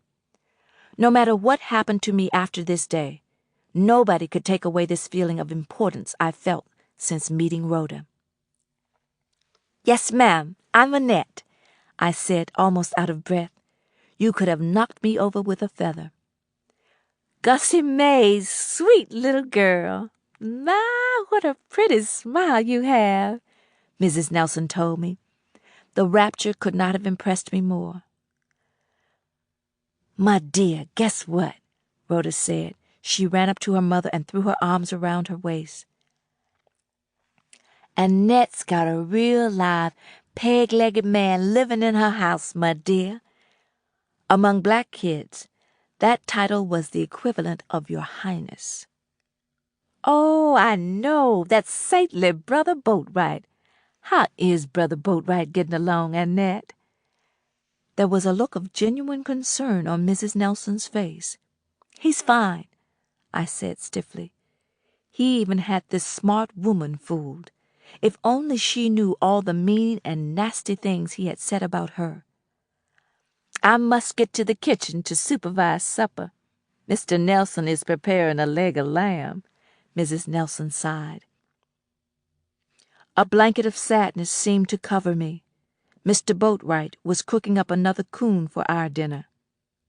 "You must join us for a meal sometime, Annette." "Yes, ma'am," I managed. I was so stunned and impressed I couldn't think straight. Mrs. Nelson seemed to float out of the room, leaving the scent of her expensive perfume behind. "How come she's got on a housecoat this time of day?" I whispered, my eyes still on the floor. "Oh, she's got a bad heart and has to rest a lot. She can't drink alcohol or dance or anything like that. It could kill her." "Who takes care of the house?" "We do. Me and Jock and my daddy. Uncle Johnny helps out when he's not in jail. And whenever Aunt Lola comes to visit, she takes over." Rhoda was talking as she moved across the floor and flipped on a radio on her dresser. Soft classical music filled the room. "How come you all don't have a maid? Your daddy is rich." "A maid? No way. No stranger's gonna come into this house and start bossing us around. You lucked out getting somebody like that one-legged man to take care of your house. What's his name again?" "His name is Mr. Boatwright," I mumbled, my eyes on the floor. He was supposed to come live with us, but Daddy had to turn Reverend Snipes down because my Uncle Johnny decided to move in with us around the same time and needed the room, Rhoda revealed. I tried to imagine what would have happened if Mr. Boatwright had moved in with the Nelsons and did to Rhoda what he was doing to me. "I never knew about that," I gasped. "Too bad we couldn't take him in, huh?" "Yeah, too bad," I mouthed.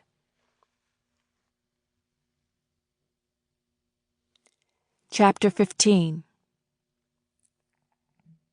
I was so excited when I got home from the Nelsons' house, I didn't care what Mr. Boatwright did to me. He did attempt to have sex with me, but was unable. Something about his back going out. Of course he blamed that on me, saying I was getting too fat for him to try and turn over in the bed. He dismissed me with a wave of his hand and a threatening look. He headed for the kitchen, and I went to bathe. After I ate dinner, I put on my robe and waited in the living room for Mama to come home. I didn't know what part of the house Mr. Boatwright was in, and I didn't care. I was still on cloud 9 for my visit to the Nelsons. I met Mama at the door with a hug. "What's wrong with you, girl?" she wanted to know. She had never seen me like this before, and it startled her. She held me back and gave me a long, hard look. "Did you get in trouble at school today?" "You pregnant?" "Oh, no, Mama. Guess what? I went to Rhoda Nelson's house this evening after school. It looks like a palace over there, and it smells like one. I met her mother and saw her mink coat and baby grand piano and everything. Mr. Nelson's friend, that Italian man, the one who owns Antonisanti's restaurant, was there, and I met him. I even met Uncle Johnny. They were all real nice and proper. I met her big brother Jock. Now, he was kind of mean, but Rhoda told me he's really kind of nice when he's not mad about something. Oh, Mama, I'm so glad we moved on this street. The Nelsons are too good to be true." I was almost out of breath by the time I shut up. Mama was looking at me with her mouth hanging open. She didn't seem the least bit impressed, just suspicious. "Listen." She sighed tiredly. She gently removed my arms from around her waist and pushed me away. This annoyed me. I wanted her to be more like Rhoda's mother. Anytime something seems too good to be true, it usually is. Ain't you done heard all that talk about that family? Yeah, but I don't believe any of it. People are just jealous of them. I ain't jealous of nobody. Then what do you mean? Them Nelsons ain't normal like us. Scary Mary done told me all about 'em. Caleb say he think Brother Nelson is involved in all kinds of illegal scams. Unspeakable. Them Nelsons think they white. Mr. Boatwright croaked. He had slipped into the living room so quietly I hadn't heard him. And the way they strut around, you would think that house of theirs was Graceland, complete with Elvis.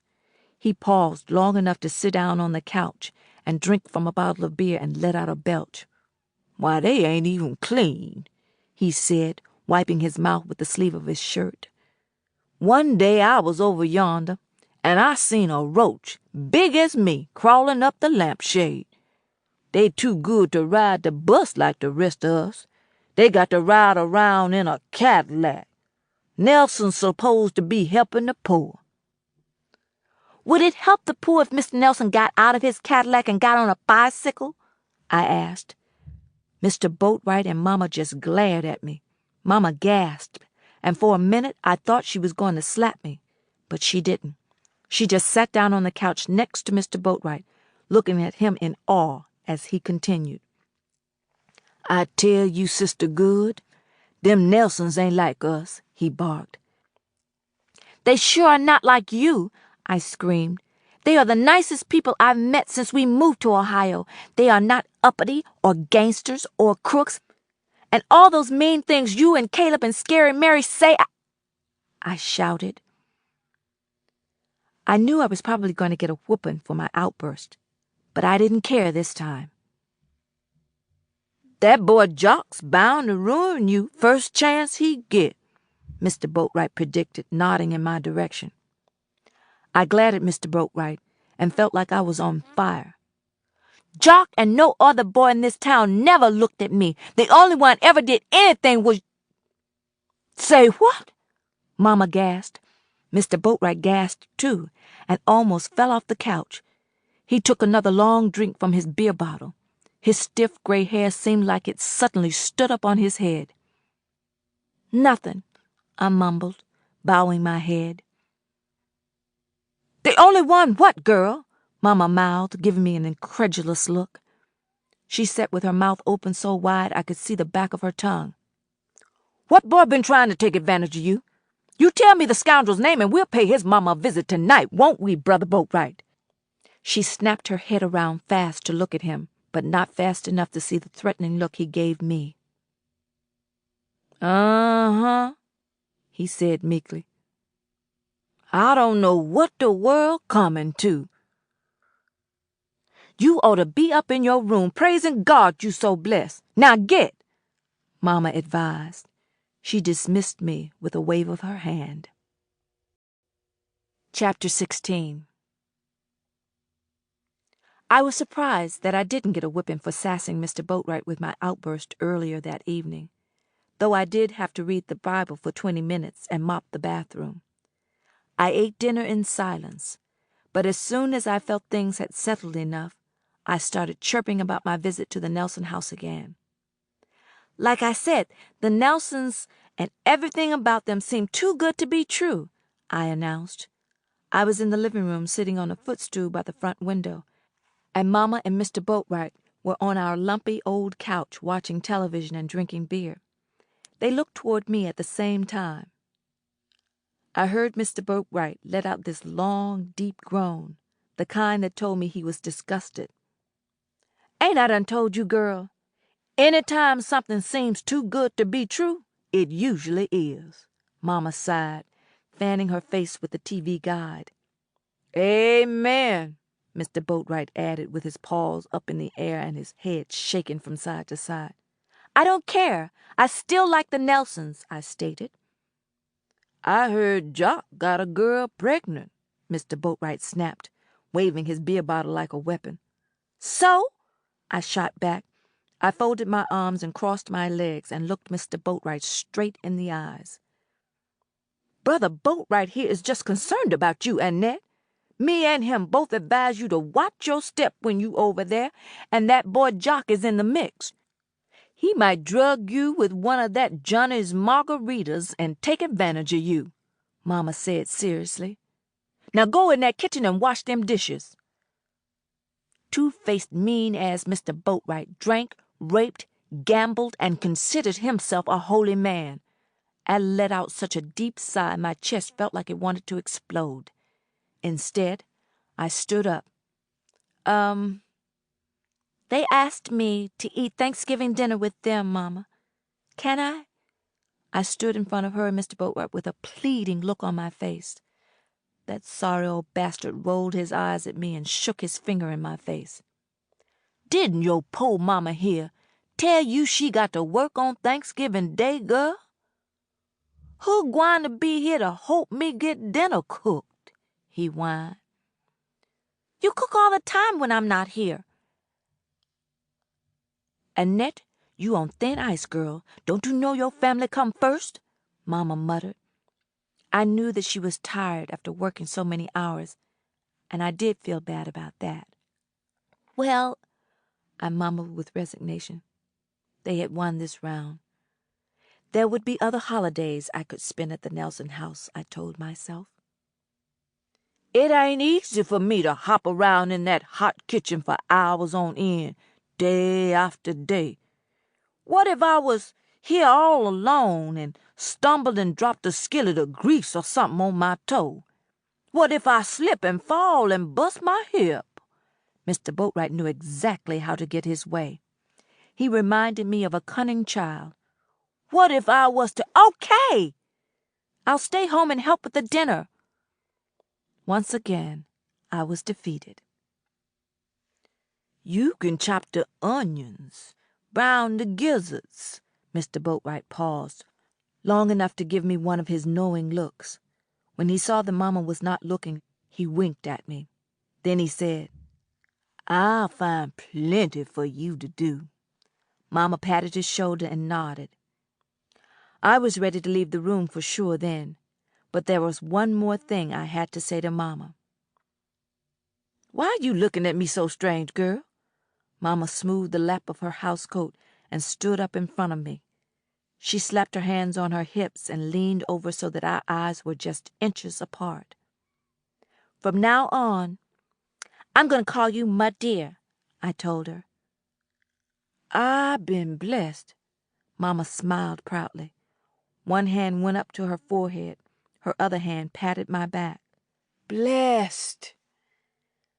Not to be outdone, Mr. Boatwright grunted and told me, "You better get them dishes done so you can get to bed. You know you got to go to the schoolhouse in the morning." I slept like a baby that night. The next morning, I got up on my own and was in the kitchen making breakfast by the time Mr. Boatwright approached me. Mama had already left for work. "You don't watch your step, you gon' suffer, girl," he warned. "What do you mean?" I asked, too exasperated to really care. Hardly anything this man ever said made much sense. I spent a great deal of my time trying to interpret his ramblings. I stood in front of the stove and just stared at him. I gave him the meanest look I could come up with, and it must have been pretty effective because he had to look away. I was amazed at the way I had now sassed grown folks. "You and Jock," he mumbled, nodding. Next to Mr. Boatwright, Jock Nelson was the last male on earth I would involve myself with willingly. "After what you've done to me, do you think I'd go out looking for some other funky, nasty old man or boy to do even more? I hate all men and boys. I wish every last one of your motherfuckers' dicks would rot and drop off in your funky drawers. I wish there was nothing but females on this planet. We don't need men. At least I don't, you old goat. How long do you think you're going to get away with what you do to me?" You would have thought that Satan had appeared in person right in front of him, the way he whimpered and fell into a chair at the kitchen table, shaking his head. Then his whole wretched body started shaking, and for a moment I thought and hoped he was having a heart attack or something equally devastating. He babbled incoherently at first. Then he stuttered. "Blood of Jesus! I thought... He stopped, closed his eyes, and started shaking his head slowly from side to side. "You thought what? That I liked it? You must be crazy, you nasty thing, you!" After he opened his eyes and stopped shaking, he wiped sweat from his face with the back of his hand and continued in a normal voice. "I guess Scary Mary was right when she told me about you," he said casually. He sucked in his breath and gave me a peculiar look. "Caleb told me the same thing," he teased. "What did Scary Mary and Caleb tell you about me?" I had a big spoon in my hand that I didn't even realize I was waving at him like I was going to hit him with it until he told me. "Stop waving that long-handled spoon at me like you gonna bop me. I ought to call the juvenile authorities. They got a place for big old strapping teenage girls that attack disabled elderlies. Special homes." He lowered his head and started looking at me with his eyes narrowed and his lips pursed. "What did they say about me?" I dropped the spoon back into the big pan of grits I had cooked. After he swallowed a few annisons, he croaked, "It don't matter. I bet it's true." "Forget Caleb and Scary Mary. All they do is gossip and tell lies about people. What do they know about me?" I attempted to leave the kitchen, but he grabbed my arm. "You ain't going no place till I'm through with you." He paused, narrowed his eyes, and whispered, You unnatural, they say. You and that Pee-wee." "Funny? Scary Mary and Caleb think I'm funny?" I said in a low voice. According to everybody I knew, homosexuality was way up there on the list of sins. It was rarely discussed out in the open, and even then in whispers. Suspected of being homosexual was the reason Pee-wee had no friends. I didn't mind having unnatural thoughts about Rhoda, as long as nobody else knew, especially Mr. Boatwright. The thought of somebody like him having that kind of information about me made my flesh crawl. Did I look funny?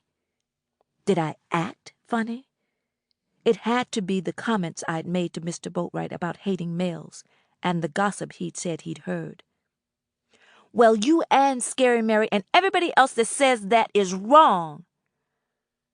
I couldn't and wouldn't say any more on the subject. Whether I was funny or not, it wasn't something I was ready to share with the world yet. News like that would destroy my dear. I left the kitchen and ran to my room to finish getting ready for school. I didn't even shut my bedroom door, because I knew that he would join me. How could you even think about a female with a man like me in this house, girl? He rasped, with a smug look on his face as he entered my room. His sweaty, age-spotted hands were already tugging at my clothes. I was tired. So very, very tired. This was the one time I didn't feel it was worth it to fight with him. I eased myself down on my bed. Before he got inside me, I told him, "I'm not funny, Mr. Boatwright." After he was done with me, he escorted me to the front door as I was about to leave for school like nothing had happened. He patted my shoulder and hugged me, then opened the front door and walked me out to the porch. "Feel like we might get our first snow today, huh?" he observed, looking around, scratching the back of his neck. "Uh-huh," I mumbled. He gasped and patted my shoulder again. "Don't you move. I'm going to get your snow boots." "Oh, no, that's okay. It won't snow that much if it does snow. I don't know where my left boot is anyway," I told him, grabbing his arm. "Well, you come straight home after school this evening, and we'll hunt that left boot." Right after he finished his sentence, the Nelsons' front door opened, and Mrs. Nelson came out onto the porch, followed by Mr. Antonisanti. They waved as they walked toward Mr. Antonisanti's car, a big, shiny gray Buick. "Queen of Sheba and Al Capone," Mr. Boatwright clucked, rolling his eyes. "Who?" I asked. "Yonder there across the street. You ain't blind. Brother Nelson better keep his eyes on that sneaky Jezebel he married to." Then he yelled, "How y'all doing over yonder?" "Mr. Boatwright, you're so mean," I said boldly. I knew that I could sass him and get away with it. At this point, I was on my way to school, and he would not have time to whoop me. His eyes drifted, then focused on me. "Mean? I ain't mean. Who said I's mean?" he whined. "Yeah, you are. Those people haven't done anything to you to make you talk about them so bad." For once he was speechless. He just stood there with his hands on his hips, glaring at me, trying to come up with appropriate response. I knew that whatever it was, it would be something mean. "By the way," he began slowly, his head bobbing, "pretty girls like Rhoda across the street yonder. They just hang around with mud puppies like you to make them look better. They don't like no competition. Everybody in town talking about y'all, calling you and her Beauty and the Beast. Have a nice day." I didn't even respond to his comments about Rhoda, but I was hurt and concerned. Concerned because I wasn't sure if what he said was true. Most of the pretty girls in my school did have plain best friends. I saw Mr. Boatwright peeping out of the window after I left the house to go across the street to pick up Rhoda. I rang her doorbell just once before Jock snatched open the door and greeted me with, "What's wrong with you, girl? Making all this goddamn noise. You wake up my grandmammy, I'm gonna kick your butt halfway across town." He was a good-looking boy, but his hostility was overwhelming. "I'm here to pick up Rhoda," I said firmly. If I could stand up to Mr. Boatwright, I could stand up to Jock. I told myself that if Jock got too mean, I'd run. "Oh," he said. I couldn't believe how fast he softened. His scowl disappeared, and he opened the door wide enough for me to enter. "She'll be down in a minute. You know how she is with all that makeup and shit. You want some hot cocoa?" Mr. Boatwright would have died if he had heard that. Almost every morning he served me this deadly concoction called pot liquor, which was the juice from turnip, collard, or mustard greens with hog fat and chunks of some kind of meat stirred in. Each time he groaned about not being able to afford cocoa but once a month.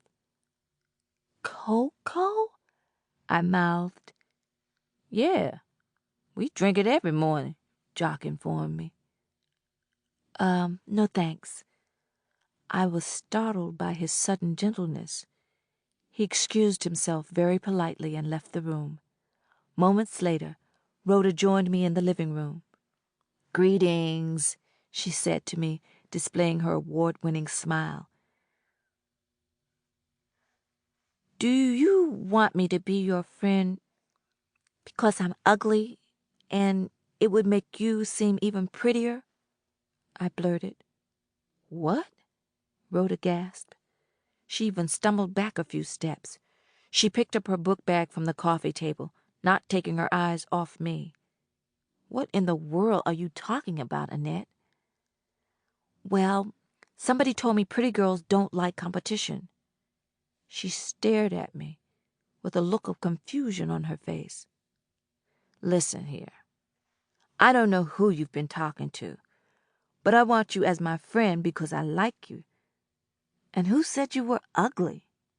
She motioned for me to follow her to the door. Oh, some old busybodies. They call me and you Beauty and the Beast. Once we got outside, we stopped on the porch for a moment. Mr. Boatwright was still peeping out our window. He was so tacky, he didn't even try to hide it. Not only were the curtains moving, his whole face was in full view. Horse feathers, Rhoda laughed, dismissing the thought with a wave of her hand. She tried to hide it, but there was a look of concern on her face. Fuck whoever told you that shit. Why should we care what they say or think? You're my friend because I want you to be. And as far as you being ugly, well, my brother Jock said you were cute. She smiled at me. Either I had lost my mind and slipped into a fantasy world, and this relationship was all part of my imagination, or God had finally taken pity on me and made Rhoda part of my life. Either way, I now had the best friend in the whole wide world, and I would do anything to keep her. I wanted to grab her and kiss her hand and then hug her and kiss her on the jaw. But I didn't want to overdo it. Instead, I just smiled back at her. Jock the Ripper? Your nasty, mean big brother? He said that about me? I was concerned and flattered at the same time. Not only was Rhoda telling me I wasn't ugly, but a handsome, popular boy like Jock said I was cute. Boy or not, compliments like that from him went a long way with me. I couldn't wait to rub this information in Mr. Boatwright's face. Uh-huh. Jock the Ripper said that about you, girl, Rhoda told me. Oh, well, I heard something else about you, Rhoda, from that same person that said you like me around because I'm ugly. Rhoda gave me a thoughtful look. Then she bit her bottom lip before speaking. I don't want to hear any more of this mess, she said, shaking her head with disgust. I don't give a shit what that person thinks. Let's haul ass, girl. We started walking. I turned around to see Mr. Boatwright standing on our front porch with one hand on his hip. The school day started out typical enough. That morning, Lena Cundiff caught up with me and said, This is for that toilet thing Rhoda done to me, bitch. Then she tripped me, and I fell down a flight of stairs and busted my lip. During lunch, I ate most of Rhoda's food. She kept looking at my bruised lip, but not once did she ask me about it. I had to volunteer the information. I lied and told her I'd tripped over my own 2 feet. She wiped dried blood from my lip and told me to be more careful. She just about scared me to death when she called me sugar. Chapter 17. During the study period after lunch, Pee-wee, who worked in the principal's office, came rushing into the room and whispered something in Mr. Brown's ear. Mr. Brown was one of the whitest people I had ever seen in my life. When he turned red, he literally turned red. That lasted for a few moments, Then he turned blue in the face. He snatched a handkerchief from his pocket and wiped his face. His eyes seemed to sink into his face right before us. Then Pee-wee fainted. Several girls ran to him and started fanning his face as he lay stretched out on his back in the middle of the floor. "Class, President Kennedy has been shot," Mr. Brown informed us. Girls gasped. Boys cussed. I grabbed my books and ran out of the room. I found Rhoda in a near catatonic state, squatting on the floor outside of her music class. "He's going to die," she moaned. "I just know President Kennedy is going to die." All the black people I knew loved Kennedy because he was helping us get equal rights. I embraced Rhoda. Before I could speak, Mr. Rhodes, our principal, came on the loudspeaker. He was all choked up, and it took him what seemed like a real long time to tell us all to go home right away and take Monday off too. We didn't discuss it, but I followed Rhoda to her house. Her pretty mother was watching TV in the living room and crying when we arrived. She had on a pretty pink dress and black high heels. She was wiping her tears with a white silk handkerchief. Rhoda hugged her mother and greeted her with a kiss on the hand. "Who did it? Who shot President Kennedy, my dear?" Rhoda asked quietly, her voice choking. "They don't know yet. I just hope it wasn't one of us," Mrs. Nelson sobbed. She blew her nose and took a long, deep breath. Even with her eyes red, she was pretty. Her voice was soft and gentle. "If a colored man is responsible, we'll be set back 50 years. "I bet it was the Russians," Rhoda said angrily. She motioned for me to follow her to her room, where she turned on her TV. Every station was covering the Kennedy shooting. "Do you want a snack or something?" I shook my head. "I don't feel like eating," I replied sadly, my eyes on the TV. "I guess I don't either."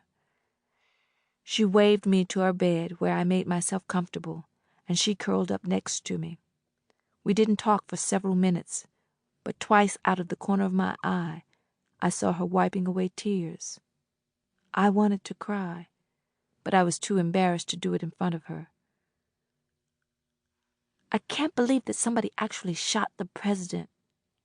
And in the head," I said, clearing my throat. I had to do that several times to keep from crying. "Just like my brother David," she said sadly, not looking at me. "I hate guns," I said seriously. I talked out of the side of my mouth, not taking my eyes off the TV screen. "Me too. And I hate people who hurt other people," she admitted. "What did your brother do?"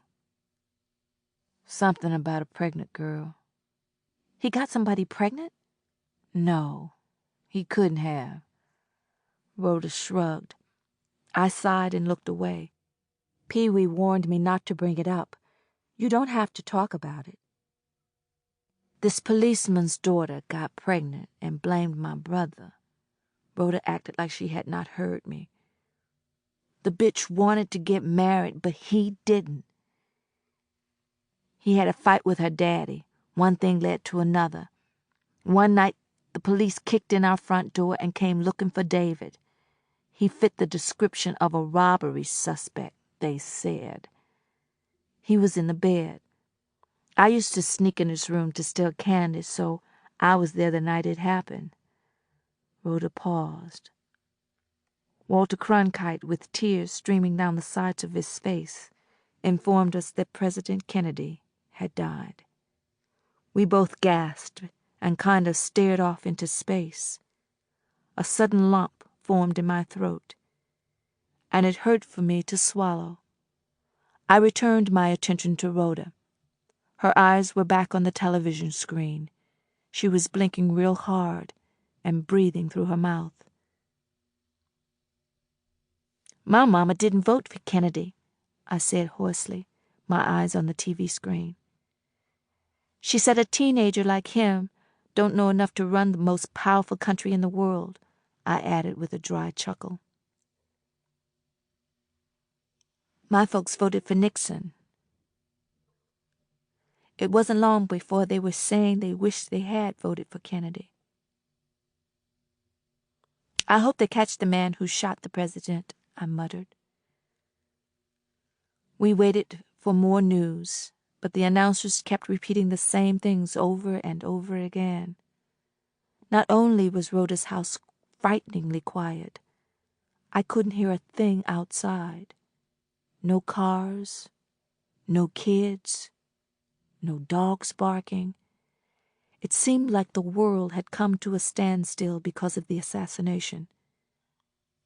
I had written an essay on Abraham Lincoln and his assassin's background and motive a week earlier. Mrs. Windland, my English teacher, cried when I read it out loud in front of the class. She told the whole class that none of us would probably experience the pain of a presidential assassination in our lifetime. Even though I was holding back my tears, a sad smile appeared on my face. I turned away so Rhoda wouldn't see it. I was glad when she started talking again. Anyway, about my brother. The police came in his bedroom with guns. I was 6 and real little, so I could hide easy. Nobody knew I was even there, 'cause I was all the way up under the covers, bunched up with the pillows. Even if they had, I wouldn't have been scared for myself. I'm not afraid of anything. Rhoda paused, and I looked her over with great admiration. She swallowed hard as she continued talking. Do you think I'm normal? What? Me not being scared of anything. Well, no. I wish I could be more like you, I said firmly. I never knew another girl like you, not even in any of my books, and I read a lot of fairy tales and science fiction. Okay, Rhoda smiled dryly. Anyway, there I was, hiding under my brother's blankets. It happened so fast. It was late, but I was still awake. He was, too. They kicked open the door and started hollering at David. He never said a word. The next thing I knew, the one policeman started shooting. I threw back the covers and jumped down on the floor with my brother. There were 5 cops in the room. Just one was black. He was the one who had done the shooting. Rhoda stumbled over her words, but she continued with her eyes staring straight ahead. You remember all that? She nodded. As long as I live, I'll never forget that night and that man and what he did to my family, she said through clenched teeth. Anyway, my brother's blood splashed all over that room. He was still alive when I grabbed him and hugged him.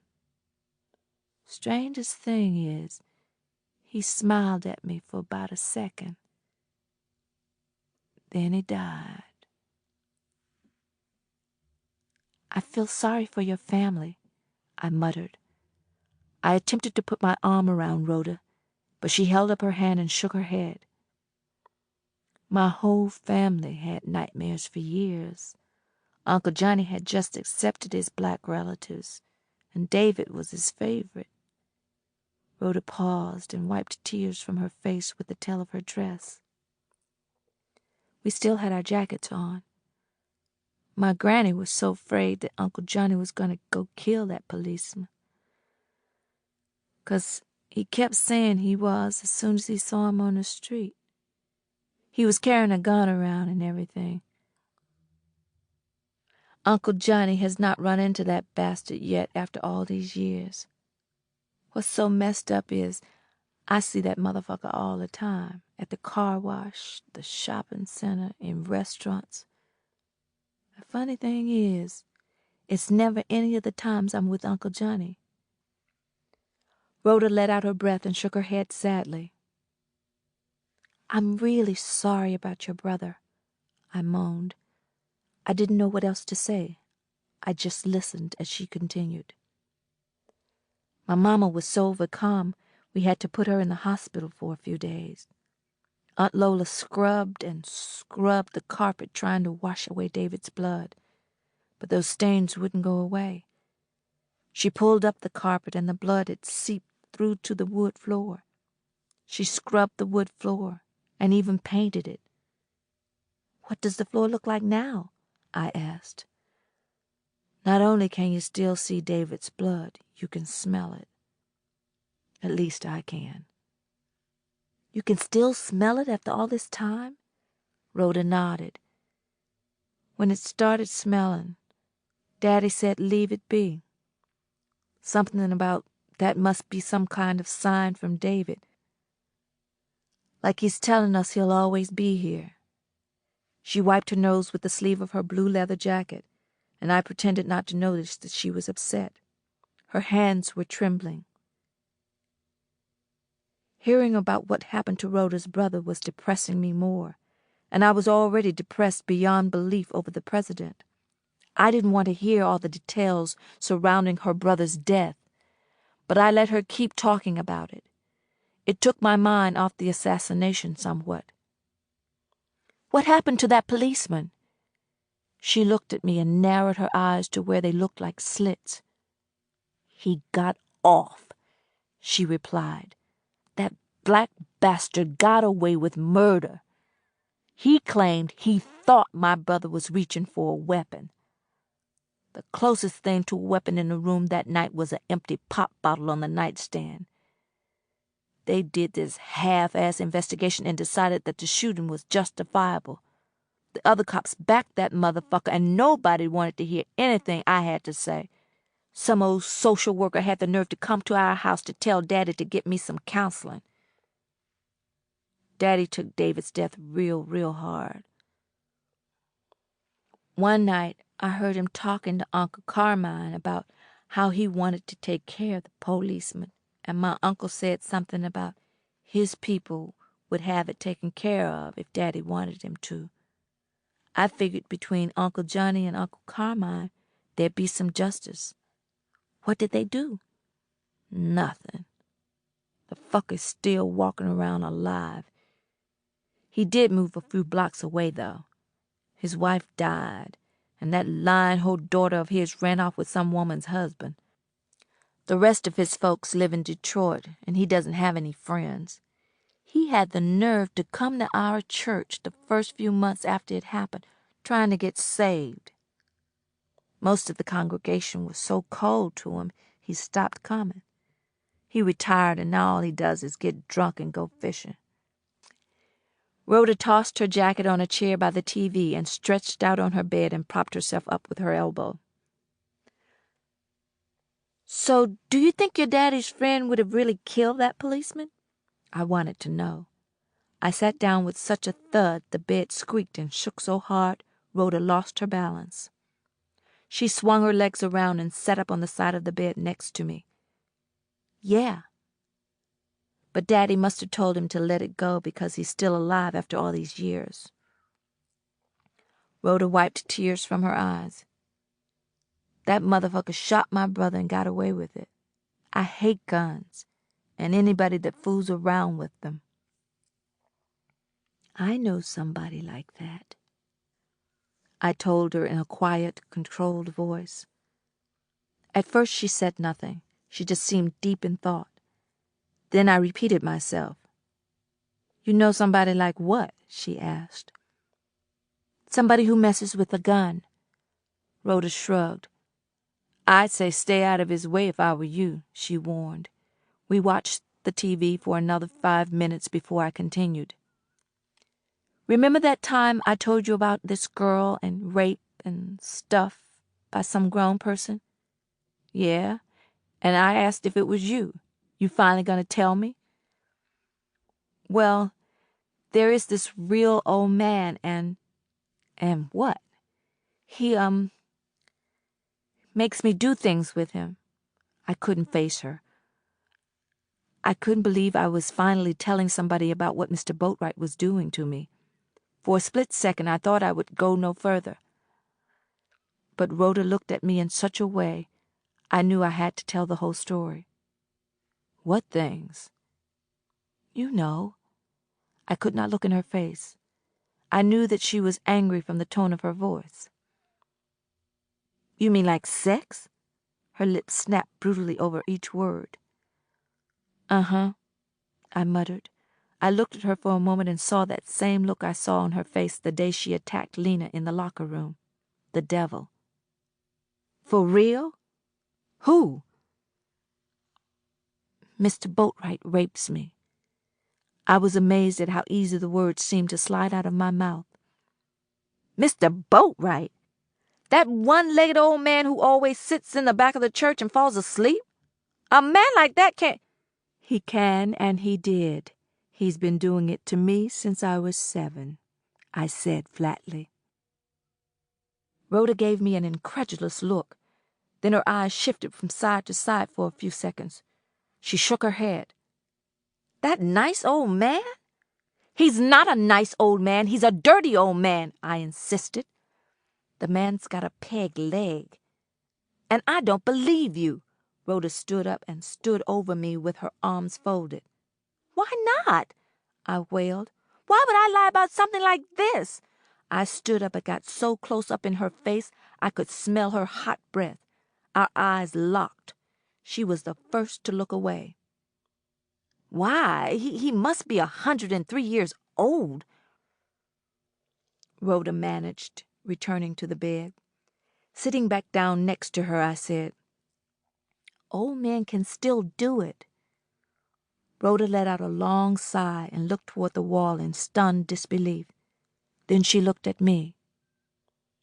I know I'm ugly and boys don't fight over me, but girls like me still get raped if that's what you're thinking, I said firmly. I wasn't thinking anything like that. I know anybody can get raped, even guys. It's just that, well, I can't believe a man like Mr. Boatwright is the type. Though we all went to the same church, Rhoda had never met Mr. Boatwright because she always slipped out of church early, if she came at all, or he was tied up talking to the preacher or somebody else. Why do you let him do it? He makes me, I shrugged. Rhoda blinked hard, then narrowed her eyes to look at me better. The disbelief in her eyes had intensified. And you don't tell on him? He's got a gun. He puts it up against my head and tells me how he's going to shoot my brains out and stuff like that. What about his peg leg? Doesn't it get in the way? Sometimes we take it off. Sometimes it falls off. Again, Rhoda stared at me incredulously with her eyebrows raised. Do you think he would really do something crazy? Do you really think he would shoot you? I don't want to find out, I replied. Rhoda let out her breath and touched my hand.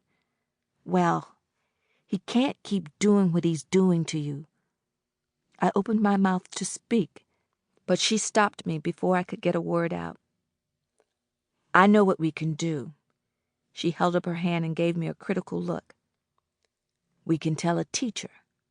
Miss Tripp, the music teacher. Last year, a white girl told Miss Tripp about her daddy molesting her, and Miss Tripp called the police. Rhoda was excited, almost hysterical, all on my account. What happened to the white girl? Miss Tripp adopted her. The girl's whole family was a wreck. White trash to the bone. They didn't even care about what the daddy was doing. Come to find out, one of the girl's brothers was doing it to her, too. My God, Rhoda hollered. It was even in the newspaper. That nasty daddy of hers went to jail where he belonged. I can't get my name in the paper? A scandal like that would kill my mama. Anyway, so many people like Mr. Boatwright. Somebody would bail him out and he'd come after me before they could really punish him. I don't even know if they would. I can't prove a thing. It would be my word against his. I shook my head so hard it hurt. No, I sure can't tell anybody but you. He said he would kill me. Knowing him, I bet he would make it look like an accident. We remained silent for about 2 minutes. I could hear both our hearts pounding. If an accident happens to me, have the police investigate, I choked out. Tell them everything I told you about Mr. Boatwright. Here? That motherfucker. Rhoda brought her dainty fist down so hard on her nightstand it almost fell over. And if I do die, tell Mama I didn't tempt him like he said I did. He peeped through the keyhole in my bedroom door and tempted himself. Damn! Rhoda sighed heavily and turned off the TV. What are we gonna do about him? We? I trembled. I smiled. I don't know. I guess I could get Jock to beat him up, Rhoda sighed. Or Uncle Johnny. I just couldn't tell them why. Huh?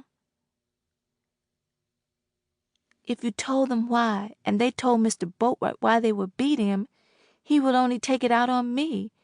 He already thinks Jock's messing around with me. He might even shoot Jock, and I would have to live with that. How long are you going to keep letting him mess with you? He's old. Maybe he'll die soon. Not soon enough. Rhoda gave me a curious look. It was a look I would never forget for the rest of my life. It was like she was looking through me instead of at me. It scared me and made me feel safe at the same time. Let's go to your house, she told me. What for? Because I want to see this hound from hell up close, and I want him to see me. Chapter 18. Mr. Boatwright, I'm home, I hollered. I walked through the hallway toward the living room of my house with Rhoda so close behind she was stepping on my heels. He must be asleep, I explained. He sleeps like a dead man. We found him stretched out on his back on the sofa in the living room, sound asleep, snoring like a buzzsaw. There were 5 empty beer bottles and 3 of his pill bottles on the coffee table next to his dog-eared Bible. It was fairly cold in the house, but there were beads of perspiration all over his batty face. Chicken skin, Rhoda whispered with her eyes bugged out. The only things missing are a horn and a tail, I said seriously. I've never seen him up this close before. I never would have guessed that he was this spooky. You fuck him? Rhoda exclaimed. I nodded. Yuck! And I have to kiss him too, I moaned. Sometime I have to kiss him before I leave for school. Your kids are going to be born with hooves, Rhoda replied. Eee! His hands look like bear claws, Rhoda growled and looked at me. Then she reached over like she was going to pinch his gnarled hands. Don't do that! I slapped her hand. Wake him up, she ordered. No! I just want to see his eyes. I want to know how in the world can you not tell your mama? I told you. He said he would shoot me dead. Shit! We looked at Mr. Boatwright's chest rise and fall with each breath. Rhoda stabbed his chest with her finger as if to make sure he was real.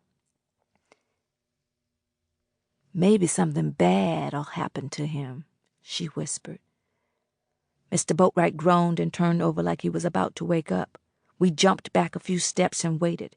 He kept snoring. Now he was clicking his teeth. We moved quietly to the kitchen and sat down at the table. I was feeling too bad about Kennedy and my own predicament to be embarrassed about Rhoda seeing our cheap, tacky furniture. She didn't seem to notice the dog-eared, paper placemats on our kitchen table. I know one thing that might take care of him. Prayer. Uncle Johnny says prayer can move mountains. It got him out of prison. "We can pray for something to happen to nasty old Mr. Boatwright," Rhoda whispered. "We can't ask God to make something bad happen to somebody," I insisted, shaking my head. "We'll pray for something like a stroke or a heart attack or paralysis or something, not somebody shooting him or poisoning him." Rhoda's voice trailed off. I thought her plan sounded pretty stupid and far-fetched. "We can't ask God for things like that. Maybe something a little more subtle, like impotence." I was glad nobody was listening to our rambling conversation. "Well, yeah," Rhoda shrugged. "Okay. Heart attacks and strokes are pretty extreme. There must be something else God can do to him that'll make him let you alone." "Oh, I know." Rhoda jumped up, waving her arms, looking like she was about to fly. "My dead brother couldn't have gotten that policeman's daughter pregnant, her or any other girl." "Why not?" I narrowed my eyes to see Rhoda's face better. "He had one of those dick problems men get and had some kind of surgery." "Did they cut his dick off?" "No, but he couldn't get a hard on. He couldn't do anything." "Cut Boatwright's dick off. Now that's what I would like to do. Cut off this old man's dick with a dull knife. Then that dickless motherfucker would be tame as a duck, huh?" As dainty and petite as Rhoda was, it was hard to believe that she could turn into such a pit bull so easily. "Exactly what kind of surgery did your brother have? What all was wrong for him to have to go through that?" "I never could figure it out. Nobody would tell me. But I used to hear the doctors talking to Daddy and my dear. They told him that he would be lucky to pee with this thing, let alone do you know what. Fuck?" "Fuck." Rhoda nodded, making a face like it was the most disgusting thing in the world. As far as I was concerned, it was.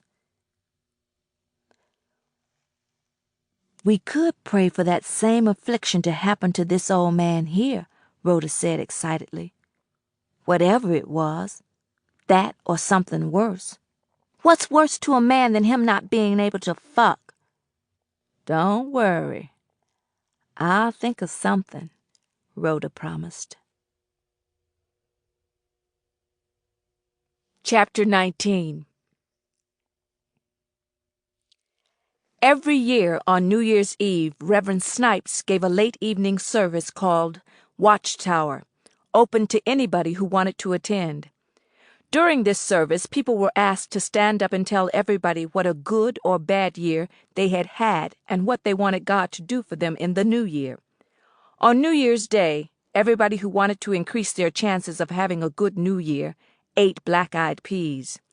Mr. Boatwright attended this service every year, and every New Year's Day he cooked a huge pot of black-eyed peas that usually took us 3 or 4 days to finish. No matter who my dear happened to be working for, every New Year's Eve she had to work. This year it was the judge. He was combining a poker party with a New Year's Eve party. Mr. Boatwright was planning to attend Reverend Snipes' watchtower until Uncle Johnny came to the house around 10 p.m. that December 31st, 1963. He almost knocked me down trying to get in our front door so fast. Mr. Boatwright was on our living room couch waiting for a cab. He was wearing the one suit he owned that I hated the most, that white fleecy thing he had on the first time I met him, and he had on that same black fedora. He always wore this suit to funerals, weddings, and the special church events. "Oh, the judge is entertaining in style this evening, Boatwright. The stakes'll be high and drinks'll be plentiful, and all you eat," Uncle Johnny hollered, strutting into our living room wearing a seersucker suit and already smelling like a distillery. I followed him into the living room. He stopped in the middle of the floor in front of Mr. Boatwright, trying to talk him into accompanying him to the judge's house. I planned to go to bed as soon as Mr. Boatwright left. The only reason I was still up was I didn't want to give him any excuse to come to my room, not that he needed one.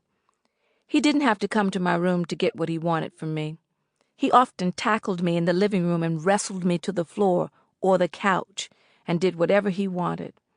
It made me sick when I thought of my dear sitting on the same couch where I got violated on a regular basis. As much as Mr. Boatwright trashed Uncle Johnny behind his back, oddly, they had become running buddies. Their main connection was Judge Lawson's poker parties. Uncle Johnny didn't have a car of his own or even a license. He had to rely on public transportation or wait for somebody with the time and patience to drive him wherever he wanted to go. Mr. Nelson had purchased a blue '61 Ford for Jock a few weeks earlier. According to Rhoda, the agreement was Jock was to let Uncle Johnny drive the car too, when and if he got his license back, other relatives when they visited, and once Rhoda turned 16 and learned to drive, she could use the car. On several occasions, Uncle Johnny had Mr. Boatwright drive him around. Mr. Boatwright was only too glad to do it. He and Johnny were usually headed in the same direction anyway, the bars and Judge Lawson's poker parties, so the arrangement worked out well for both of them. If Uncle Johnny wanted to go to the New Year's Eve poker party, he had to find somebody to do the driving. Once, out of desperation because Mr. Boatwright was in bed with the flu, Uncle Johnny asked Scary Mary to drive him to Judge Lawson's house. First she got mad, and then she laughed. "Do I look like a damn chauffeur?" she hollered. "Oh, I don't think I can make it tonight, Johnny," Mr. Boatwright told him, holding up both hands. I went into the kitchen, but I could still hear Uncle Johnny trying to talk Mr. Boatwright into going to the party. 10 minutes into his visit, I heard Uncle Johnny say something about some cabaret dancers the judge had invited to entertain his guests. The next thing I knew, Mr. Boatwright was running out of the door ahead of Uncle Johnny. I watched out the window and waited until I saw them speed off. Then I went to bed. Rhoda always spent her New Year's Eves enjoying a quiet evening with her family. I had been invited, but family gatherings like that depressed me. As far as I was concerned, my family tree had only 2 branches left on it, my mama and me. I really envied the kids who not only had parents living with them, but grandparents, numerous siblings, and an assortment of miscellaneous relatives like cousins and aunts and uncles in their lives. Pee-wee had attended his family reunion in Erie, Pennsylvania the summer before, and he had returned with pictures of a family that had over 200 members. He and Caleb were from Erie and talked about it from time to time. "If I ever leave Richland, it'd be to go back to Erie," Pee-wee told me. Not only did I not have a family to visit, I didn't even have a hometown I could go back to anymore. My Aunt Bernice had recently left Florida and moved to New Jersey, and I still didn't know of any other relatives. I was actually glad when the holiday ended and we returned to school. By the end of January, everything was back to normal, and people had stopped talking about Kennedy, Oswald, Jack Ruby. For the next few months, all we talked about was a new band from England called the Beatles. Rhoda was one of the few black girls with Beatle albums. Pee-wee was the only black boy we knew that had enough nerve to admit he liked the Beatles. He was even brave enough to wear a Beatle wig. But the wig was not attractive on him at all. It was too big, so it sat on his head at a lopsided angle with the bangs more on the side than in the front. It looked as bad as, if not worse than, the wig Scary Mary wore. He looked pretty gross, but Rhoda and I didn't have the heart to tell him. He was happy. He wore the wig to school a few times, but stopped when he got tired of kids snatching it off. Now he just wore it on weekends and after school. I spent as much time at Rhoda's house as I could, even though Mr. Boatwright tried to sabotage that. "Mr. Boatwright feels that you spending too much time at that Rhoda's house, wearing all that makeup. She just begging to get herself raped," my dear told me in the kitchen one Sunday night after church. Scary Mary was sitting at the kitchen table with us, decked out in a pair of gold nylon stretch pants with stirrups and a black turtleneck sweater with the sleeves rolled up to her elbows. She had put on about 50 pounds over the years and had no business squeezing into a pair of stretch pants. She was kicked back with a can of beer in her hand and her bare feet on the table. She winked at me and surprised me when she came to my defense. She made a sweeping gesture with her hand in my dear's direction.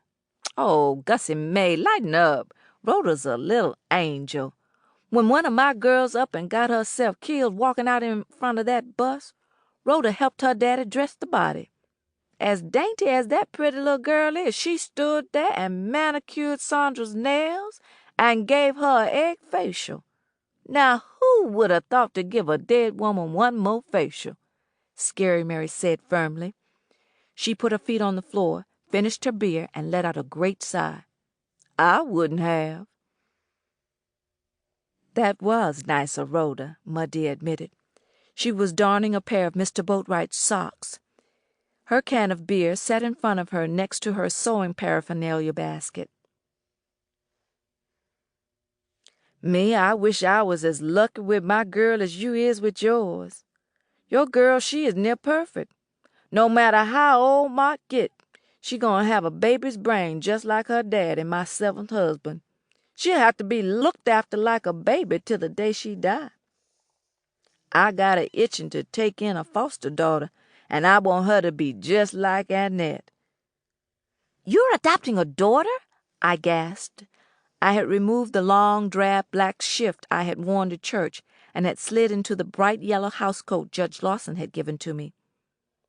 "Not adopt. Foster. Sometime in the distant future after I get off probation. The girl can keep an eye on Mott and keep my house clean," Scary Mary announced with a quick nod. She paused long enough to finish her beer. "I ain't got time to do that kind of stuff. I'm a busy woman." "What about all those nasty men?" I asked with my eyes stretched as wide as I could stretch them. With her background and her record, I could not imagine anybody giving Scary Mary a foster child. "What nasty men?" The ones that come to your house all the time." I glanced at my dear, and she was giving me a mean look. Never mind."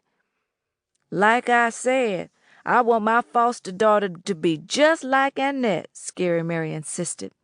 She snatched another beer out of the bag on the table in front of her. I smiled broadly.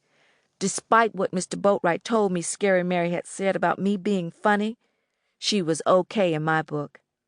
"My dear said I could be like you one day," I replied. I smiled and tried to look composed, but my whole body was nervous with energy. Scary Mary held up her hand, and a sad look appeared on her face. "When they give me my foster girl, I'm going to raise her up to be better than the mess I turned myself into," she said, her voice cracking. I just smiled at her again, grateful that she thought I was important enough to speak up for her.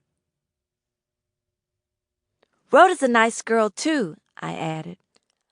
I had not brought Rhoda to meet my mother and Mr. Boatwright yet, because I was too embarrassed. Compared to our house, hers was Camelot. I was also ashamed of Mr. Boatwright. Since my dear's work schedule kept her so busy, she was never available to attend any of my school events like PTA meetings and parent-teacher meetings. Once, when I asked if she could take a day off and come meet some of my teachers, she sent Mr. Boatwright in her place, and the kids talked and laughed about him for days. I never mentioned any school functions again. My dear, Scary Mary and I moved from the kitchen to the living room to watch the Lawrence Welk Show, one of their favorites. It baffled me the way almost every black person I knew worshipped certain TV shows. Their allegiance to Lawrence Welk was probably the most baffling. Perry Mason, the comedies, and Ed Sullivan I enjoyed. I only sat through Lawrence Welk because I had no choice if I wanted to watch anything on TV. When we gathered in the living room to watch TV, we only talked when a commercial came on or if there was an emergency. I wish we had another TV set so I could watch wrestling, I complained. Like Rhoda, I added. Speaking of Rhoda, she's such a good friend of yours. How come she ain't got time to come over here and introduce herself? My dear asked, adding with an amused look. Tell her we ain't going to bite her. I frowned. Scary Mary cackled. The girl must have something to hide, Mr. Boatwright said. It was amazing how he often appeared out of nowhere. Good evening. Entering from the kitchen, he nodded to Scary Mary, who was sitting next to my dear on the couch with her feet on the coffee table. I was glad the commercial was short. When Lawrence Welk went off, I left him in the living room discussing Scary Mary's plan to take in a foster daughter. I could hear them from the kitchen. Scary Mary was going on and on about how angry she was about the fact that there were so many black kids in need of new homes. She had lived in several foster homes when she was a child, she claimed. As a Christian, I feel duty-bound when it comes to our young'uns. Black folks got an obligation to help less fortunate black folks. Sister Goode, you taking in Brother Boatwright is a good example. Just think how Annette might have turned out if he hadn't been around to keep his eye on her all these years, Scary Mary said firmly. They jumped from discussing Scary Mary's future foster daughter to Caleb and how he overcharged his customers. Caleb arrived right after Scary Mary left. As soon as he got comfortable, they started gossiping about her missing so much church. Mr. Boatwright said she just wanted a foster daughter so she could collect money from the state, and he would pray for the white folks to give her an ugly one so she'd be less trouble. Pretty girls got men in trouble, he said. After Caleb left, Muddy and Mr. Boatwright decided that Caleb probably didn't have a bullet lodged in his head. It was most likely water on the brain. He just said that it was a bullet because a bullet commanded more sympathy and attention than water. Later, Scary Mary returned with more beer. By then, Pee-wee had joined in, and the subject was white folks. Judge Lawson arrived a half-hour later. "Good evening, everybody," he yelled, rushing in after I opened the door. "Hey there, Judgy Wudgy, how about a little drink?" Caleb slurred. "How about a big drink?" the judge howled. The next subject they discussed was the mysterious undertaker across the street and his family. I couldn't stand to listen to them trash my best friend and her family. I called Rhoda on the kitchen phone and told her about Scary Mary planning to take in a foster daughter when she got off probation. "That'll be good for Maud. But knowing Scary Mary, she'll have the girl cleaning that whorehouse and babysitting all the time," Rhoda chuckled. "Yeah, but with Scary Mary being a madam, having a police record, do you really think they'll let her have a foster child?" I whispered, glancing every few seconds towards the kitchen door. Miss Pimp always get what she wants. Anyway, the white folks would give black kids to Godzilla just to get 'em off their hands, Rhoda snarled. I gave this information some serious consideration. You're probably right. But with all those nasty men in and out, it'd be a miracle if the girl doesn't get raped, huh? If the girl is smart, she won't let that happen, Rhoda said angrily. Like I should have been? I sighed. Mr. Boatwright said Scary Mary just wants a foster child so she can collect money from the state, I added. Rhoda sighed with disgust. Does that mean old goat trash everybody? Yep, I said quickly. Then I told Rhoda some of what Mr. Boatwright had said about her and her family. She insisted on coming to meet him and Medea that next day. An hour before Rhoda arrived, I sprayed our downstairs with Glade air freshener. Glade was no match for the potent, lingering smell of cabbage greens. I cleaned all the floors downstairs, but there was nothing I could do about our cheap furniture. After I had worked on the house, I went to my room and stood in my front window watching Rhoda's house, waiting for her to walk out her front door. I waited for more than an hour, Uncle Johnny and Mr. Antonosanti climbed into Mr. Antonosanti's car, a shiny blue Buick, and sped off. Mrs. Nelson came out to sprinkle water on her rose bushes. I got misty-eyed when Mr. Nelson came out and kissed Mrs. Nelson before roaring off in his car. Finally, Rhoda appeared. She kissed her mother, then skipped across the street. I ran downstairs to make sure I got to her before Mr. Boatwright and Mud Deer did. Ed Sullivan had them mesmerized. They didn't even look up when I ran across the living room floor to open the door for Rhoda. "Sorry I'm late. My facial took longer than I expected," she apologized, looking around the room, wiggling her nose. Mud Deer and Mr. Boatwright turned at the same time to stare at Rhoda. "Y'all shut that door before them mosquitoes come in here and eat us alive," Mr. Boatwright ordered, stomping his foot. Mud Deer's eyes rested on Rhoda's expensive black leather boots. Mr. Boatwright leaped up and put his hands on his hips. "Is that your real hair, girl?" he asked suspiciously. "Yes, it is," Rhoda smiled, shaking that gorgeous mane of hers. "It looked like a wig hat," he added, turning to Mud Deer. "Don't it, Sister Good?" Mud Deer rose and stumbled over to Rhoda and tugged on her hair. "It's real, all right. I bet Miss Rachel charged you double to straighten this horse's tail," Mud Deer mouthed. I was glad she had on a nice dress, a green shirtwaist she often wore to church. Rhoda turned to me with her mouth hanging open.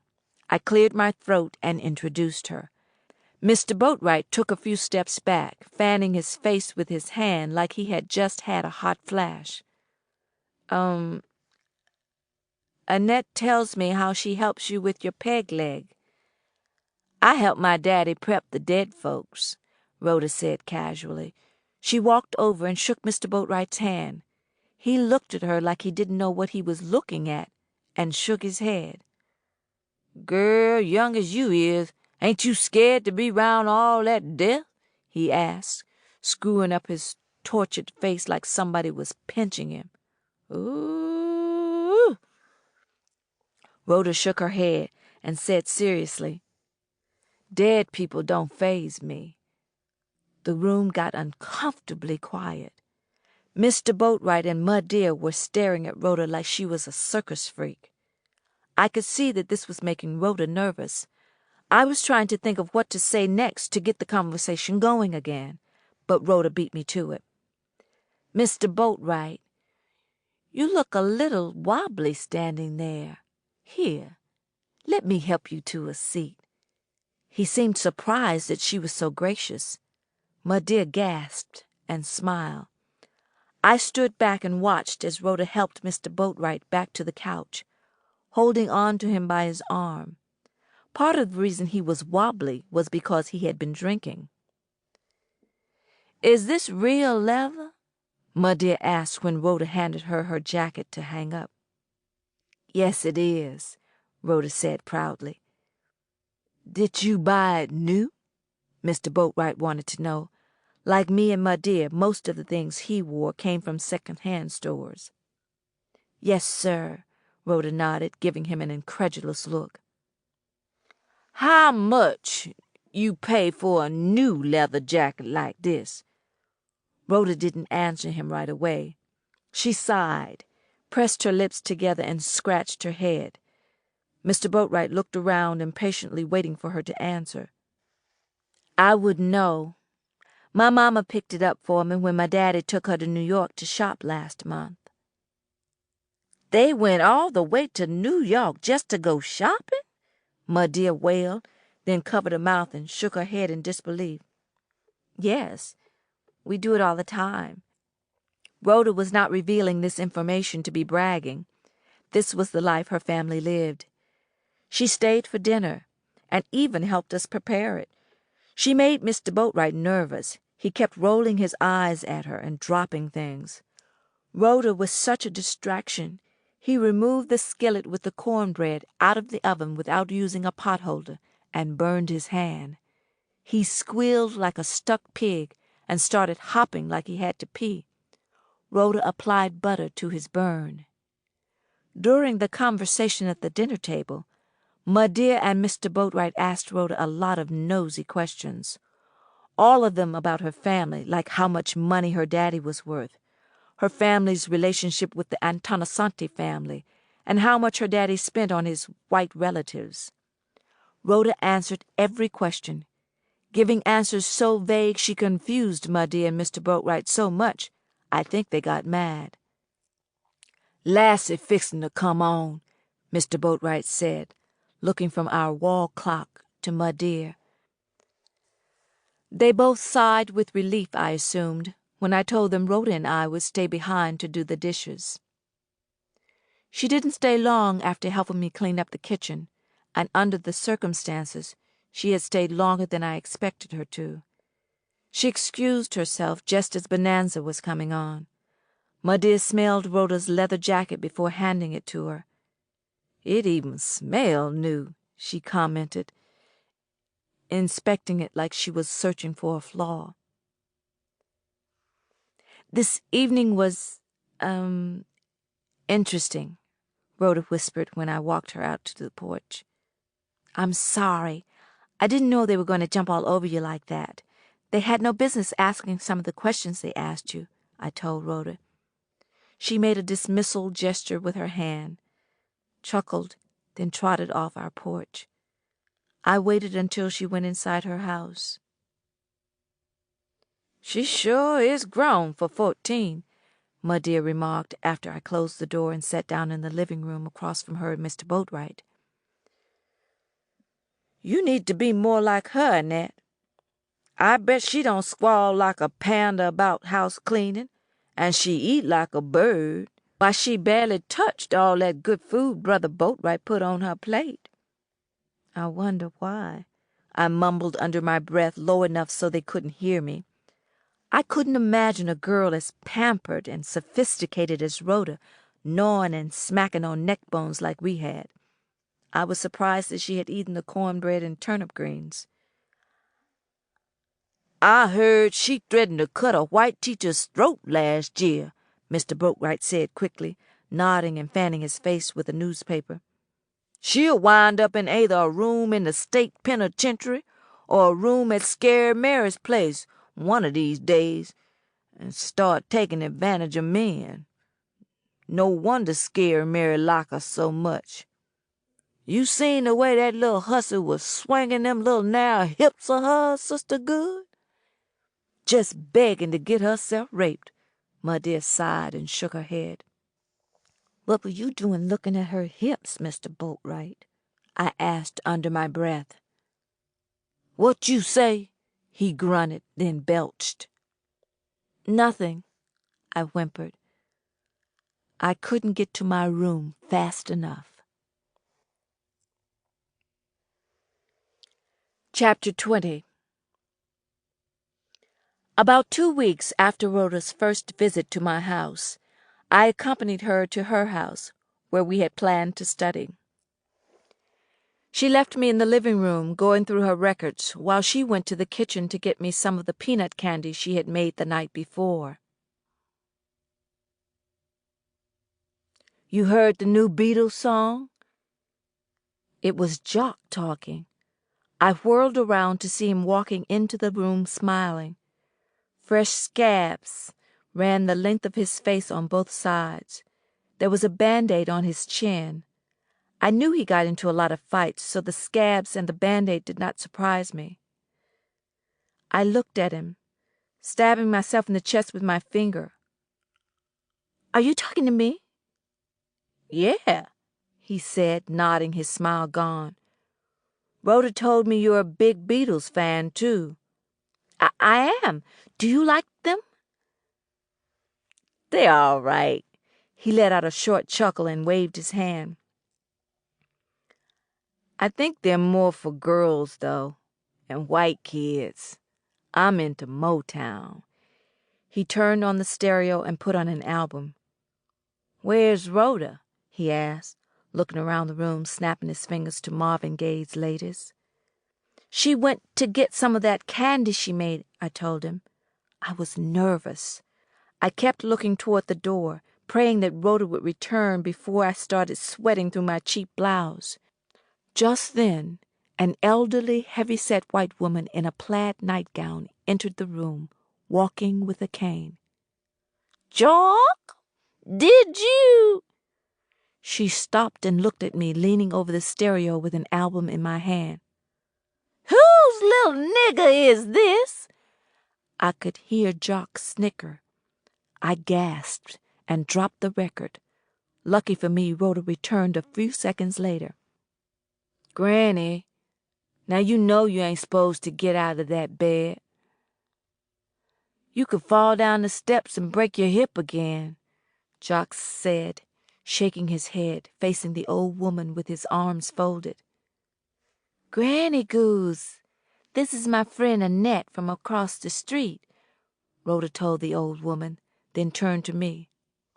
"This is our grandmother. The doctor told us to make her stay in bed as much as we can, but as you can see, she sneaks out." Rhoda laughed nervously. The woman looked me up and down, frowning. Her hair was as white as snow, and her pale face was heavily lined and dotted with moles and age spots. It was hard to tell if she had ever been attractive. Her nose seemed too big for her face, and her green eyes were too far apart. She had almost no lips. "You leave them albums and that stereo just like you found them," she barked at me, waving her cane threateningly. For a brief moment I had a flashback. She looked like mean old Mrs. Jacobs, the woman who had whacked Ma Dear with her cane. I had to close my eyes and count numbers in my head to keep from losing my cookies. "Sit down, Granny Goose." Jock attempted to lead the old woman to the couch, but she raised her cane and swung at him, missing only because he ducked. Rhoda tried not to, but she laughed. "Get your black hands off me!" the woman cried. Uncle Johnny came running into the room. "Mother, don't get excited. Come on with me now so you can take a pill and get some rest. You ain't got no business getting out of the bed after what Dr. Thompson told you. You ain't well, sugar." He had on a pair of plain black pants and a leather apron with a bib over a white shirt. I had a feeling he had been in the room helping Rhoda's daddy prepare some deceased person for burial. He smiled and nodded at me. "How you doing, Annette?" Before I could answer him, he turned to Jock. "Boy, get back yonder where your dad is waiting on you." The old woman ranted and raved and swung her cane as Uncle Johnny steered her out of the room. Over his shoulder he yelled, "Jock, get a move on!" I looked at Jock, hoping he would leave the room immediately so that my heart could stop jumping around in my chest. The boy just stood there like he had not even heard a word his uncle said. Then he picked up another stack of records and sat down on the floor. "That's Daddy's and Uncle Johnny's mama," Rhoda explained. "I thought so," I nodded. I eased down on the floor and crossed my legs at the ankles. "None of her other kids will have much to do with her," Jock added, looking at me. "Just Daddy, the only black one and the only one she rejected." "Didn't she raise him?" I asked. Like Mr. Boatwright, there was a lot about Rhoda's family I didn't know. "His daddy's mama raised him. Once Daddy got back from the army and the Antonasanti family put up the money for his training and to get him started, his white relatives had a sudden change of heart," Jock shrugged. "None of them had a pot to piss in and didn't know where the next meal was coming from. Right away, Daddy started helping out his poor white relatives. To make a long story short, Granny Goose got to be too much of a problem for the rest of her kids. They wanted to put her in the state old folks' home. We were all up here by then. About 8 years ago, Daddy left the house one morning while we were all still asleep And when he came back 2 days later, Granny Goose and Uncle Johnny were with him. She's been here ever since, and so has Uncle Johnny off and on. What does Uncle Johnny do for a living? I asked. I had heard a lot about Rhoda's favorite uncle, but nobody had ever mentioned his line of work. That's a good question, Rhoda said seriously.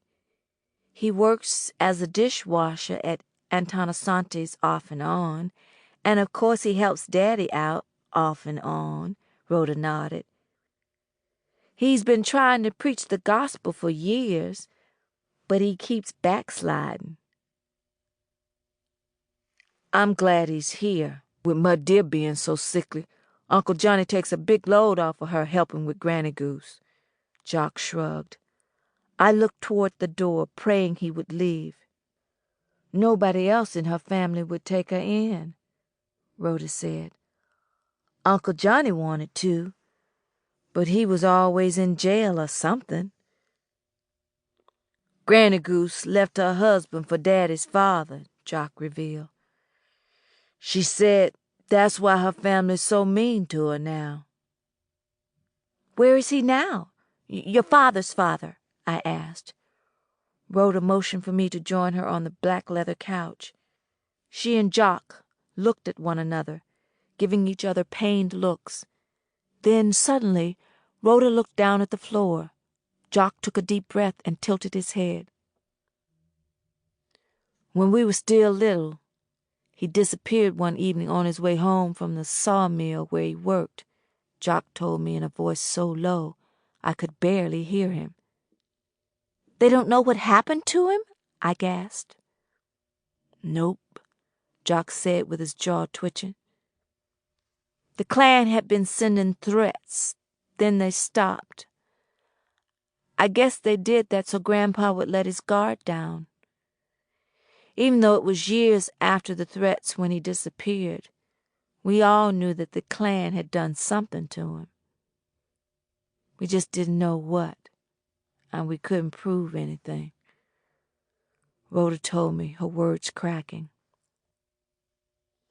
The sheriff, that pot-bellied redneck motherfucker, had the nerve to say Grandpa probably got sick of the way things were and went off to another city or state to start a new life like some people do. Bullshit! Jock shouted, his hands balled into trembling fists. I nodded sadly. The clan used to come after my daddy so much in Florida, we had to move every few weeks, I told them. Well, we got something in common after all. Jock winked on his way out of the door.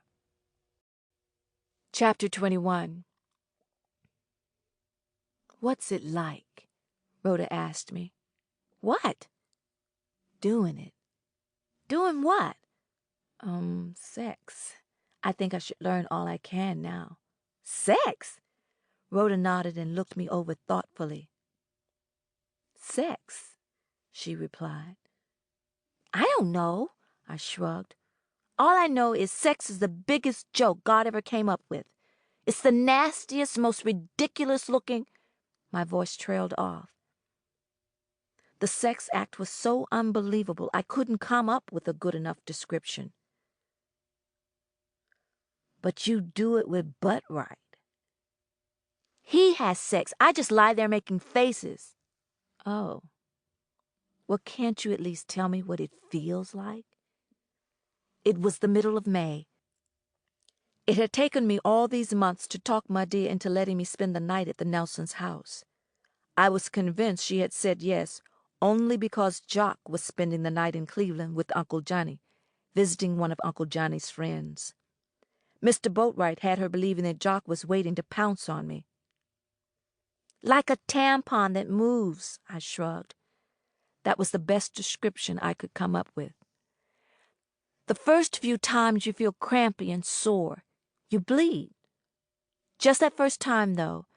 And to be honest with you, it looks right ridiculous while you're doing it. I don't know what God was thinking when he came up with sex. He should have stopped with hugging and kissing. Rhoda frowned.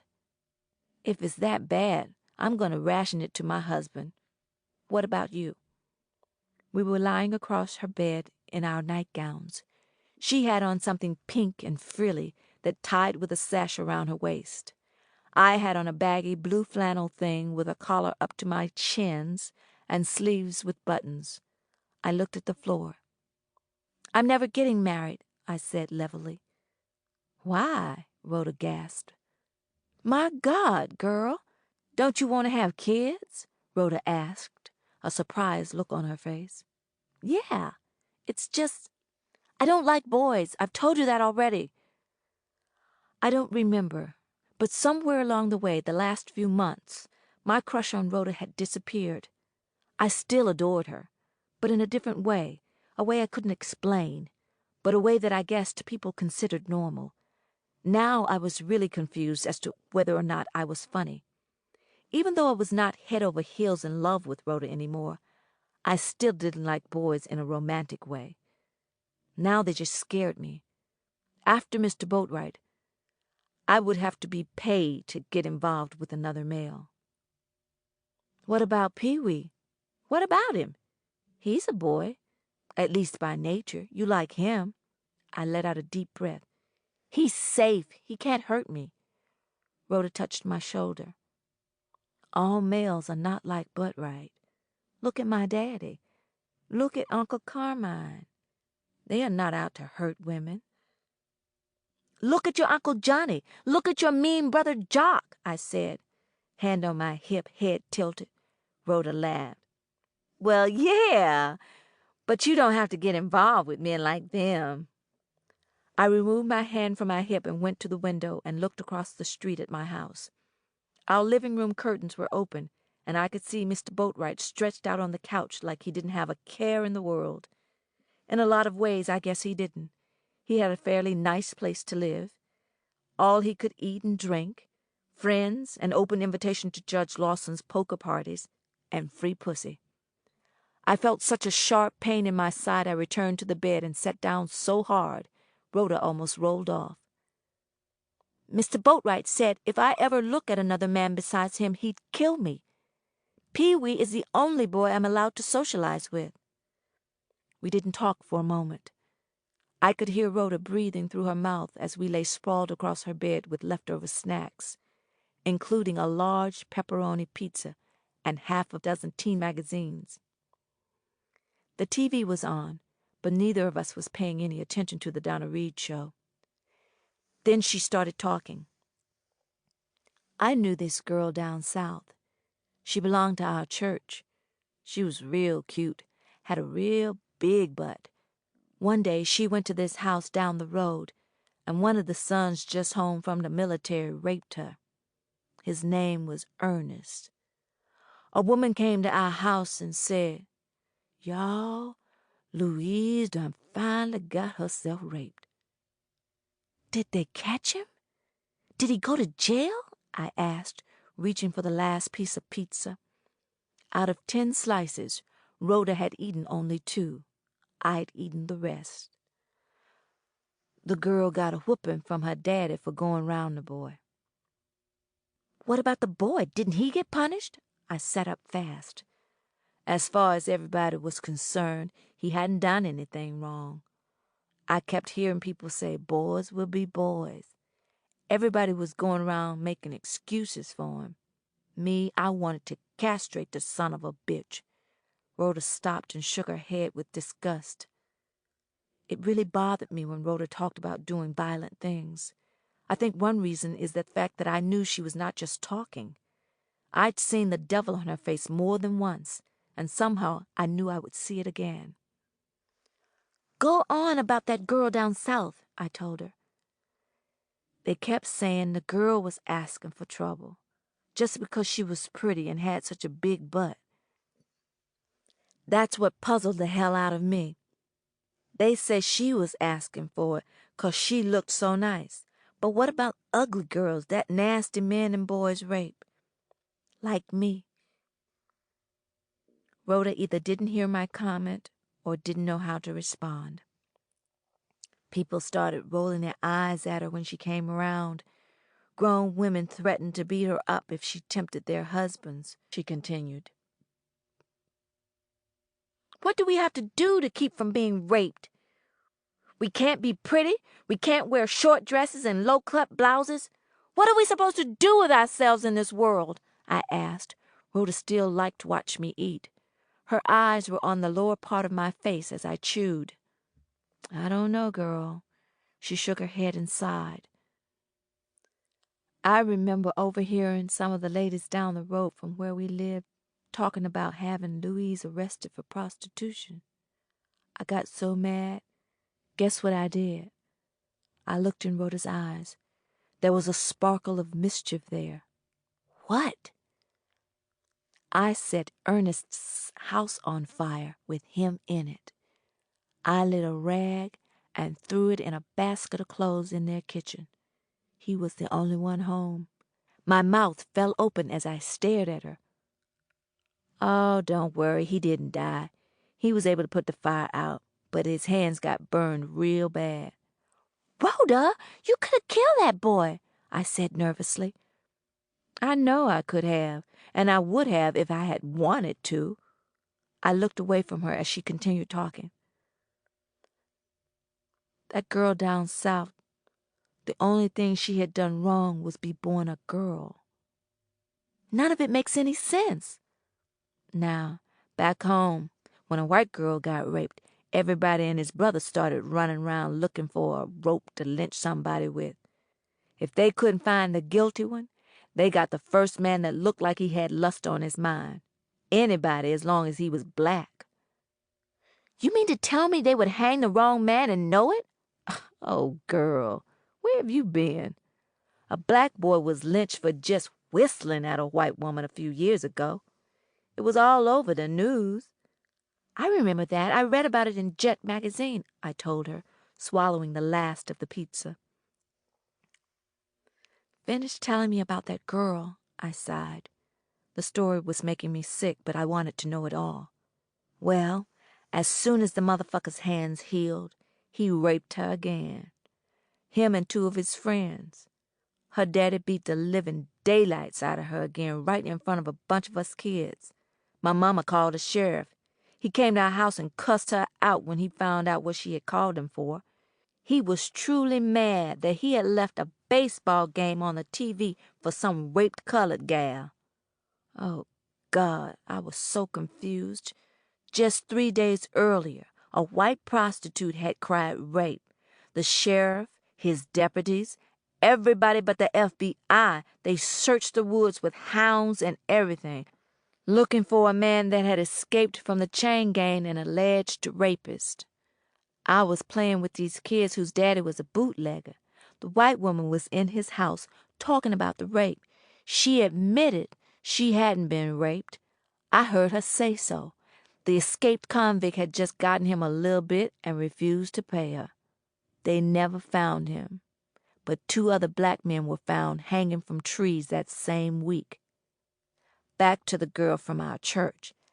After the boys finished with her, she was all bloody and her clothes were all torn up and everything. Again, she was the only one that got a whooping. What happened to the girl after that? She walked into Mobile Bay. And she never came out. She left a suicide note saying that she didn't want to live in a world that treated its black women the way she had been treated. Every now and then I feel the same way, suicidal, I said sadly. But I don't have the kind of nerve that must take, I admitted. And I don't think I could do that to my mama. Rhoda gave me a hard look, as if she was trying to imagine my pain. Is getting raped really that bad? Rhoda gasped. It is to me. I used to trust people. I used to like everybody. I don't anymore. One time, this boy, a boy 3 grades behind me and half my size, felt on my butt when the cafeteria was crowded. I peed on myself when I should have kicked his ass, I growled. Rhoda was stunned. She had never seen me this angry before. A boy did that to me one day at the movies, Rhoda told me, with an evil look on her face I'd seen before. What did you do? Jock was with me. I didn't have to do anything. It took 4 people to get Jock off that boy. That was 2 years ago, and he's still walking with a limp. Mr. Boatwright is real old, and he can't have that many years left. All those pills can't keep him going forever. He could die tomorrow, I said seriously. Rhoda nodded and told me in a strange and hollow voice, he sure could. Chapter 22. It was our first day as sophomores at Richland High, the town's only high school, when we saw Otis O'Toole for the first time. Pee-wee, Rhoda, and I were sitting on the big gray school's front lawn comparing our schedules when this tall, dark boy, wearing white pants and a black shirt, strutted by. Hello. He had the cutest accent and was attractive with a head full of the blackest, curliest hair I'd ever seen on a black person. He was about the same shade of dark brown as Rhoda and me, and he was muscle-bound like Jock. He had a narrow face and slanted, jet-black eyes, almost like an Oriental. Did y'all see that? Rhoda gasped. She stood up and shaded her eyes to see him better. The boy glanced over his shoulder at Rhoda and smiled, but he kept strutting and bobbing his head. When he nodded at me, still smiling, I gave him a blank stare and was tempted to give him the finger. What? That old boy with that long mule face? I said nastily. I hated for Rhoda to pay attention to boys, unless it was some boy on television or in one of our movie magazines. Her words hurt me like a knife. I actually felt a sharp pain in the middle of my chest. I couldn't wait to get home to my bedroom where I could have myself a good cry. That was not just a boy. That was a walking dream. He ought to be served on a platter, Rhoda exclaimed. She belonged to me. I had never seen her behave this way over a boy before, and I sure as hell didn't like it. My heart started beating real fast. The last thing I wanted to share her with was some funky-tailed boy. Where would that leave me? I was horrified when she threw the strange boy a kiss. The only reason I didn't say what was on my mind was because Pee-wee was with us. It hurt, but I had to keep my feelings and thoughts to myself. "Isn't he cute?" Rhoda squealed, looking at me and grinning like a fool. I guess," I managed, looking around the schoolyard, admiring the nice new outfits some of the other girls had on. I had on a gray flannel jumper with a black sweater underneath. Rhoda had on a blue silk dress, and Miss Rachel had permed her hair the Saturday before. As painful as it was to think about, I knew that someday she would go her way and I would go mine. She wanted to get married and have a family. I wasn't sure what I wanted to do with my life after Mr. Boatwright. When people asked me about my plans for the future, I told them I planned to go to Hollywood and become an entertainer. I got a lot of surprised looks and looks of disbelief, but people stopped asking me after a while, so I didn't care. "That new boy lives in that green house on the corner of 4th Street across from Antonisanti's," Pee-wee informed us. 4th Street was just a few blocks from our street. The boy's family had to be well off to be able to afford the neighborhood. "He just moved here from Florida. His folks come from one of them islands, like we need more black folks in America to be getting fucked over. His mama wears tight clothes. I seen his daddy sneaking into Scary Mary's whorehouse already, just last night, and they'd just been here a week." "He's skinny," I said harshly, like somebody with a disease. "I bet it's syphilis," Pee-wee said eagerly. "Or cancer," I suggested. Rhoda ignored our comments. I was concerned that I was beginning to behave like some of the other gossip mongers we knew. "Well, I'm going to marry him and have his babies," she announced. I almost lost the double helping of grits I'd eaten for breakfast. The very next day, while on the bus sitting next to Mr. Boatwright on our way home from the slaughterhouse, I saw Rhoda walking down Young Street with that beast, and I had to admit to myself, They looked like they were made for one another. They made such a striking couple. People turned to stare at them. A few days later, I was in a stall in the girls' room, and I overheard some jealous girls, ugly ones at that, grumbling about Rhoda and how she had pussy-whipped Otis before any of them had a chance to. I met him the following day. He was also a sophomore, so we ate lunch when he did. When I walked into the cafeteria and saw him sitting next to Rhoda, grinning like he'd won a blue ribbon, I wanted to cut his tongue out. As soon as I sat down across from them, I started rolling my eyes at Otis and belching on purpose. I had to admit, he was polite and very friendly, and he was liked by everybody but me. "What's he really like?" I asked on the way to school one day, hoping she would tell me Otis was not her type after all. Rhoda had been dating the Jamaican for 2 weeks. One Saturday I called her house 4 times and was told that she was out. I found out later that she had spent the entire day with Otis. They had gone swimming at Suntan Acres, the Mount Palette to see the latest beach party movie, eaten dinner at Antonisanti's, and according to Pee-wee, they spent 3 hours in the Princeton Motel, 1 block from the church we all attended, doing the unspeakable. Pee-wee told me Caleb told him. A woman Caleb kept company with worked as a maid at the motel, and she had told Caleb. "They got a lot of nerve fucking that close to the church," Pee-wee said right after he had told me. "He's got a few rough edges, but I can smooth them out by the time we're old enough to get married," Rhoda said thoughtfully. "And guess what? He's been to Paris and the Bahamas, too." "Who cares?" I snapped. "You don't like him, do you?" She sounded sad and serious. "No." "Why not?" "Because he's a boy, and he's going to ruin everything for me, just like Mr. Boatwright." Rhoda sighed and touched my shoulder and shook her head. "No, he's not.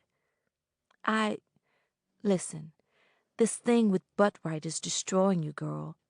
If you won't expose him, maybe we should find you a good therapist to see you through it." I bristled. "A therapist? Me? I'm not the one that's crazy. Mr. Boatwright's the one that needs mental help. Let's change the subject. That Jamaican, you're serious about marrying him?" Rhoda took her hand off my shoulder and gave me a look of pity. I was spoiled and selfish where she was concerned, but it was her fault. She had me believing I was finally somebody important. The thought of the one thing I feared the most, a male taking her from me, made me crazy. I didn't want to know what she was really thinking about me now. I couldn't risk making her mad enough to sever our relationship. "Well, who wouldn't be? He's cute, he's smart, and his folks are well off. They run an orange grove in Florida. That's what he's going to do after graduation, go back to Florida and run the family farm with his grandfather. He really likes you. He asks about you all the time. He thought maybe we could all go out together sometime." "Why?" I gasped, my heart fluttering. I refused to let her see my face. I couldn't hide my disgust. I looked toward the street and started counting cars. "You're my best friend, and I've told him all about you." I looked at her fast and hard. "I hope you didn't tell him about me and Mr. Boatwright." "Heck no. I promised I would never tell anybody about that, and I won't." "I don't think I want to go out with him." "What kind of fun do you expect to have with him breathing down our necks?" I said, shaking my head and giving Rhoda the most serious look I could. "Oh, come on. He wants us to go to the drive-in movies. Him and me and you and Jock." Horrified, I stopped in my tracks. "Jock? What's wrong with you, girl?" I roared. I had never raised my voice to Rhoda until then. "You must be out of your mind. Next to Mr. Boatwright, Jock is the meanest, nastiest male alive. I wouldn't be caught dead in a car at a drive-in movie at night with Jock." I noticed people in passing cars looking at me. I lowered my voice and wiped sweat from my face. Rhoda's face was a mask of incredulity. Boatwright wouldn't have to know. I won't tell anybody, she said tiredly with great sadness in her voice. It's not just Mr. Boatwright. You of all people know I hate boys, especially Jock. Him with his tattoos and nasty ways and beer and gang friends. He sasses grown people. He passes gas in church just to be funny. He cusses. I cuss. Pee-wee cusses. I've even heard you cuss. You and me cussing is different. We only do it when we get provoked. Pee-wee, well, he's not a real boy anyway, so he doesn't count. Let's change the subject. What do you want to talk about? Anything but boys, I replied. Chapter 23. The first time I went to the movies with Rhoda and Otis, I felt uncomfortable, but not as uncomfortable as they looked. Otis kept clearing his throat, and Rhoda kept shifting her body in her seat. We occupied a back row at the Mount Pilot Theater, watching a Hell's Angels movie. I hated biker movies so much, I didn't even know the name of the one we were watching. I was with Otis and Rhoda because I believed that my presence was important to maintain the relationship I had with her. It was not long before they stopped inviting me to go out with them, but that didn't matter. I just invited myself. Otis was nice to me at all times, no matter how much my presence annoyed him. When he didn't think I was looking, out of the corner of my eye, I saw looks of exasperation on his face. His parents gave him plenty of spending money, and he spent as much of it on me as he spent on Rhoda. It was then 1967, and Vietnam was a household word. Jock was threatening to join the army. The Nelsons, especially Rhoda and Mrs. Nelson, were horrified. 3 boys from Richland had already died in that war. Uncle Johnny was the only one who supported Jock's plan. "The military makes men out of boys," Jock announced with an exaggerated salute one evening in the Nelsons' kitchen in front of Rhoda, me, and Uncle Johnny. "Yeah, look at me," Uncle Johnny hollered, raising his fist. Rhoda had told me that Uncle Johnny had been dishonorably discharged from the army for sexually harassing Wax on several occasions, then punching an officer in the nose when he confronted him. For the past few weeks, Jock had been trying to teach Rhoda how to drive. She was having a hard time learning, and it drove him crazy. She told me, "Oh, I can get the hang of it if I wanted to. I'm just fucking up so that Jock will be around longer, at least until that damn war is over. It would kill my dear if he did end up in Vietnam and something happened to him." Each time after Jock and Rhoda returned from the Pine Street Cemetery, where he took her to practice, she called me up. "I almost hit a tree. I almost knocked over a headstone, and I backed into a truck on the way home," she complained to me one Saturday evening. Otis and Uncle Johnny, who had his license, didn't want to be bothered trying to teach Rhoda how to drive.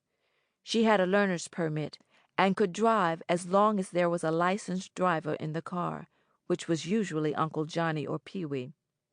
One Saturday, a few days before Labor Day, she invited me to join her for lunch. I got in the front seat of the Ford with her, and Uncle Johnny got in the back. "Where are we going?" I asked. Rhoda was treating me, and I was hoping she would say we were going to Antonisanti's or one of the other nice restaurants.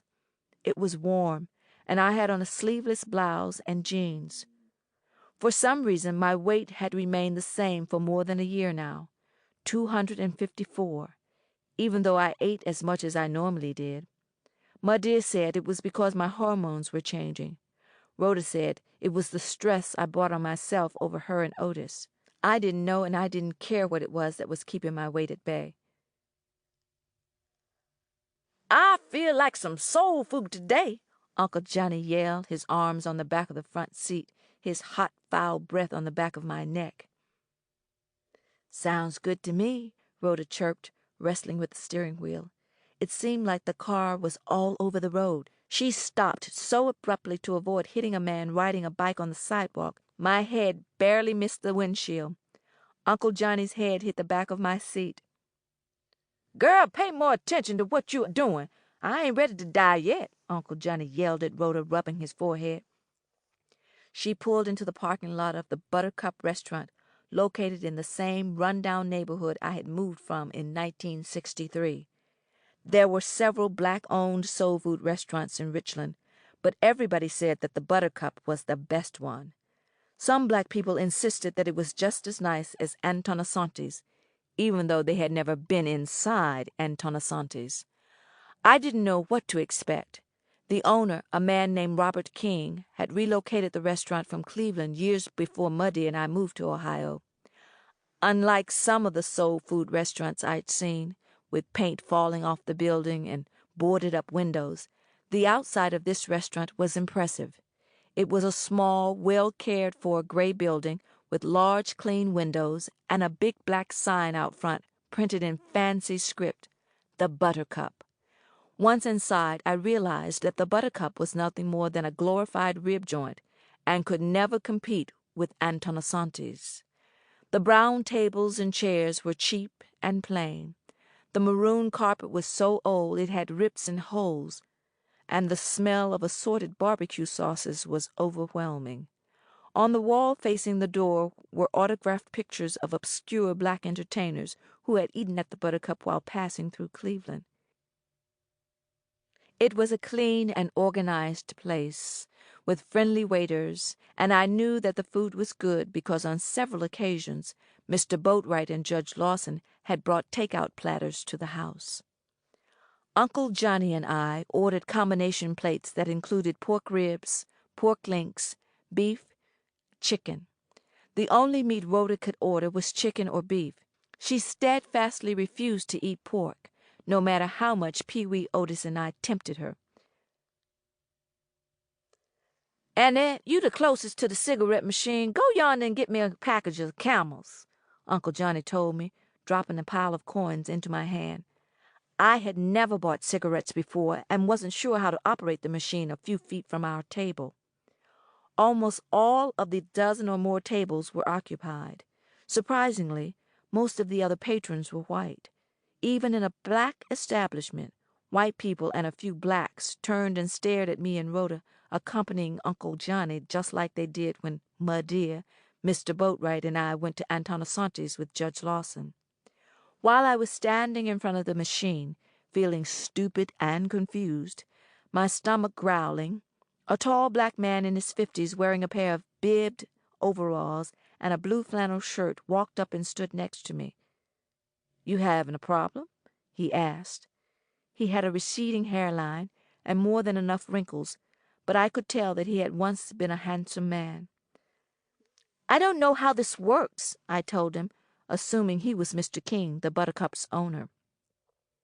"What do you want?" the man asked, taking some of the coins out of my hand. "A package of Camels," I replied. I watched him simply insert enough money and push a button under a picture of the Camel cigarette package in the display. The cigarettes popped out right away. "Thank you, sir," I smiled, backing away. He nodded and proceeded to select his choice. When I got back to the table, Rhoda and Uncle Johnny were staring at the man with cold, hard, trance-like looks on their faces. They didn't even notice when I placed the Camels in front of Uncle Johnny on the table. They were looking at the man at the cigarette machine. "Y'all know him?" I asked, dying to get my hands on my four-way combination plate. When neither of them spoke, I waved my hand in front of Rhoda's face. "Wake up!" Their eyes followed the man out the door. "Who is that?" I wanted to know. Just then, the waiter rolled a tray over to our table that contained our orders. "Let's get the hell out of here," Uncle Johnny said, rising. "Why? We haven't eaten," I cried, talking to Rhoda's uncle, my eyes on the food the waiter had just set in front of me. "That son of a bitch," Rhoda seethed. The startled waiter almost dropped her plate.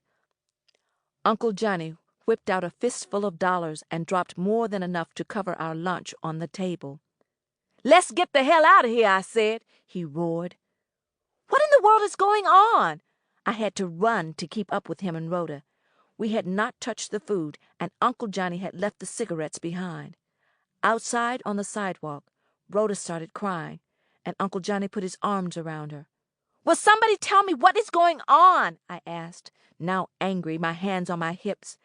The same man they had been glaring at, who never even acknowledged Rhoda and Uncle Johnny, climbed into a white van at a parking meter, a few meters ahead of the Ford. There were some fishing poles sticking out of his back window. "That's the man who killed my brother," Rhoda sobbed, wiping her face with a handkerchief Uncle Johnny had handed to her. "Oh," I mumbled.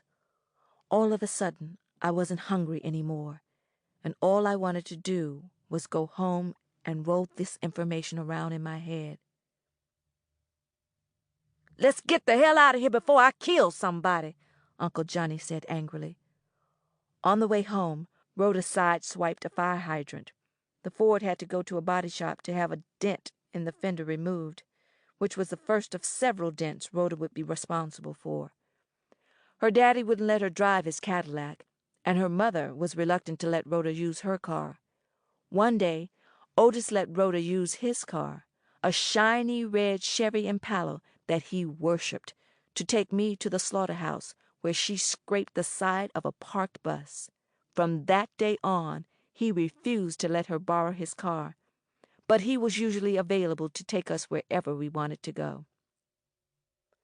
"There's nothing I like better than seeing a girl enjoy herself," Otis informed me. I shared the front seat of his Chevy at the drive-in movies with him and Rhoda one Saturday night, a week after the incident at the Buttercup. Rhoda, seeing the man responsible for her brother's death, had upset her greatly. She was depressed for the next couple of weeks. Part of the excuse I used to continue going on dates with her and Otis was so I could be there to soothe her in a way only another female could. I could not help the fact that I was jealous of Rhoda's relationship with Otis, and I did feel bad about it, but I still followed them around every chance I got. It had taken me years to find Rhoda, and I was not about to let a boy take her away from me without a fight. I even encouraged Pee-wee to dig up gossip on Otis so we could tell her. He didn't know that he was part of my plan to hijack Rhoda. "He must be living a clean life, goddammit. I can't find out nothing juicy on that goddamn boy for us to talk about," Pee-wee reported angrily after trying for weeks. "Damn," was all I could say. I followed Otis and Rhoda to the movies another Saturday afternoon. Because Otis's car was being repainted after Rhoda's accident with the bus, they had taken the bus. I'd taken a cab with money I'd earned from going to the food bucket for Scary Mary, and arrived at the Mount Pilot Theater 10 minutes ahead of them. A week after that, I was in the kitchen peeling potatoes to make French fries. I'd only been home from school about 10 minutes. Right in the middle of peeling the potatoes, I remembered that Mud Deer had left money for me to pick up some stew meat from the food bucket. Shit! Before I could make up my mind what to do about the forgotten stew meat, somebody knocked on the kitchen door. It was Jock, grinning like he'd just won the lottery. "What do you want?" I was surprised, nervous, frightened, and suspicious. He had never come to our house before. "Can I come in?" he asked. I looked over my shoulder. Mr. Boatwright was taking a nap on the living room couch. Mud Deer was still at work. I let Jock in, and he followed me to the counter. I didn't take my eyes off of him. "What is it?" I snapped, trying to appear more annoyed than I really was. "I could see you from outside through the window." "Peeping in our windows? That's just like a man, you nasty buzzard." I was annoyed, but not as angry with him as I wanted him to believe I was. He threw up his hands. He had on a black leather jacket, and I could smell beer on his breath. Just being alone with him made me feel faint. "I wasn't peeping. Your curtain is wide open. That's what I really came here for, to tell you that. One of them sex maniacs coming out of Scary Mary's could peep in, see you, and bust down the door." I closed the curtain and turned to face Jock with my arms folded. I had on a thin, green cotton nightgown I had picked up at a yard sale. Because it was so old, and I had washed it one time too many in water that was too hot, it had shrunk a lot and was now too tight and too short. I didn't like the way he was looking me up and down at all. Okay, I said with a strong, impatient voice. The curtain is closed. One other thing, he continued, his finger poised in the air. You like Marlon Brando? Why? He shrugged and scratched the back of his neck. I heard how much you like movies. I was wondering if you would like to go with me to see Brando's new... Before I knew it, I held the butcher knife in front of his face. Ah! He yelled. His hands went up in the air again, and he started to back away. What's wrong with you, boy? What the... Jock's mouth dropped open, and his eyes got so wide I thought they would roll out of his head. I never expected somebody as tough as Jock to look as scared as he did at this moment, especially with me. He gasped and turned around so fast he fell. He left the house running at an incredible speed. My heart was beating and sweat appeared on my face within seconds. I started to cry. The thought of going out with a regular boy made me sick. That was real nice. Mr. Boatwright entered the kitchen, clapping his hands, his housecoat dragging the floor. I thought you were asleep. I dropped the knife and folded my arms, then wiped my eyes and nose with the sleeve of my gown and took a deep breath. It had been over a month since my last sexual encounter with him. He had come to my room while I was still asleep that morning and was on top of me before I could wake up good enough to put up a fight. You thought wrong. He walked over to me and ran his hand along the side of my face. Then he kissed me on the lips. Chapter 24.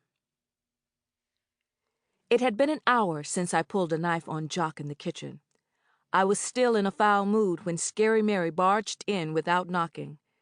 With her was a tall, reddish-brown-skinned girl with curly brown, shoulder-length hair, a crooked smile, and the strangest-looking eyes I'd ever seen.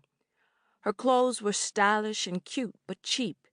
Scary Mary's 17-year-old foster daughter couldn't have arrived at a worse time. Y'all, this is Florence Bell, my gal, Scary Mary said proudly, brushing the girl's hair off her face. Florence, this here is Annette and Brother Boatwright. Now you better mind Brother Boatwright just like you would me. Don't sass him and do everything he tell you to do. Do you hear me? Yes, ma'am, the girl said in a low voice. I could tell from the look on her face she didn't like hearing that. Johnny just left my place. I told this girl here to call him Uncle Johnny, like all the rest of the young'uns round here do, Scary Mary said, looking at me. It makes him feel good. Mr. Boatwright was on one end of the couch with a can of Stroh's beer in his hand and a scowl on his face that had increasingly become the demeanor he presented. I was on the other end wringing my sweaty hands because I had just argued with him long and hard enough for him to lose interest in fucking me a second time that night. Hi, I managed, barely opening my mouth. I was too flustered to offer the girl a smile. I noticed Scary Mary's eyebrow rise, and she gave me an exasperated look. God sure is good, Mr. Boatwright stated, bobbing his head, jumping up from the couch. He strolled over to the girl and hugged her so hard she frowned. I just sat there glaring at him. You 'bout our gal's age, ain't you? I'll be 18 in November, Florence smiled shyly. Then she looked at me, just sitting there like I was paralyzed. I hope we can be friends. Me too, I muttered, still unable to smile. My peculiar behavior puzzled Scary Mary. Annette, you all right? You constipated? She asked with concern. She was looking at me so hard I could feel it. I'm going to spoon her a dose of castor oil before she go to bed, Mr. Boatwright croaked. I bet it's all them crunch bars she gobble up that busy Rhoda be cooking up all the time. I am not constipated, I insisted, rising. I'm just a little tired. If she spent less time running amok, she wouldn't be so tired.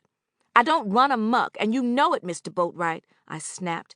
I had never behaved so badly in front of a stranger before, and I was ashamed of myself. I gave Florence a pleading look, and she nodded knowingly. "Now that's the very thing I done just warned you about," Scary Mary told Florence, shaking her finger in Florence's face. "Don't you never sass Brother Boatwright like this gal just done. Annette, shame on you for showing out in front of my gal here first time you meet her. I feel like a fraud after all the brags I done on you to Florence." "I'm sorry." I finally smiled. I looked at Florence again. For a brief moment our eyes locked. A sad look appeared on her face. "Where are you from, Florence?" "She from Cleveland, but she been shuffled all over the state, one home after another. Lord, when I think about all the abuse this girl done endured with them foster daddies, I go crazy. One thing about it, ain't no man gonna molest this girl long as she living in my house," Scary Mary exclaimed, raising her fist over her head and shaking it. "I'll put something on him a doctor can't take off." I looked at Florence again. There was a faint smile on her face, but her eyes were staring at the floor. "Oh, we one big family round here. I'm going to do all I can to make Florence feel right at home," Mr. Boatwright grinned, bobbing that head again. "Excuse me," I mumbled. Florence, it was nice meeting you." I rushed to my room before any of them could say anything else. As soon as I got there, I regretted being back in it so soon. My bed was still messed up from my latest romp with Mr. Boatwright. The sheet was damp, and grease from his hair was all over my pillow. I changed the bedding, then crawled into bed, canceling my plan to eat dinner with Judge Lawson and Madea at the kitchen table, like I planned to do. Oddly, I dreamed about Florence and what Scary Mary had said about her foster daddies abusing her. I felt bad about the way I had acted toward her. I made a promise to myself that I would get to know her as soon as I could. The more I thought about it, the more I decided it was important for me to hear about her abuse and how she had handled it. Scary Mary was surprised to see me at her front door early the next morning. "What the hell you doing banging on my door this time of morning, girl?" she hollered, then yawned in my face. She was in her housecoat, a yellow silk one like one I'd seen Rhoda's mother wear. "I don't allow nobody but our tricks to be coming here this early." "Well, I just came by to see if Florence wanted to walk to school with me and Rhoda," I babbled. Out of the corner of my eye, I spotted a white man in a gray business suit walking fast toward Scary Mary's house. "My gal done already got her diploma. She's smart," Scary Mary announced proudly. "Oh, she graduated already?" "If you had kept your tail downstairs last night, you'd know that." I moved so the man could get in the door. Scary Mary smiled at him, slapped him on the back, and motioned him down a hallway. Over her shoulder, I noticed a half-naked woman grab the man as soon as he got close enough. Then Florence appeared. She was fully dressed, but also had on an apron. She had that same strange look in her eyes that I had noticed the night before. She stumbled a few times walking toward the door. "Hi, Florence," I smiled broadly. "I was going to invite you to walk to school with me and my best friend Rhoda, but Scary Mary just told me that you've already graduated." "Yes, I studied at home," Florence told me gently. I was impressed because she spoke so properly. She was not ugly or fat, but she wasn't really pretty either. I guess she was about as average as a girl could be. She just seemed unusually reserved for a girl of 17. She looked young, but she seemed a lot older. "Oh, well, maybe you can go to the movies with me and Rhoda sometime," I told her. "This girl don't go to no movies," Scary Mary snapped. "I'd like to, but I'm legally blind. I wouldn't enjoy a movie much," Florence said softly. "Blind? Oh." I felt so awkward. I never would have guessed it. That explained the strange look in her eyes. "Well, I better be going so I won't be late. I started backing off the porch. I bumped into another man, this one a black man in a black suit, rushing toward Scary Mary's house with a grin on his face. "Maybe you can come over and listen to records sometime," Florence hollered. "Okay," I replied. I let out a groan and trotted across the yard that led to the back of our house. Mr. Boatwright was peeping out our kitchen window, so I didn't go back in. Instead, I went to pick up Rhoda. "You're late," Rhoda complained. She was already on her front porch fussing with the ribbons in her hair. "Scary Mary's foster daughter arrived last night. I went to Scary Mary's house to see if the girl wanted to walk to school with us this morning." "Oh, forget it." Rhoda laughed as we headed down the street. "Scary Mary brought her to our house last night, too." I glanced over my shoulder toward my house. Just as I suspected, Mr. Boatwright was peeping out the front window now. "Well, did you like her? She seems nice." I was in a lousy mood when I met her because Mr. Boatwright had just jumped me again. I was rude to the girl when I met her. That's why I went to Scary Mary's this morning. "Yeah, she seems okay, but not the kind of girl I want hanging around me." "Why not?" I gasped, looking at Rhoda with wide eyes. "What's wrong with her?" "The girl's half blind. I don't have time to be dragging around with a handicapped girl. I don't have that kind of patience. I'd go crazy." I was surprised at Rhoda. In some ways, I felt handicapped, but she had patience with me. "She'll just slow us down," Rhoda added. "Let Scary Mary dump her on Pee-wee. Then maybe he won't crowd us so much anymore." "Okay," I mumbled. I didn't want to jeopardize my relationship with Rhoda. I couldn't afford to lose her, especially for an abused, orphaned, legally blind girl.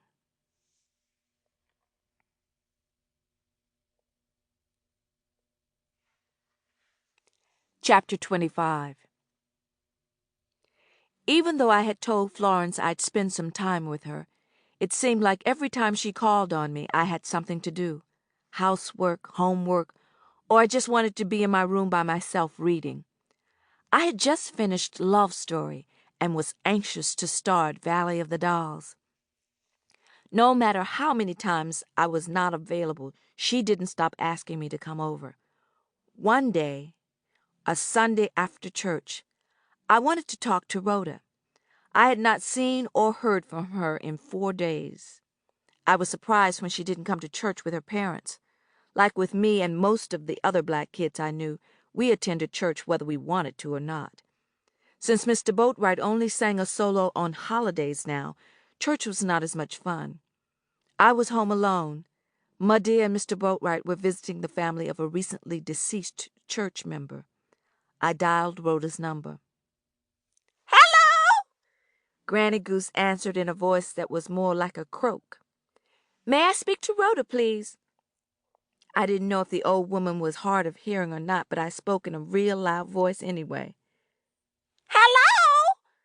she shouted again. "May I speak to Rhoda, please?" I yelled louder. She slammed the phone down so hard in my ear I heard ringing for the next 5 minutes. I called Pee-wee's house next, and Caleb told me he was at the shopping center. Out of sheer boredom, I invited Florence over. "You get around real good for a blind girl," I told her. She had pushed my hand away when I attempted to lead her to my room. Once we got there, she sat on the bed.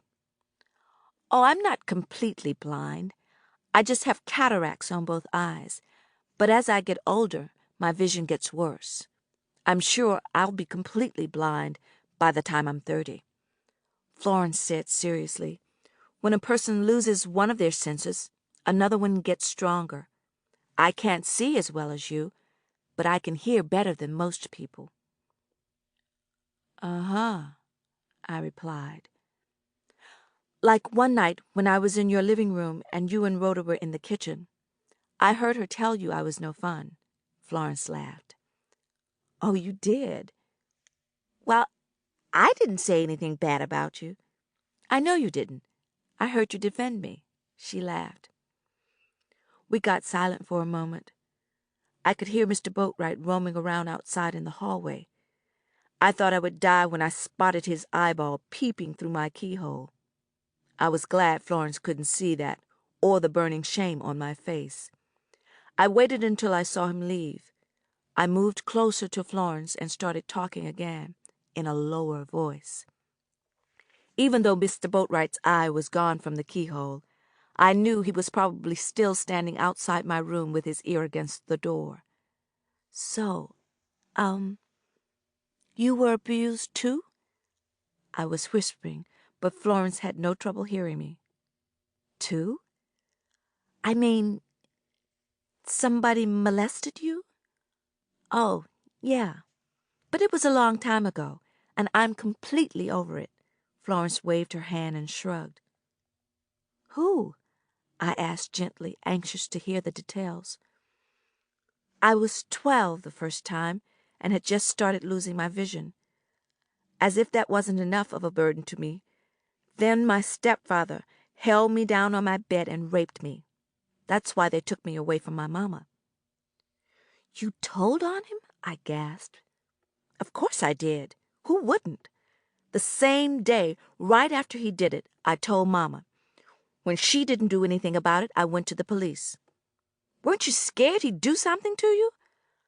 I know he must have threatened you. They usually do. I bet they do. Oh, he threatened me, all right. He said if I told on him, he would kill me. Ha! As soon as I got my panties back on, I went to my mama's work and told her. She said we couldn't afford to lose a good man like Harry. We needed his paycheck, and she needed his attention. She just told me to make out like it never happened. He cried like a baby when she casually mentioned it to him. That son of a bitch stood there in front of me and claimed because he'd been drunk, he didn't remember doing it and asked me to prove it was him that took my cherry and not some boy I was probably sneaking around with. At that time, I had about as much interest in a boy as I had in a goat. Damn, I muttered. Mama told me if I brought it up again, I'd get a whooping. That same night is when I went to the police. A doctor examined me. A shrink talked to me, and the next thing I knew, I was on my way to my first foster home. And what was that like? Florence let out a great sigh before responding. Like jumping from a frying pan into a fire, she groaned. A month after I got to that first foster home, my foster father raped me. There were 3 other girls in the house that he had already raped. None of them had told at that point, but I sure did. They took all of us girls out of that home, and that son of a bitch went to jail. My next foster father was all over me a week after I moved in with him and his wife. I was all right for the next few years. My last foster father was an honorable, decent man. Then he and his wife died in a car crash. Now I'm with Scary Mary. Florence let out her breath so hard I saw her chest rise higher than it should have. Do you hate men now? No, why should I? I can't give up on the rest of the male population because of something 3 of them did to me. I loved my last foster father, and I'll never forget him. But aren't you mad like raped girls must be? Florence shook her head and smiled. Life is too short. I don't want to waste any more energy thinking about what happened to me. It's a done deal. I've moved on with my life, and I want to enjoy what's left of it.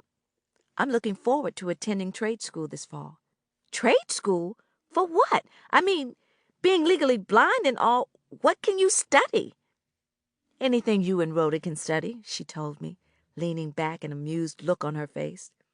The only difference is I'll have to work harder, and I will have to learn by using alternative methods, like Braille. I was disappointed when Florence excused herself. Scary Mary called to remind her she had to give Mott a bath. After she left, Mr. Boatwright knocked on my door so hard it shook. It was locked, and I didn't let him in. When Ma Dear got home, I went back to the living room. Rhoda and Pee-wee had just arrived. Rhoda was scowling and already sprawled across the couch next to my dear. Mr. Boatwright was on the love seat, also scowling and fanning his face with the TV guide. Pee-wee was sitting on the arm of the couch next to Rhoda. "Where have you been?" Rhoda pouted. "I thought you were coming to my house to help me give Granny Goose a bath." "Oh, she been upstairs, shut up in her room, boring that poor little old blind gal to death," Mr. Boatwright laughed. "That blind gal left here running like somebody ablaze." Mr. Boatwright hadn't said it, but I knew he didn't like Florence. He rolled his eyes at her when she came to the house, and he trashed her just as often as he did everybody else. "I've told you that blind girl is too much trouble to be getting too friendly with," Rhoda reminded me, waving her finger in my face. "Oh, you just jealous, Rhoda," Pee-wee teased. "Sister Good, can I have a bottle of pop?" My dear waved Pee-wee to the kitchen with a tired hand. I never would have thought Rhoda was jealous of my relationship with Florence if he hadn't brought it up. But it made sense. Even though she had Otis, I realized now that Rhoda needed me, but probably not as much as I needed her. Other than her boyfriend and Pee-wee, the other kids still didn't want to be her friend, which is the way it still was in my case. In almost every class I watched invitations to all the junior parties get passed around, and there was never one with my name on it. I often wondered what I would have done if I had not met Rhoda. I didn't waste too much time thinking about that because I would never know. I wanted to remind Rhoda that she was with her boyfriend all evening when I tried to reach her, but I didn't. I didn't want to make her any angrier with me than she already was. I liked Florence, but not enough to risk losing Rhoda. I decided then not to encourage Florence to incorporate herself into my life any more than she already was. "Do you still want me to come over and help you give Granny Goose a bath, Rhoda?" I asked, looking at my dear for approval. "Uncle Johnny's already done it. But you can come help me do it tomorrow," she answered, rising. I walked Rhoda to the porch. She looked over my shoulder back into the house first to make sure nobody could hear us talking. "Now, don't you let that blind girl ruin everything between us. Do you hear me?" Rhoda shook her finger in my face. She was grinning, but I knew she was serious. This was the first time since we had begun our friendship that another girl had entered our lives the way Florence had. "Nobody can come between us, Rhoda.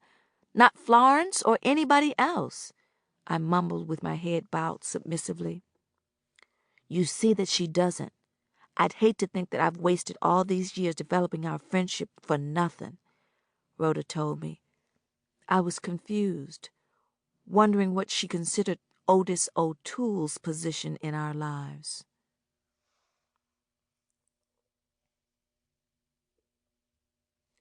Chapter 26.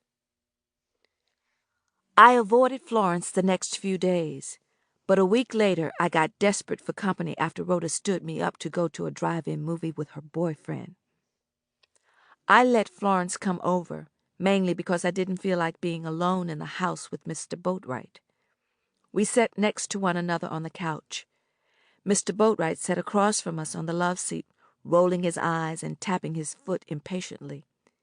He often used a rolled newspaper to swat flies. There were no flies in the room, but he had a newspaper in his hand that he kept hitting at the air with anyway. "I love Lizzie's old movies," Florence said thoughtfully, looking alongside the wall. "How did you know it was an Elizabeth Taylor movie? Can you see enough to tell?" "I can barely see the screen, but I know Liz's voice. I know most of my favorite actors' voices," Florence said proudly, her chest stuck out. "I like her movies, too. She's so beautiful," I said longingly. "No wonder so many men fall in love with her." "That hot box Jezebel movie star gonna get her comeuppance sooner or later. She ain't got no shame at all the way she be running amok all over Hollywood with other women's husbands. It's a wonder Debbie Reynolds didn't whoop the shit out of her for stealing Eddie Fisher. Mr. Boatwright said seriously. Nobody escaped his wrath, not even Liz Taylor. I ignored his comments. I can think of a lot of people who are going to get their comeuppance, Florence said seriously. The men who raped me are going to burn in hell. Mr. Boatwright gasped, and his eyes got big as he looked over at Florence. He opened his mouth, but nothing came out. Then he shook his head and started fanning his newspaper furiously. I hope they burn in hell, too, I mumbled. I cleared my throat and glanced at Mr. Boatwright. He was still staring at Florence. Suddenly he stopped fanning and snapped his head around to glare at me. Annette, can you go upstairs and roll my bed covers down? He bleated, rubbing his fake leg. Now? I asked. Now, he wheezed, rising. After I helped Mr. Boatwright to bed and returned to the living room, Florence told me, There's something about that old man I don't like. Something I can sense. What do you mean? I asked nervously. I moved a few inches away from her on the couch. I don't trust him, was all she said. I let it go at that. If I had been smarter, I would have confided in her then about me and Mr. Boatwright, but I didn't. I was just that afraid. I still couldn't believe that I had told Rhoda. He is ugly and mean, I muttered, looking from the newspaper he had left on the floor to the steps leading upstairs. Oh, I can't see him well enough to say if he's ugly or not, but he feels ugly. What about me? I asked. What about you? Most of the time when Florence looked at me, her head was turned to the side so that I'd be staring at her ear. Can you see me well enough to know whether or not I'm ugly? Oh, yes. You're a beautiful person, Annette. I can see it, and I can feel it. As soon as Florence stopped talking, I heard a car outside. I ran to the window just in time to see Rhoda kissing her boyfriend good night. You should go now. I have to tell Rhoda something real important, I blurted. I felt bad about giving Florence the brush off again, especially after what she had just said about me. Okay, Florence said, rising. She felt around the couch for her scarf. It had fallen to the floor, so I ran to get it for her. Tell Rhoda I said hi, Florence said on her way out. After she was gone, I immediately called up Rhoda. Mr. Boatwright's condom broke this evening, I blurted as soon as she answered the phone. All he said was, oops! Don't worry. Otis breaks condoms all the time, Rhoda sighed. Tonight he broke too. My mouth dropped open. You really have done it? Well, yes. Actually, Otis does most of the work. I just lie there and holler, Rhoda confided. The conversation was making me sick. And what if you get pregnant? I growled, clenching my fist. I don't care if I get pregnant by the man I'm going to marry, Rhoda replied casually. Well, it's late, I mumbled, thoroughly disappointed with Rhoda.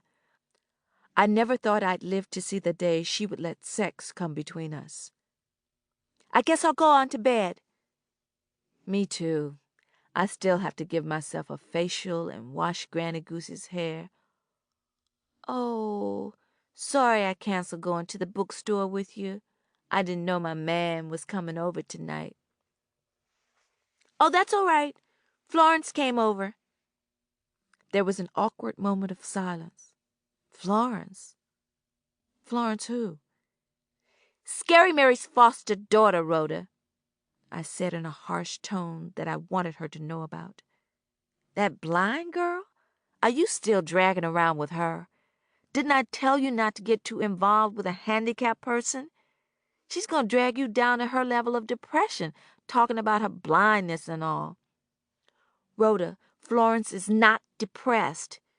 She's the most upbeat person I've ever met.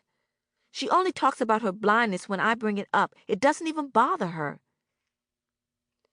She's the reason I had to wrestle Granny Goose into the bathtub by myself the other night. Because you were with her, you forgot to come to my house in time?" Rhoda let out a deep breath. Uncle Johnny, Rhoda, and her daddy took turns giving Granny Goose baths. Like a fool, I had volunteered to help Rhoda when it was her turn, and now she depended on me. It was a chore I regretted volunteering for immediately. The first time I'd helped her bathe Granny Goose, the old woman bit my hand. "What do you have in common with her?" "Rhoda, you stood me up tonight to be with Otis. The night I was supposed to help you bathe your grandmother, you took off with him too." "I asked what you had in common with that blind girl," she snarled. "That blind girl, she's been molested too by 3 different men." Rhoda's silence made me nervous. "Rhoda, you still there?" "Yeah." Her voice suddenly seemed weak and small. "I'm sorry to hear that." She sighed deeply. "That's all the more reason why you should avoid her. Don't tell me she won't depress you when you guys start comparing rape stories." Rhoda was right. When Florence told me her abuse history, it depressed me. "Did you tell her about Boatwright?" she asked in a whisper. "Not yet," I sighed, rubbing the side of my thigh. "I don't think you should, Annette."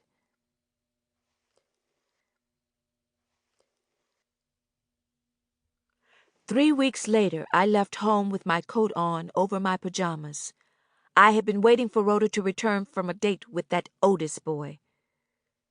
"You look like you seen the devil," Otis told me as I rushed into the Nelsons' living room, where he was all hugged up with Rhoda. "I feel like it, too," I mumbled, pulling Rhoda into the kitchen where Mr. Nelson was fixing tea for Mrs. Nelson, who was in bed with God knows what. "Girls, would you like some tea?" he asked. I shook my head. As Rhoda grabbed a cup, I stood back and looked her over. She was flushed. Her eyes were dilated, and her makeup was smudged. Her hair was matted, and there were still leaves in the back of her head, telling me that she and Otis had been rolling around on the ground. "I gotta talk to you," I whispered across the table. Mr. Nelson was standing over the stove with his back to us. "Annette, how is your mama and brother Boatwright?" Mr. Nelson asked. He sat down at the table and looked me up and down, and frowned when he saw the bottom of my pajamas hanging below my coat. They both are okay," I said impatiently. "Excuse me, Mr. Nelson, but I need to talk to Rhoda in private." He shrugged and started to rise. "Oh, no, don't leave." I held up my hand and smiled. "We can go to Rhoda's room." Rhoda looked over my shoulder at Otis and Jock entering the kitchen. Jock avoided me whenever I visited the Nelsons' house since the night I had pulled a knife on him in our kitchen. When he did look at me, it was just to roll his eyes. "Got anything strong to drink?" Otis asked. He didn't see Mr. Nelson right away. Rhoda tried to warn Otis by clearing her throat. Jock covered his mouth to keep from laughing. "There's plenty of strong cider in the refrigerator," Mr. Nelson said. "Jock," he turned to Jock and waved his hand, "pour this boy some cider." Rhoda pulled me out into the hallway leading upstairs. "What's up?" "I'll tell you in your room." I started to cry before we even got to the top of the stairs. Rhoda gasped, grabbed my arm, and pulled me to her room, where she quickly slammed the door shut. Before we could sit down on the bed, someone came banging on the door, then snatched it open before Rhoda could answer. It was the grandmother. She had wandered from her room next door, naked. "Oh, God!" Rhoda grabbed the old woman's wrist and pulled her into the room. She led the woman to her bed, where she snatched off her white Chanel spread and wrapped it around Granny Goose. "I can't find my clothes, Rhoda," the old woman whined. She ignored me completely. I think the dogs got 'em. Rhoda gave me an apologetic look and took her grandmother back to her room. I could hear the old woman fussing and cussing. Rhoda was yelling back at her. After about 5 minutes, I could hear the whole family in Granny Goose's room trying to subdue her. Rhoda was gone for 10 minutes. Bitch! Rhoda spat when she returned and joined me on the bed, rubbing her hand. She bit me. Poor old Granny Goose, I mumbled, shaking my head. Right after I said that, I heard Jock cry out in pain and cuss at the old woman. Rhoda started to laugh at Jock's outburst, but stopped after a few seconds. She turned to me. Why were you crying a while ago? She put her arm around me and smiled. I'm going to have a baby by Mr. Boatwright, I wailed.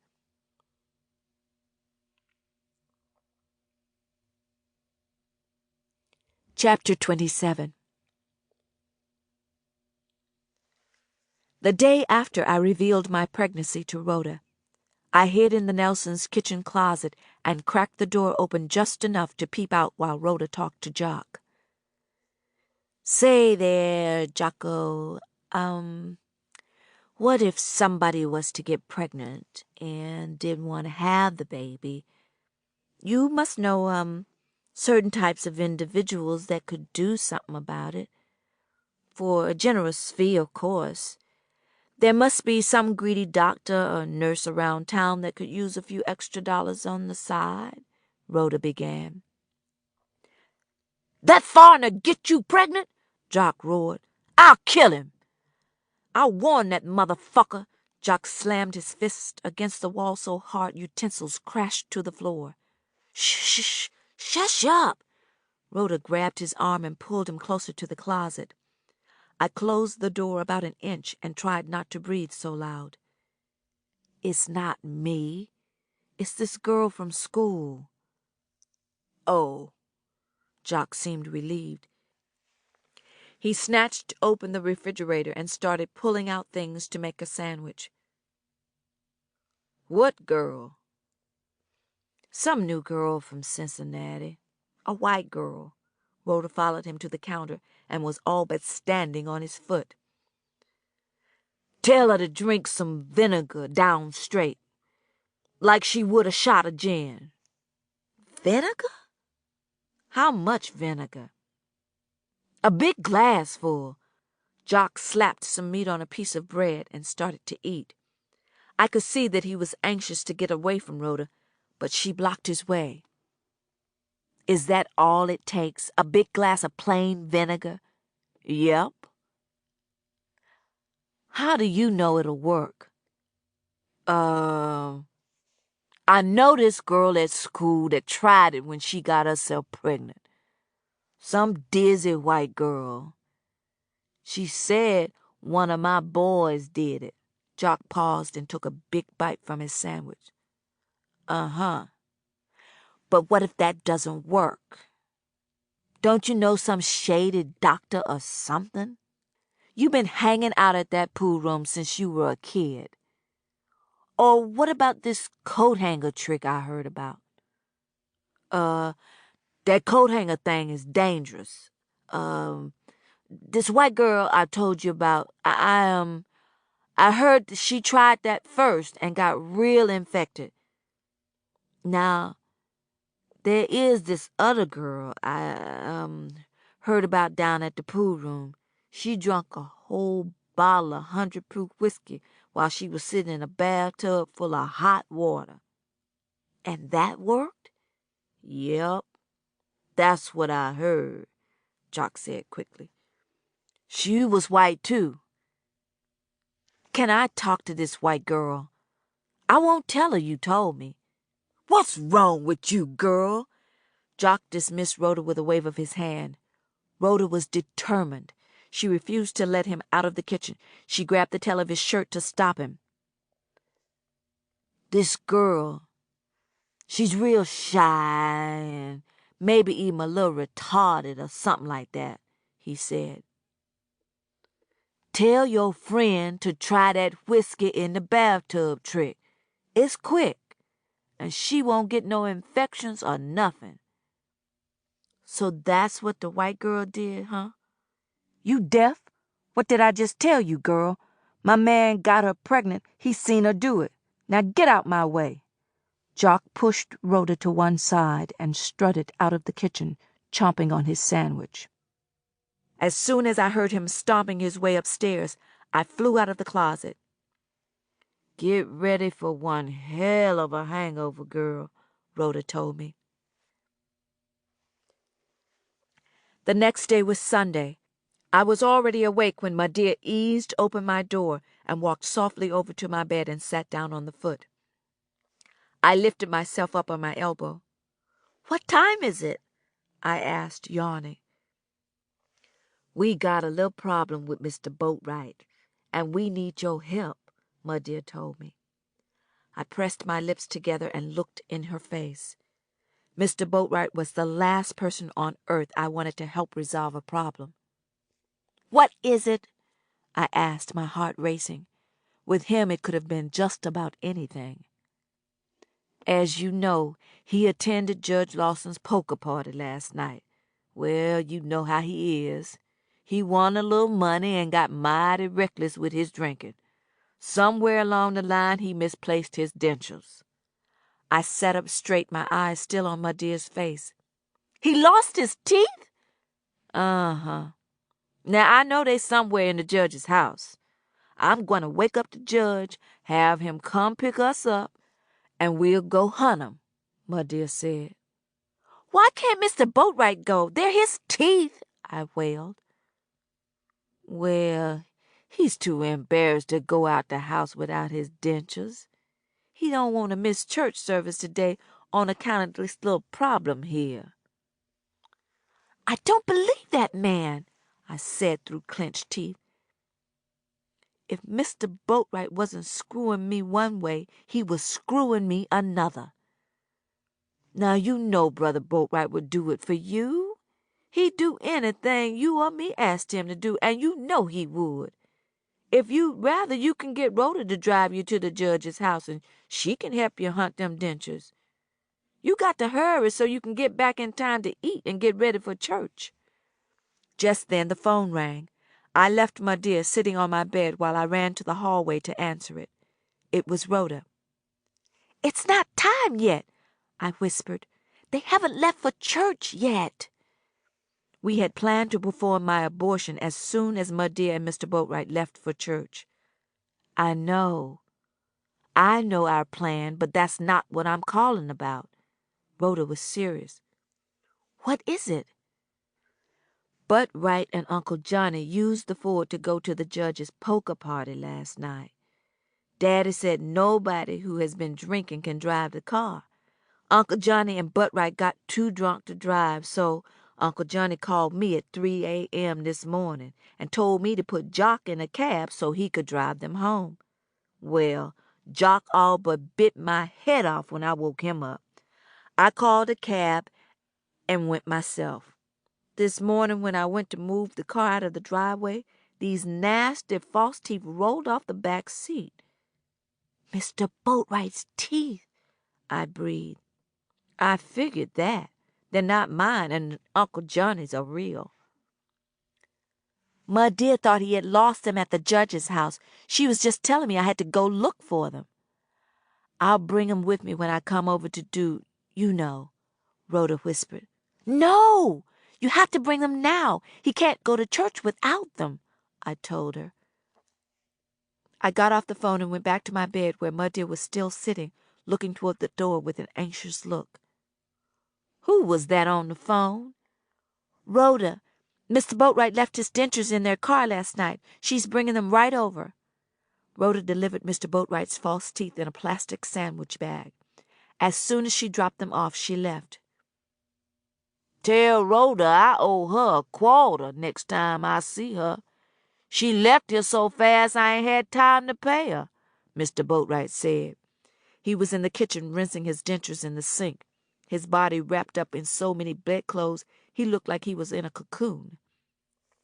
My dear had started preparing breakfast. "Thank God we didn't have to wake up the judge," she sighed, dropping a huge chunk of margarine into the simmering pan of grits. "Annette, you got plenty of time, but you should start figuring out what you want to wear to church." My dear sat down at the table with a groan. I'm not going to church today," I said, backing out of the door. My dear Mr. Boatwright gasped and looked at me at the same time. "You going to miss Brother Boatwright solo? Reverend Upshaw consented to let him do one on this Sabbath on account of one of them Hawkins boys getting baptized today," my dear told me. I got the cramps," I lied, placing both hands on my stomach. I stopped in the doorway, looking from him to her. "Cramps is the Lord's way of chastising you for something you shouldn't have done," my dear accused, popping a piece of crispy bacon into her mouth and looking at me out of the corner of her eye. "You ain't never had no cramps before in your life," Mr. Boatwright said in a loud voice, clamping his teeth together to secure them in place. His dreaded fleecy white suit looked stiff enough to stand up by itself. He had on a black tie that looked more like a baby's bib. "Well, I got 'em now," I yelled back. "Girl, don't you raise your voice to a grown man again on the Sabbath as long as you live on this planet," my dear warned. She looked good in the blue silk dress Judge Lawson had given to her for Mother's Day. "Brother Boatwright the only daddy you'll ever know. Ain't that right, Brother Boatwright?" "That's right," he said, grabbing a piece of bacon with one hand, hitching up his pants with the other. His suit coat was open, revealing a pair of plaid suspenders from Judge Lawson for Father's Day. "I'm going back to bed," I said impatiently. "And you better still be in that bed when we get back from church services," my dear warned. Mr. Boatwright didn't add anything, but he gave me a threatening look. Right after they left, the phone rang. "Hello, Annette? It's Florence. I was wondering if—" "I'm busy, Florence," I snapped.